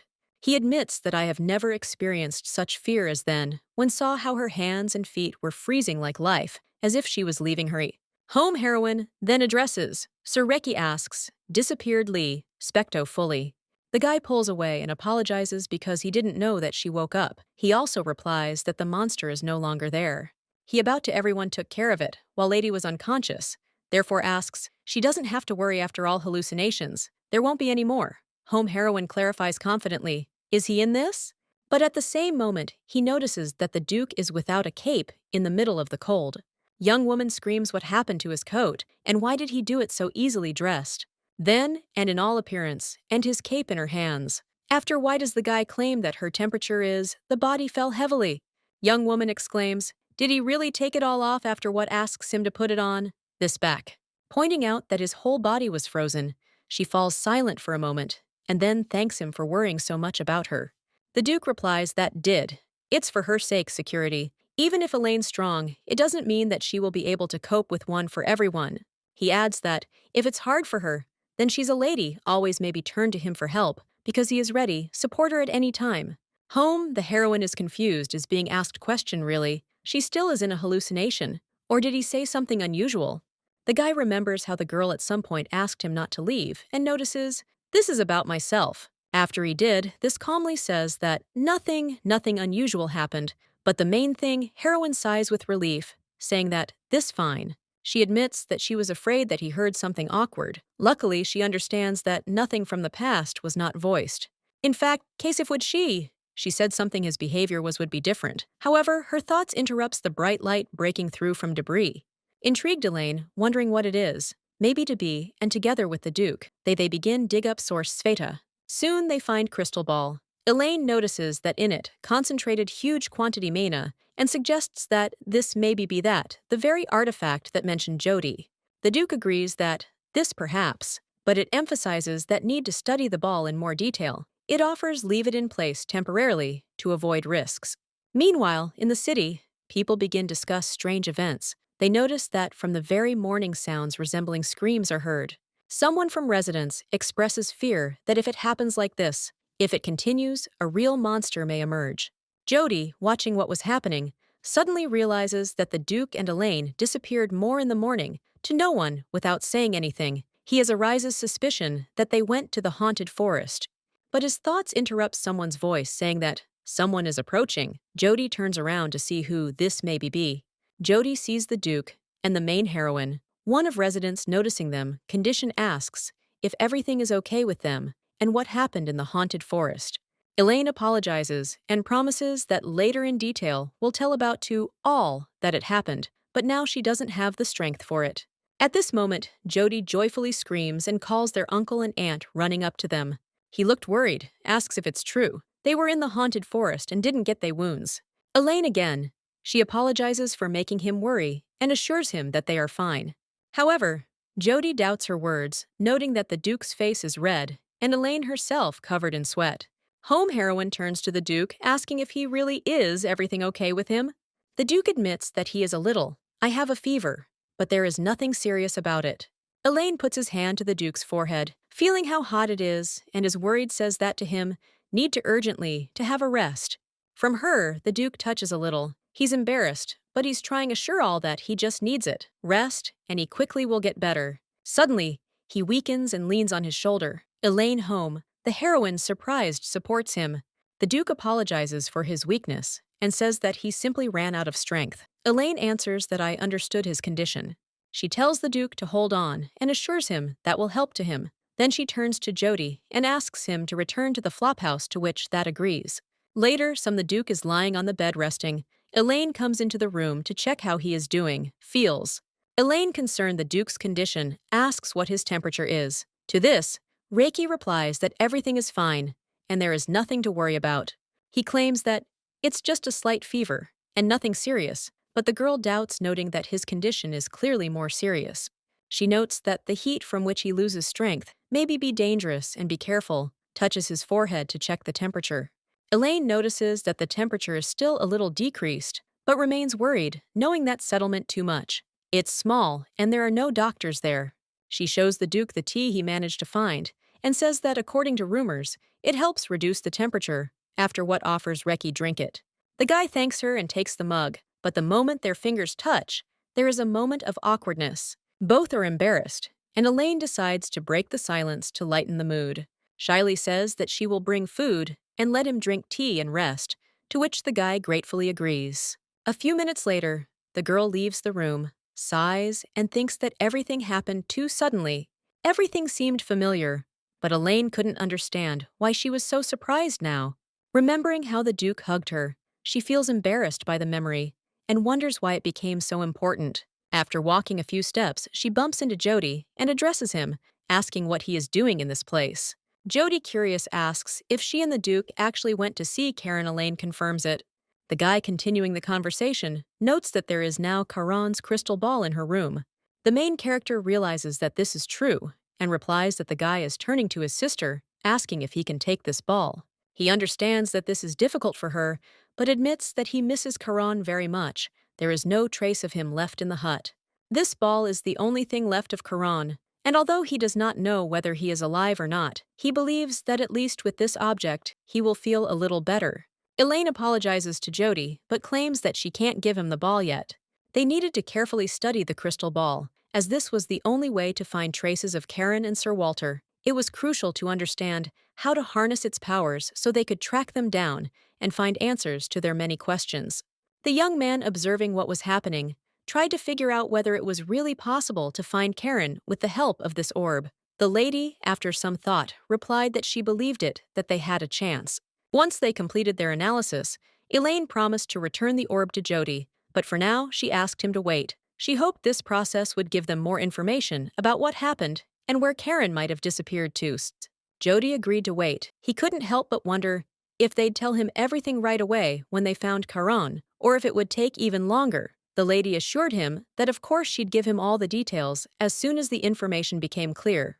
At that moment, someone else was watching them closely, trying to figure out what exactly they were talking about. The man wondered if they were discussing the crystal ball and what purposes lay behind it. A little later, Elaine returned to the Duke's room, bringing him food. She thought perhaps he needed something to eat to speed up his recovery. However, when she entered, she noticed that the Duke was asleep, and she couldn't help but think that sleeping on a chair was clearly uncomfortable. At times like these, she realized how important it was to give him proper rest. Elaine decided to invite him to bed, knowing it would be much more comfortable for him. She approached him slowly, so as not to wake him, and gently asked him to move. But looking at his face, she suddenly realized that despite the discomfort, he was quite comfortable in the chair. She barely noticed his calm breathing and relaxed expression. Elaine couldn't help but notice how strong and mature Ray had become. Once not long ago, he had been a little boy, but now he had grown into a man worthy of admiration. The lady realized there was no trace left of the child he had once been. Rekha's arms had grown larger and broader, making him look even more mature and powerful. She thought how nice it would be to touch him a little more, to feel how much he had grown up, and understand how much had changed. But at that moment, Reiki woke up. Reiki suddenly grabbed her hand, looking at her with amazement and some shock. It was a moment when they both felt how close they had become. Elaine, feeling his touch, hesitated slightly and was surprised, unsure of what was happening. She felt everything around her change instantly, and she didn't know how to react. Elaine, clearly embarrassed, pulled away, unsure what to say. He merely paled and quickly apologized, then turned and ran away. Elaine stood outside, her heart racing. She sighed and wondered what had happened. Why had everything suddenly become so awkward and tense? She recalled looking into Rekha's eyes and feeling his hand on her wrist. It was the moment she realized how close and important he had become to her. Elaine felt his breath on her and suddenly realized that she had always thought of him as a sweet little brother. But now everything was much more complicated. She couldn't help but admit that he had long ago become something more to her. At that moment, Elaine realized she really liked Rihei. It was so unexpected and confusing, but the feelings were real. 2 days later, the Duke's condition had improved significantly, and they began preparing to return to Killiard Rihai. Relieved announced that they were leaving, and a new chapter of their journey lay ahead. The main character agrees, but at that very moment, someone else turns to them and shouts at them to wait. It turns out to be Jody, the boy claiming he has a favor to ask. The Duke asks what's wrong. Jody stands before him, his gaze full of determination and excitement, ready to give anything to ask for help, even if it means losing. That he wouldn't stay in this place any longer. His request was simple, but it was crucial to him. He wanted to be with them, to go to Killiard, and he was certain that staying with them was his only chance of survival. The young man insists that he wants to go there too, crying out for them to take him with them to Killiard. With every word, his plea grows more insistent and furious. The boy understands he may have no other choice, and he will do everything he can to be accepted. He hopes they will understand and help him, because otherwise he doesn't know how to live. The young man insists he'll do whatever they ask, even though he's an orphan and could lose the money, so he asks to be taken with them. Jody worries that staying put will put his life in danger. He has no family, and he understands how easy it is to lose everything. His request stems not only from fear, but also from the hope that here with these people, he might find some salvation and meaning in life. And also, get him out of there. The protagonist wonders what they'll do. Elaine, unsure how to proceed in this situation, realizes she has no clear answer. The boy seems determined, but his words could carry great risks. But she too understands that he can't stay here, and that their help could change his fate. The Duke replies that they will take him with them. The man also addresses the boy, asserting that the return journey will be quite difficult for the child. His words, though calm, carry a serious warning. The journey will be long and difficult, and Jody must be prepared for all difficulties. But the Duke promises that they will take him if he truly decides to come with them. So let him not lag behind, to which the young man agrees, and a little while later they arrive in Killyard. The boy looks impatiently at the huge castle and feels how his heart fills with joy and excitement. He's long dreamed of being here and now, as his dream begins to come true, everything seems so new and terrifying at the same time. The guy happily asks if it's really Killyard, and the main character asks if they can leave him alone. She watches him closely, worried that his nervousness could lead to unpleasant consequences. The boy, however, proudly replies that everything will be fine and that he can handle it. And also, will he get lost? The young man asks if she knows he's 15 years old. He wants to remind her that despite his age, he's quite capable of handling difficulties. He's proud of his age because he no longer needs to be protected. The Duke asks if they're letting the boy go or not. The protagonist then asks what he's talking about. The situation begins to escalate. Elaine feels unprepared for the new twists and turns she'll have to endure in this place. But when she looks at the Duke, she turns away in embarrassment. As they walk down the corridor, Elaine feels her heart begin to beat faster. She tries to ignore her feelings, but the embarrassment grows stronger. The lady sighs and realizes that since that day, she hasn't looked Reika in the eye because she has to hold on. Elaine feels her relationship with the Duke becoming complicated, and she can no longer maintain her former distance. If the Duke found out about this, it would be a big problem. Elaine feels she needs to be careful, otherwise things could end unpredictably. At that moment, another knight approaches them. He greets them and says they're finally back, but then he notices the child. The knight looks at Jody with interest, his eyes full of curiosity. He asks who it is, and the Duke replies that he's helping them with their investigation, and that his name is Jody. The Duke calmly explains that the boy joined them in search of the truth and decided to offer his assistance. In response, Jody thanks the Duke for allowing him to be with them. In exchange, he decided to help him, after which the Duke ordered him to be given new clothes and food. Jody felt his fate changing for the better, and gratefully accepted the help, realizing that his life was now in the hands of these people. They also saw what else they could offer him, and took him to his room. The knights readily carried out the order, and Jody, seeing their respect, felt he could truly be trusted. The knight agrees, and the boy says he and his brother will see each other again. Despite his youth, he's already thinking about the future, and understands that life will be difficult for him, but with this help, everything will change. Haleo first, and shows him the pendant. This item becomes crucial to their search, as it belonged to Walter, and the trail may lead here. He claims it belongs to Walter, so it seems the conversation will be lengthy, and they'll discuss the rest in his office. The Duke mentions the pendant, and his gaze expresses deep concern, as it may be the only important clue. Rahi told the story of the village of Multinuhilio and Romelu. Elaine listened attentively and realized that all these events were connected, and that this pendant could be the key to the solution. The girl looking at the pendant says that it actually belonged to her father. This discovery shocks her, and she feels everything in her life begin to change direction. The Duke, however, claims that, unfortunately, Sir Walter's exact whereabouts remain unknown. The pendant remains their only clue, and they must find other leads to move forward.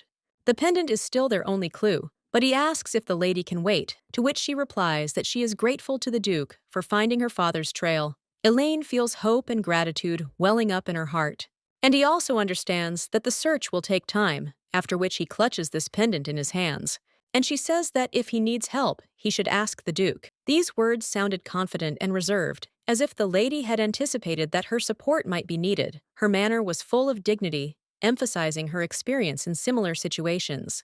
He agrees and thanks the lady, after which the knight also joins the conversation and informs her that Countess Miller has contacted him in his absence. His words were calm, but there was a hint of caution in them, as if the mention of Countess Miller carried some subtext. The Duke expressed surprise upon hearing this news, and a short time later found himself seated opposite the aforementioned Countess. The setting they found themselves in was conducive to a businesslike and intense conversation. The Countess greeted him warmly, emphasizing her pleasure in seeing Sir John in Killyard. Her words were soft and sincere, as if she were genuinely pleased to meet him. Her manners were impeccable, a testament to her good breeding and ability to win the hearts of her interlocutors. This woman is Count Müller's eldest daughter and goes by the name of Diana Müller. Her name has long been known in these parts, and her social standing only emphasized the significance of her presence. Her gaze was confident, but there was a hidden anxiety in it that did not escape the Duke's watchful eye. The man invites her to sit down, and the protagonist, observing what's happening, notices that Diana looks awkward, or as if she wants to discuss something important. There's a certain stiffness in her movements, and her speech sounds too measured. During the conversation, it was mentioned that the lady had come to Killiard to discuss matters related to the mining business. This immediately piqued the interest of those present, as the extraction of magical stones had always been considered an important topic for the region, and its discussion could touch on many sides. The Duke delved into the matter and inquired about resuming the mining of magical stones, which had previously been suspended. His interest in the details was obvious, as this issue was of strategic importance to their future. The young woman confirmed that according to recent studies, approximately 90% of extracted products are classified as Tier 1 resources. Her words sounded confident, supported by facts, making her statement convincing and credible. The man suggests entering into a contract regarding the extraction of these stones, which prompts the protagonist to consider the business side of things. Her thoughts gradually deepened, and she began to realize that this conversation had more significance than it initially seemed. However, observing Diana, she noticed that she seemed hesitant, as if she wanted to talk about more than just work. Her gaze occasionally wandered, and an expression that could be described as anxious appeared on her face.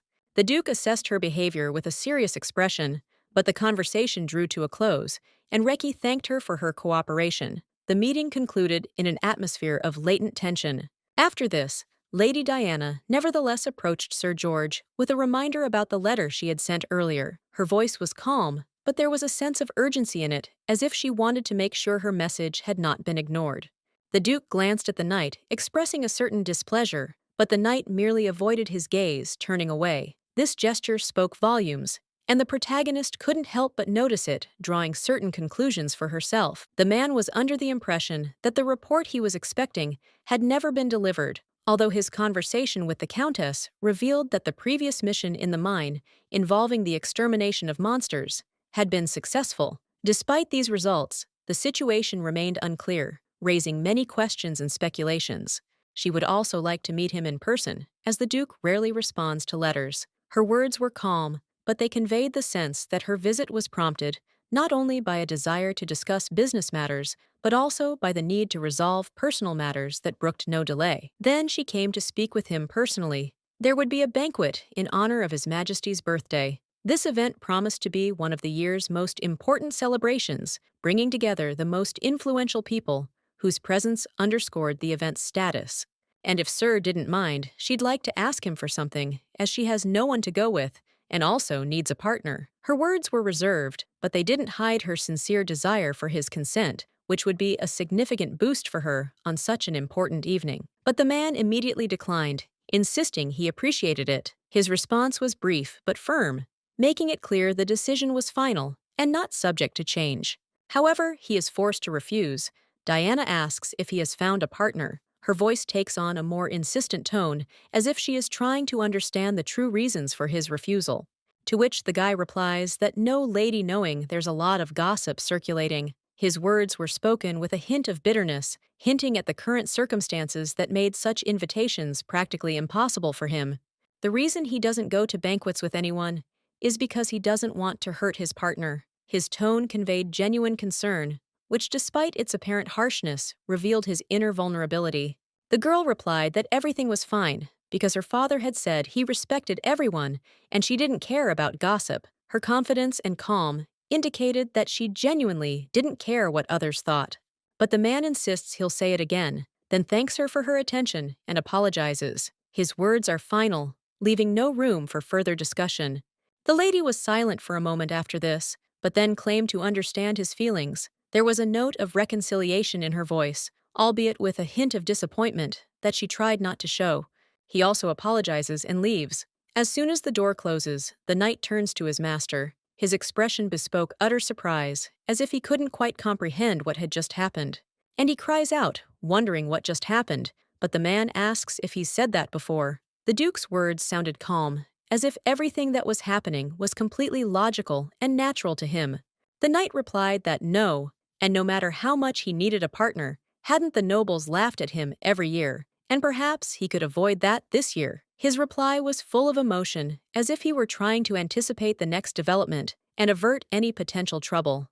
Moreover, Prince Michael recently announced that he had found himself a bride. He would certainly have insulted his master. The Duke merely remarked on how much the knight complained. His words were tinged with mild irony, emphasizing that he had no intention of attaching importance to such remarks. Well, the red-haired youth claims that the gentleman is now mature and asks if he's ever considered finding a wife. The question was asked with genuine interest, though the knight was careful not to overstep the mark. To which he replies that he hasn't yet, and the knight is shocked. He claims he didn't tell his master about this, as if he's only just now realizing how unexpected this answer was.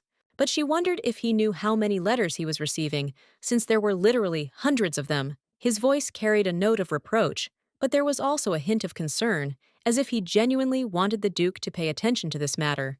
The Duke wondered if this wasn't a waste of time, and that they weren't even his parents, so why were they so concerned about his personal life? His reasoning sounded logical, but there was also a hint of weariness about the constant interference in his affairs.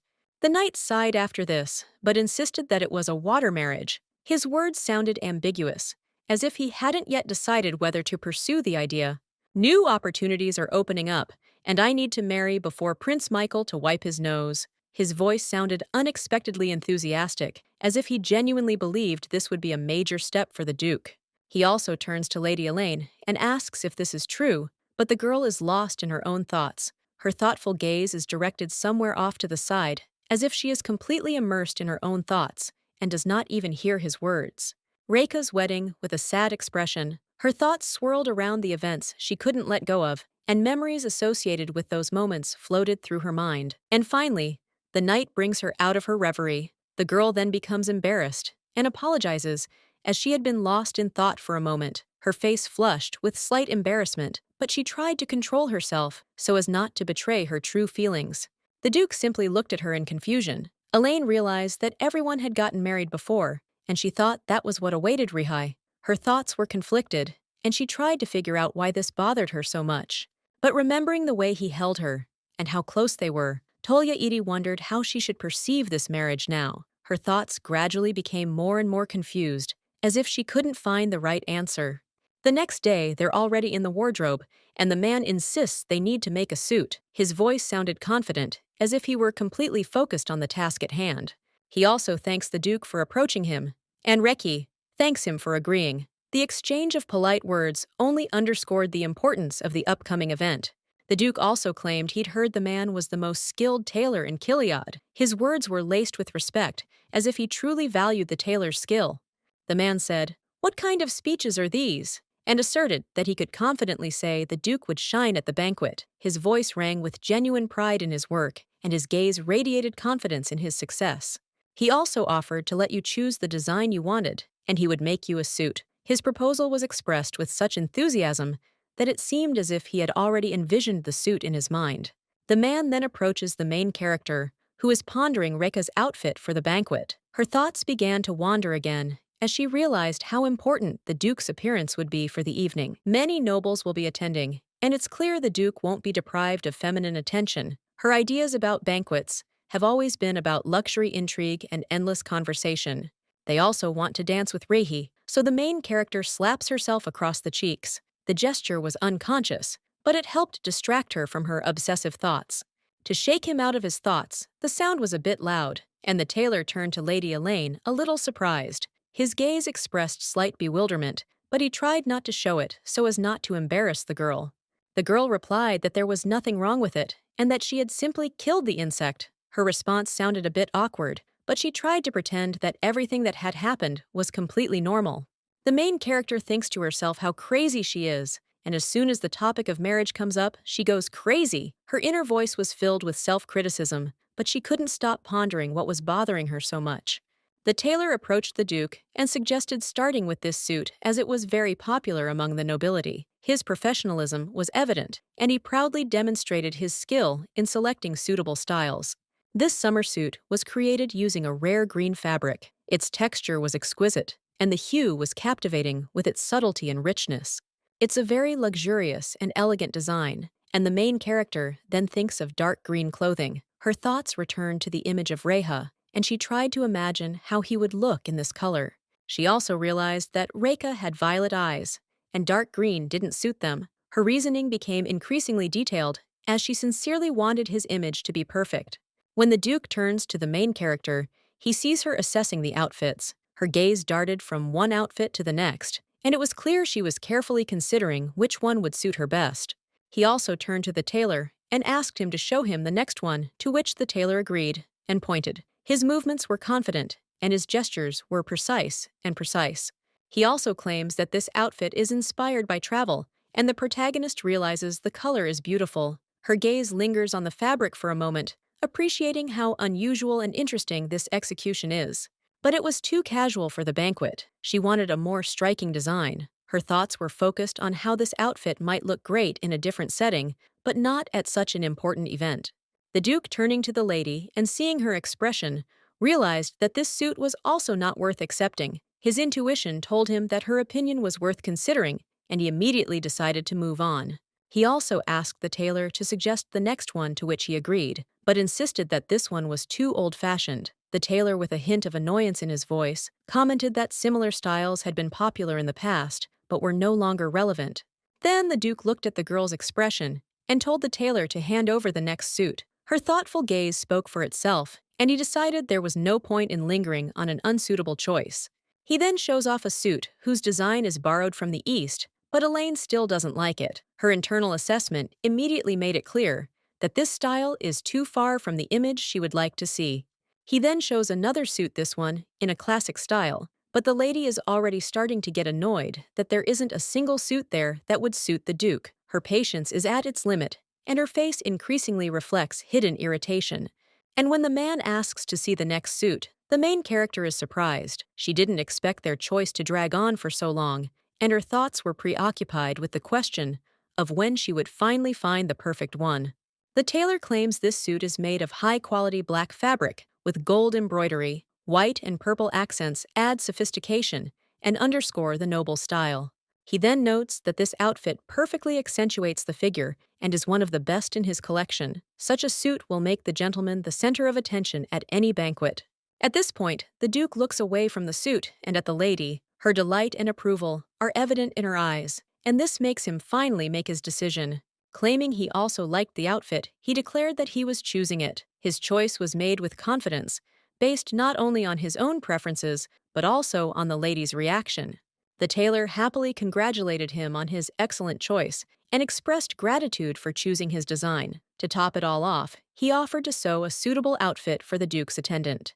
The Duke, however, calmly replies that this is not necessary since he does not intend to place an order for his partner. However, glancing at the main character, he pauses for a moment. Then, after a brief pause, he asks if the tailor has any dresses. The tailor clarifies that at the moment, he only has men's models, but his catalog also includes women's outfits that can be viewed. The Duke calls Lady Elaine to him and offers her a look at the catalog, which elicits her obvious surprise. She hadn't expected such a gesture from him.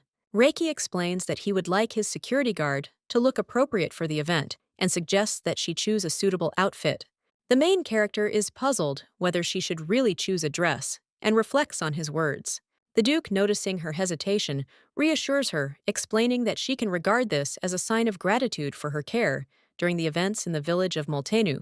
The main character wonders if this will be appropriate, since she is not the only one who will accompany the Duke to the banquet.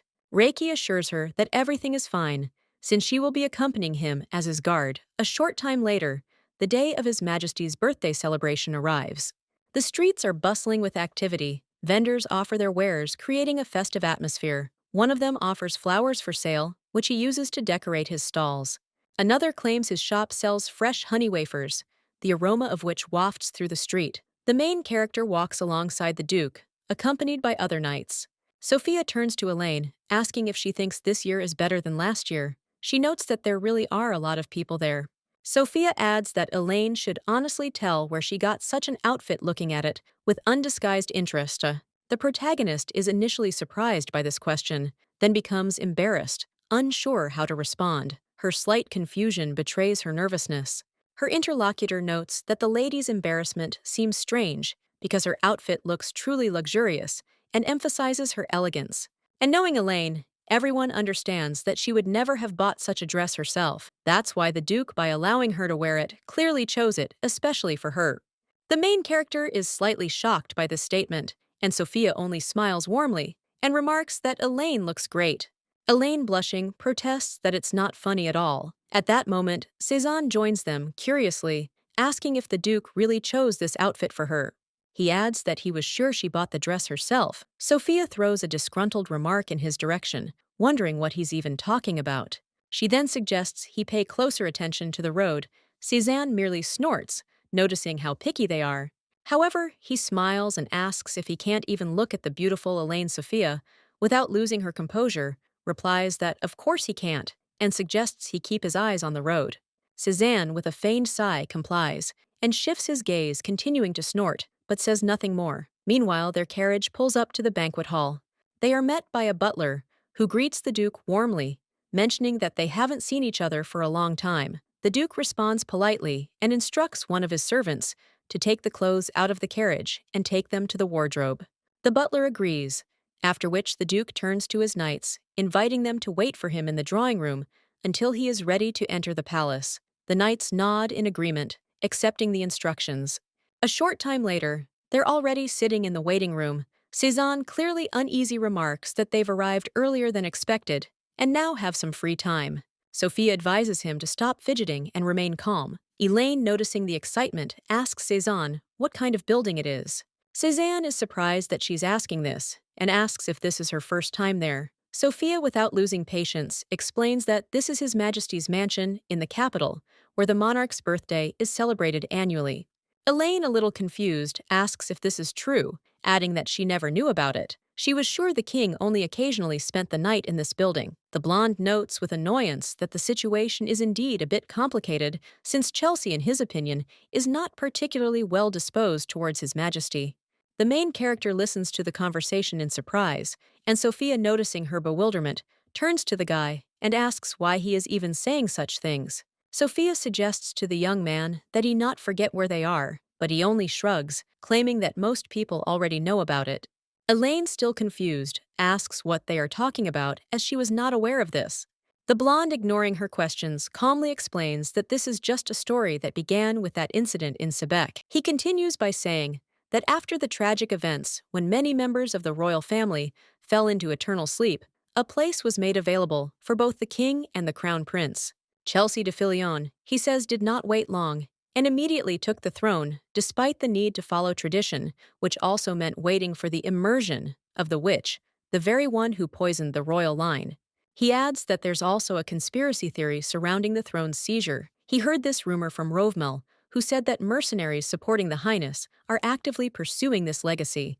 These mercenaries, the blonde youth claims, were inspired by how Killiard had prospered under the young Duke's rule, and perhaps they were trying to get rid of a potential enemy to strengthen their own position. He notes that Chelsea may not have imagined that the desolate Killiard could flourish under the leadership of the new Duke, and this could be one of the reasons for his possible hostility. Sophia, unable to contain herself, interrupts him, and saying this has gone too far, asks how much could be obtained for these mercenaries if Killiard's development is ignored. She reminds him that public opinion remains extremely negative regarding this entire story. Sophia adds that it is obvious that the mercenaries could have been those who previously belonged to the old aristocracy, the nobility for whom the status of their families is always more important than any other life. They suffered huge losses due to the Quebec incident, but nevertheless continued to harbor grudges and seek ways to avenge their losses. And now, in her opinion, they are furious and much angrier because of the Duke's success in Killiard, his ability to turn everything he encounters into prosperity. Elaine, lost in thought, can't stop thinking about these rumors. She reflects that after the Quebec incident, only 2 people remain alive, who to some degree survived that horror. These are Chelsea de Filion and the Duke of Diallo. Although they are brothers, their paths are said to have diverged long ago due to different views and disagreements. But despite losing his right to the throne, he was given the title of Duke. Despite this, however, he managed to gain authority among the old nobility, which gave him influence and opportunities. The Quebec incident left a deep mark on the Duke, This event could not only cause Reka to fall into eternal slumber, but also trigger future political change. Chelsea de Filion benefited greatly from this situation, and if all this is really true, his role in this incident becomes even more questionable. In that case, Chelsea was likely involved in organizing the squad that destroyed the evil dragon. If so, then the culprit of the Sebek incident will be easily identified. At this moment, the man walking down the corridor suddenly turns to Michael, his son. He asks if the preparations for the banquet are complete, to which Michael confidently replies that yes, everything is ready. He clarifies that the only thing needed is the arrival of the nobles. The man, seeing his son's readiness, asks if he can count on his support. Michael assures him that he trusts only him, and that despite force majeure situations in the past, he will not let him down this time. The man seems satisfied with the answer, adding that he heard rumors that this monster would go to the banquet without a partner, and if that is the case, he will be happy. He also reminds that fencing talent's business. He rejected all of this, and now perhaps he even rejected a couple. Prince Michael confirms that this is exactly what his father meant. He in turn reminds his son not to disappoint him. The crown prince, feeling responsible, bows and promises that he will not let his father down. As soon as he enters another corridor, Michael clenches his fists and decides that this time he will not give reason for disappointment, hoping that Rai will understand everything. At this time, the Duke turns to the butler, claiming that since all preparations are complete, the carriage must be prepared for departure, to which the butler agrees. A little while later, the Duke enters one of the rooms and sees the main character there, ready for the upcoming event. The Duke, noticing her gaze, asks what he looks like. The protagonist, examining him, expresses surprise. She gets up from her seat and approaches him for a closer look. When she appears right in front of him, the guy asks with interest what happened. Elaine apologizes and says she didn't even notice before, but the suit really suits him. The Duke smiles and says that's good. Meanwhile, the other knights watch them and exchange glances. Suzanne, not hiding his curiosity, asks if this is really what he thought. A little later, they find themselves in the royal banquet hall. People are having fun and enjoying the festivities. When the Duke enters, the assembled crowd begins to whisper. One woman whispers that he is the son of a witch. Another man adds that he is a monster. The Duke calmly raises his glass and takes a sip. He looks at the king and queen's seats and notices that everything is the same as it was a year ago. This is a good opportunity for the nobles to advance their interests. At this point, someone asks if he's arrived. It turns out to be the crown prince, who announces with a smile that, as promised, he has found him. The prince, noticing his appearance, asks if this is the first time the Duke has been in this hall since the last banquet, and he seems to be fine, which pleases him. Reiki wonders why he came over, and the prince, noticing his confusion, asks if he won't even greet him. The prince then points to his wife and tells the Duke to meet her. She is his daughter-in-law, Princess Elizabeth Fernand. The princess bows politely and says it is a great honor to meet the Duke. She also adds that she is the fiancée of His Highness Michael. The prince turns to Rahai again and asks where his mate is. He wonders with an ironic smile if the Duke hasn't found a partner in a year. However, the blonde reassures him, saying there's no need to be upset. The prince hopes that Reiki will find someone in the future, and they clink their glasses. After this, the prince exchanges glances with his wife, and Elizabeth, standing up, straightens her dress. Suddenly, feigning a stumble, the lady spills her wine directly onto the Duke's suit. This unexpected gesture provokes a reaction from those present, and for a moment, attention is focused on the incident. At that moment, as if by magic, someone fanned the scene, concealing the incident from prying eyes. Juliana, caught in the spotlight, intervenes. The prince, watching, is furious. The red-haired lady, observing the proceedings, says with a hint of mockery that she is Princess Fernand. In response, Juliana confidently points out that when wearing a long dress, one must be especially careful about one's step. The situation calms down, and Juliana, shaking out her fan, insists that nothing terrible has happened. There's a calmness in her tone, as if the incident were just a misunderstanding. As the conversation continues, suspicions begin to arise among the aristocrats, and several people whisper among themselves whether this girl really is a Laker. This name becomes a topic of discussion, filling the entire room. The other nobles, also noticing what's happening, begin to wonder what's happened over the past year. This gives rise to new rumors and gossip. When the Duke turns to Juliana, she gives him a slight wink and asks how he's doing. The girl bows to His Highness, and then he turns to Juliana, introducing her as his partner. The girl declares that she is pleased to meet the crown prince. Juliana confirms his words with a smile. During their conversation, she casually mentions that she recently heard that His Majesty had arrived here to discuss important business. However, she believes that perhaps the prince has already found himself a new bride, which leaves her with a slight twinge of regret. The prince, hearing this, objects, claiming it's not true. He can't believe her rumors about him are so far from reality. He asks if it's really true that she insists all this was forced upon him. The blonde prince, mockingly and disapprovingly, remarks that Juliana's psyche hasn't yet recovered from the years she spent in bed, trying to recover from her injuries. It seems an inappropriate remark on his part. Juliana, responding calmly, asserts that enough time has passed since she recovered. She is also certain that the prince is exaggerating the situation, accusing her of things that never happened. She believes his statements are simply rumors blown out of proportion. Lady Lakers, looking at the Duke, adds that she is truly grateful to him for his help in finding that monster. His participation was a great support for her that day, and she sincerely appreciates it. At this point, the whispers among the aristocrats grow louder. Some of them begin to doubt whether this is her first appearance since the last banquet. Others cannot believe that all this is happening is true, and begin to claim that everything they hear is a lie. The prince, wondering why this cursed woman has reappeared at the banquet, can't shake the memory of her mental state, which worsened after her lover fell into eternal sleep. He can't understand what exactly she's doing here. At this point, the prince, still stunned by her presence, remarks that it's strange she wasn't afraid to appear at such an event again. He wonders if her illness isn't chronic, and how she's coping with what she's been through. After her lover fell into eternal slumber, her mental state began to deteriorate. Rumors about her condition spread, and many said Lady Laker was no longer the same. The trauma she had experienced had its consequences. The moments when she lost someone so dear to her remained etched in her memory forever. Not only the pain of loss, but also the fact that she witnessed his transition to eternal sleep deeply affected her. These memories returned to her again when the prince brought up the subject of her past. The crown prince, with his characteristic confidence, declared that the daughter of the noble Laker family had fallen in love with the orphan who had become king. The prince also pointed out that this choice brought shame to her family, which added to the pain and strain in the lady's soul. The crown prince's words left her unmoved. The lady felt anger rising within her. She clenched her teeth, trying to contain her rage, but her gaze grew cold and harsh. However, the Duke did not remain silent. He decisively intervened in the conversation, declaring that His Highness was mistaken in his assumptions. He defended the honor of Lady Lakers and her family, believing that such accusations were without merit. The Duke, confirming his words, explained that Lady Lakers had never had a knight-in-waiting. He had known her family for many years and was well versed in every detail of their lives. Today, she is his business partner, which explains their warm relationship.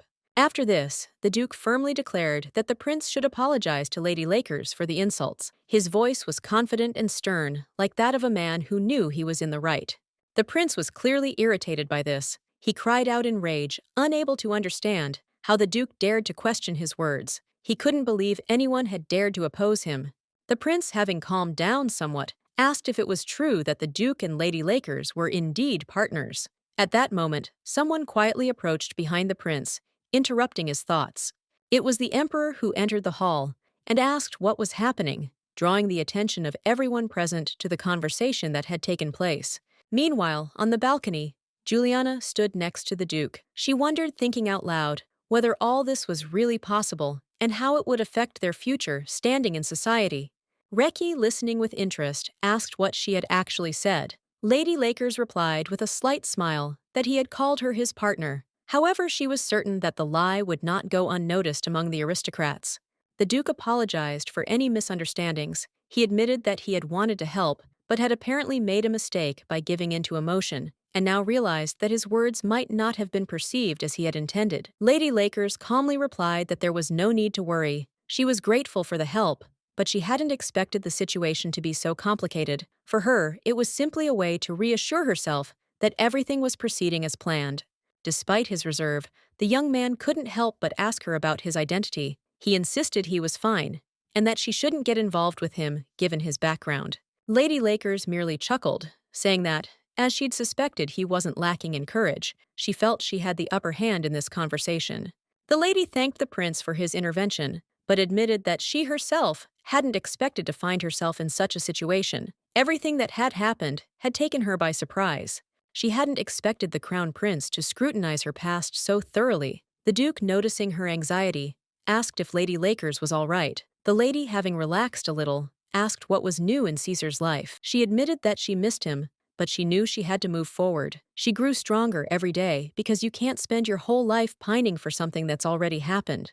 Despite everything, Caesar still lingered in her thoughts. However, try as she might, she couldn't shake those memories. Just then, about to say something, she suddenly stopped, deciding it was time to return to the banquet.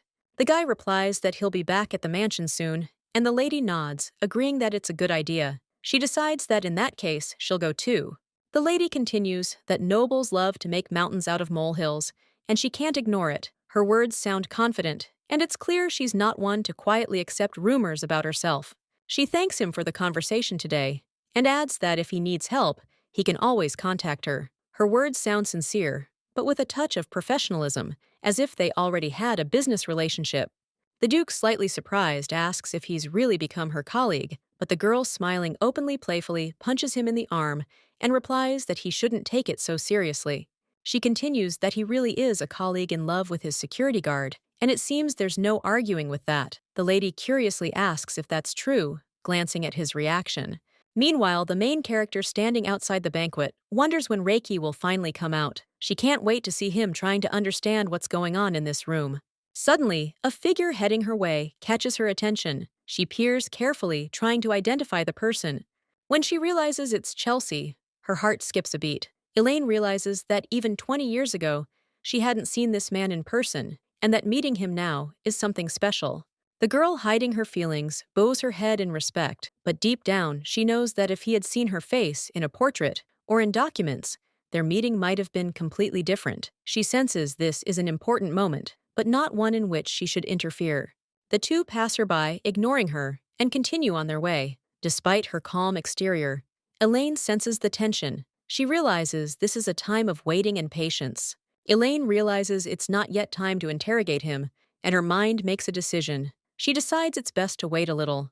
A short time later, the girl peers through the banquet door. She notices guards standing at the entrance and realizes the banquet is still ongoing. It becomes clear to her that nobles have gathered at the banquet, and although the atmosphere seems festive, everyone already knows that Bella is to blame for the incident with Sebek. This leaves a mark on her thoughts, and she can't help but ponder the consequences.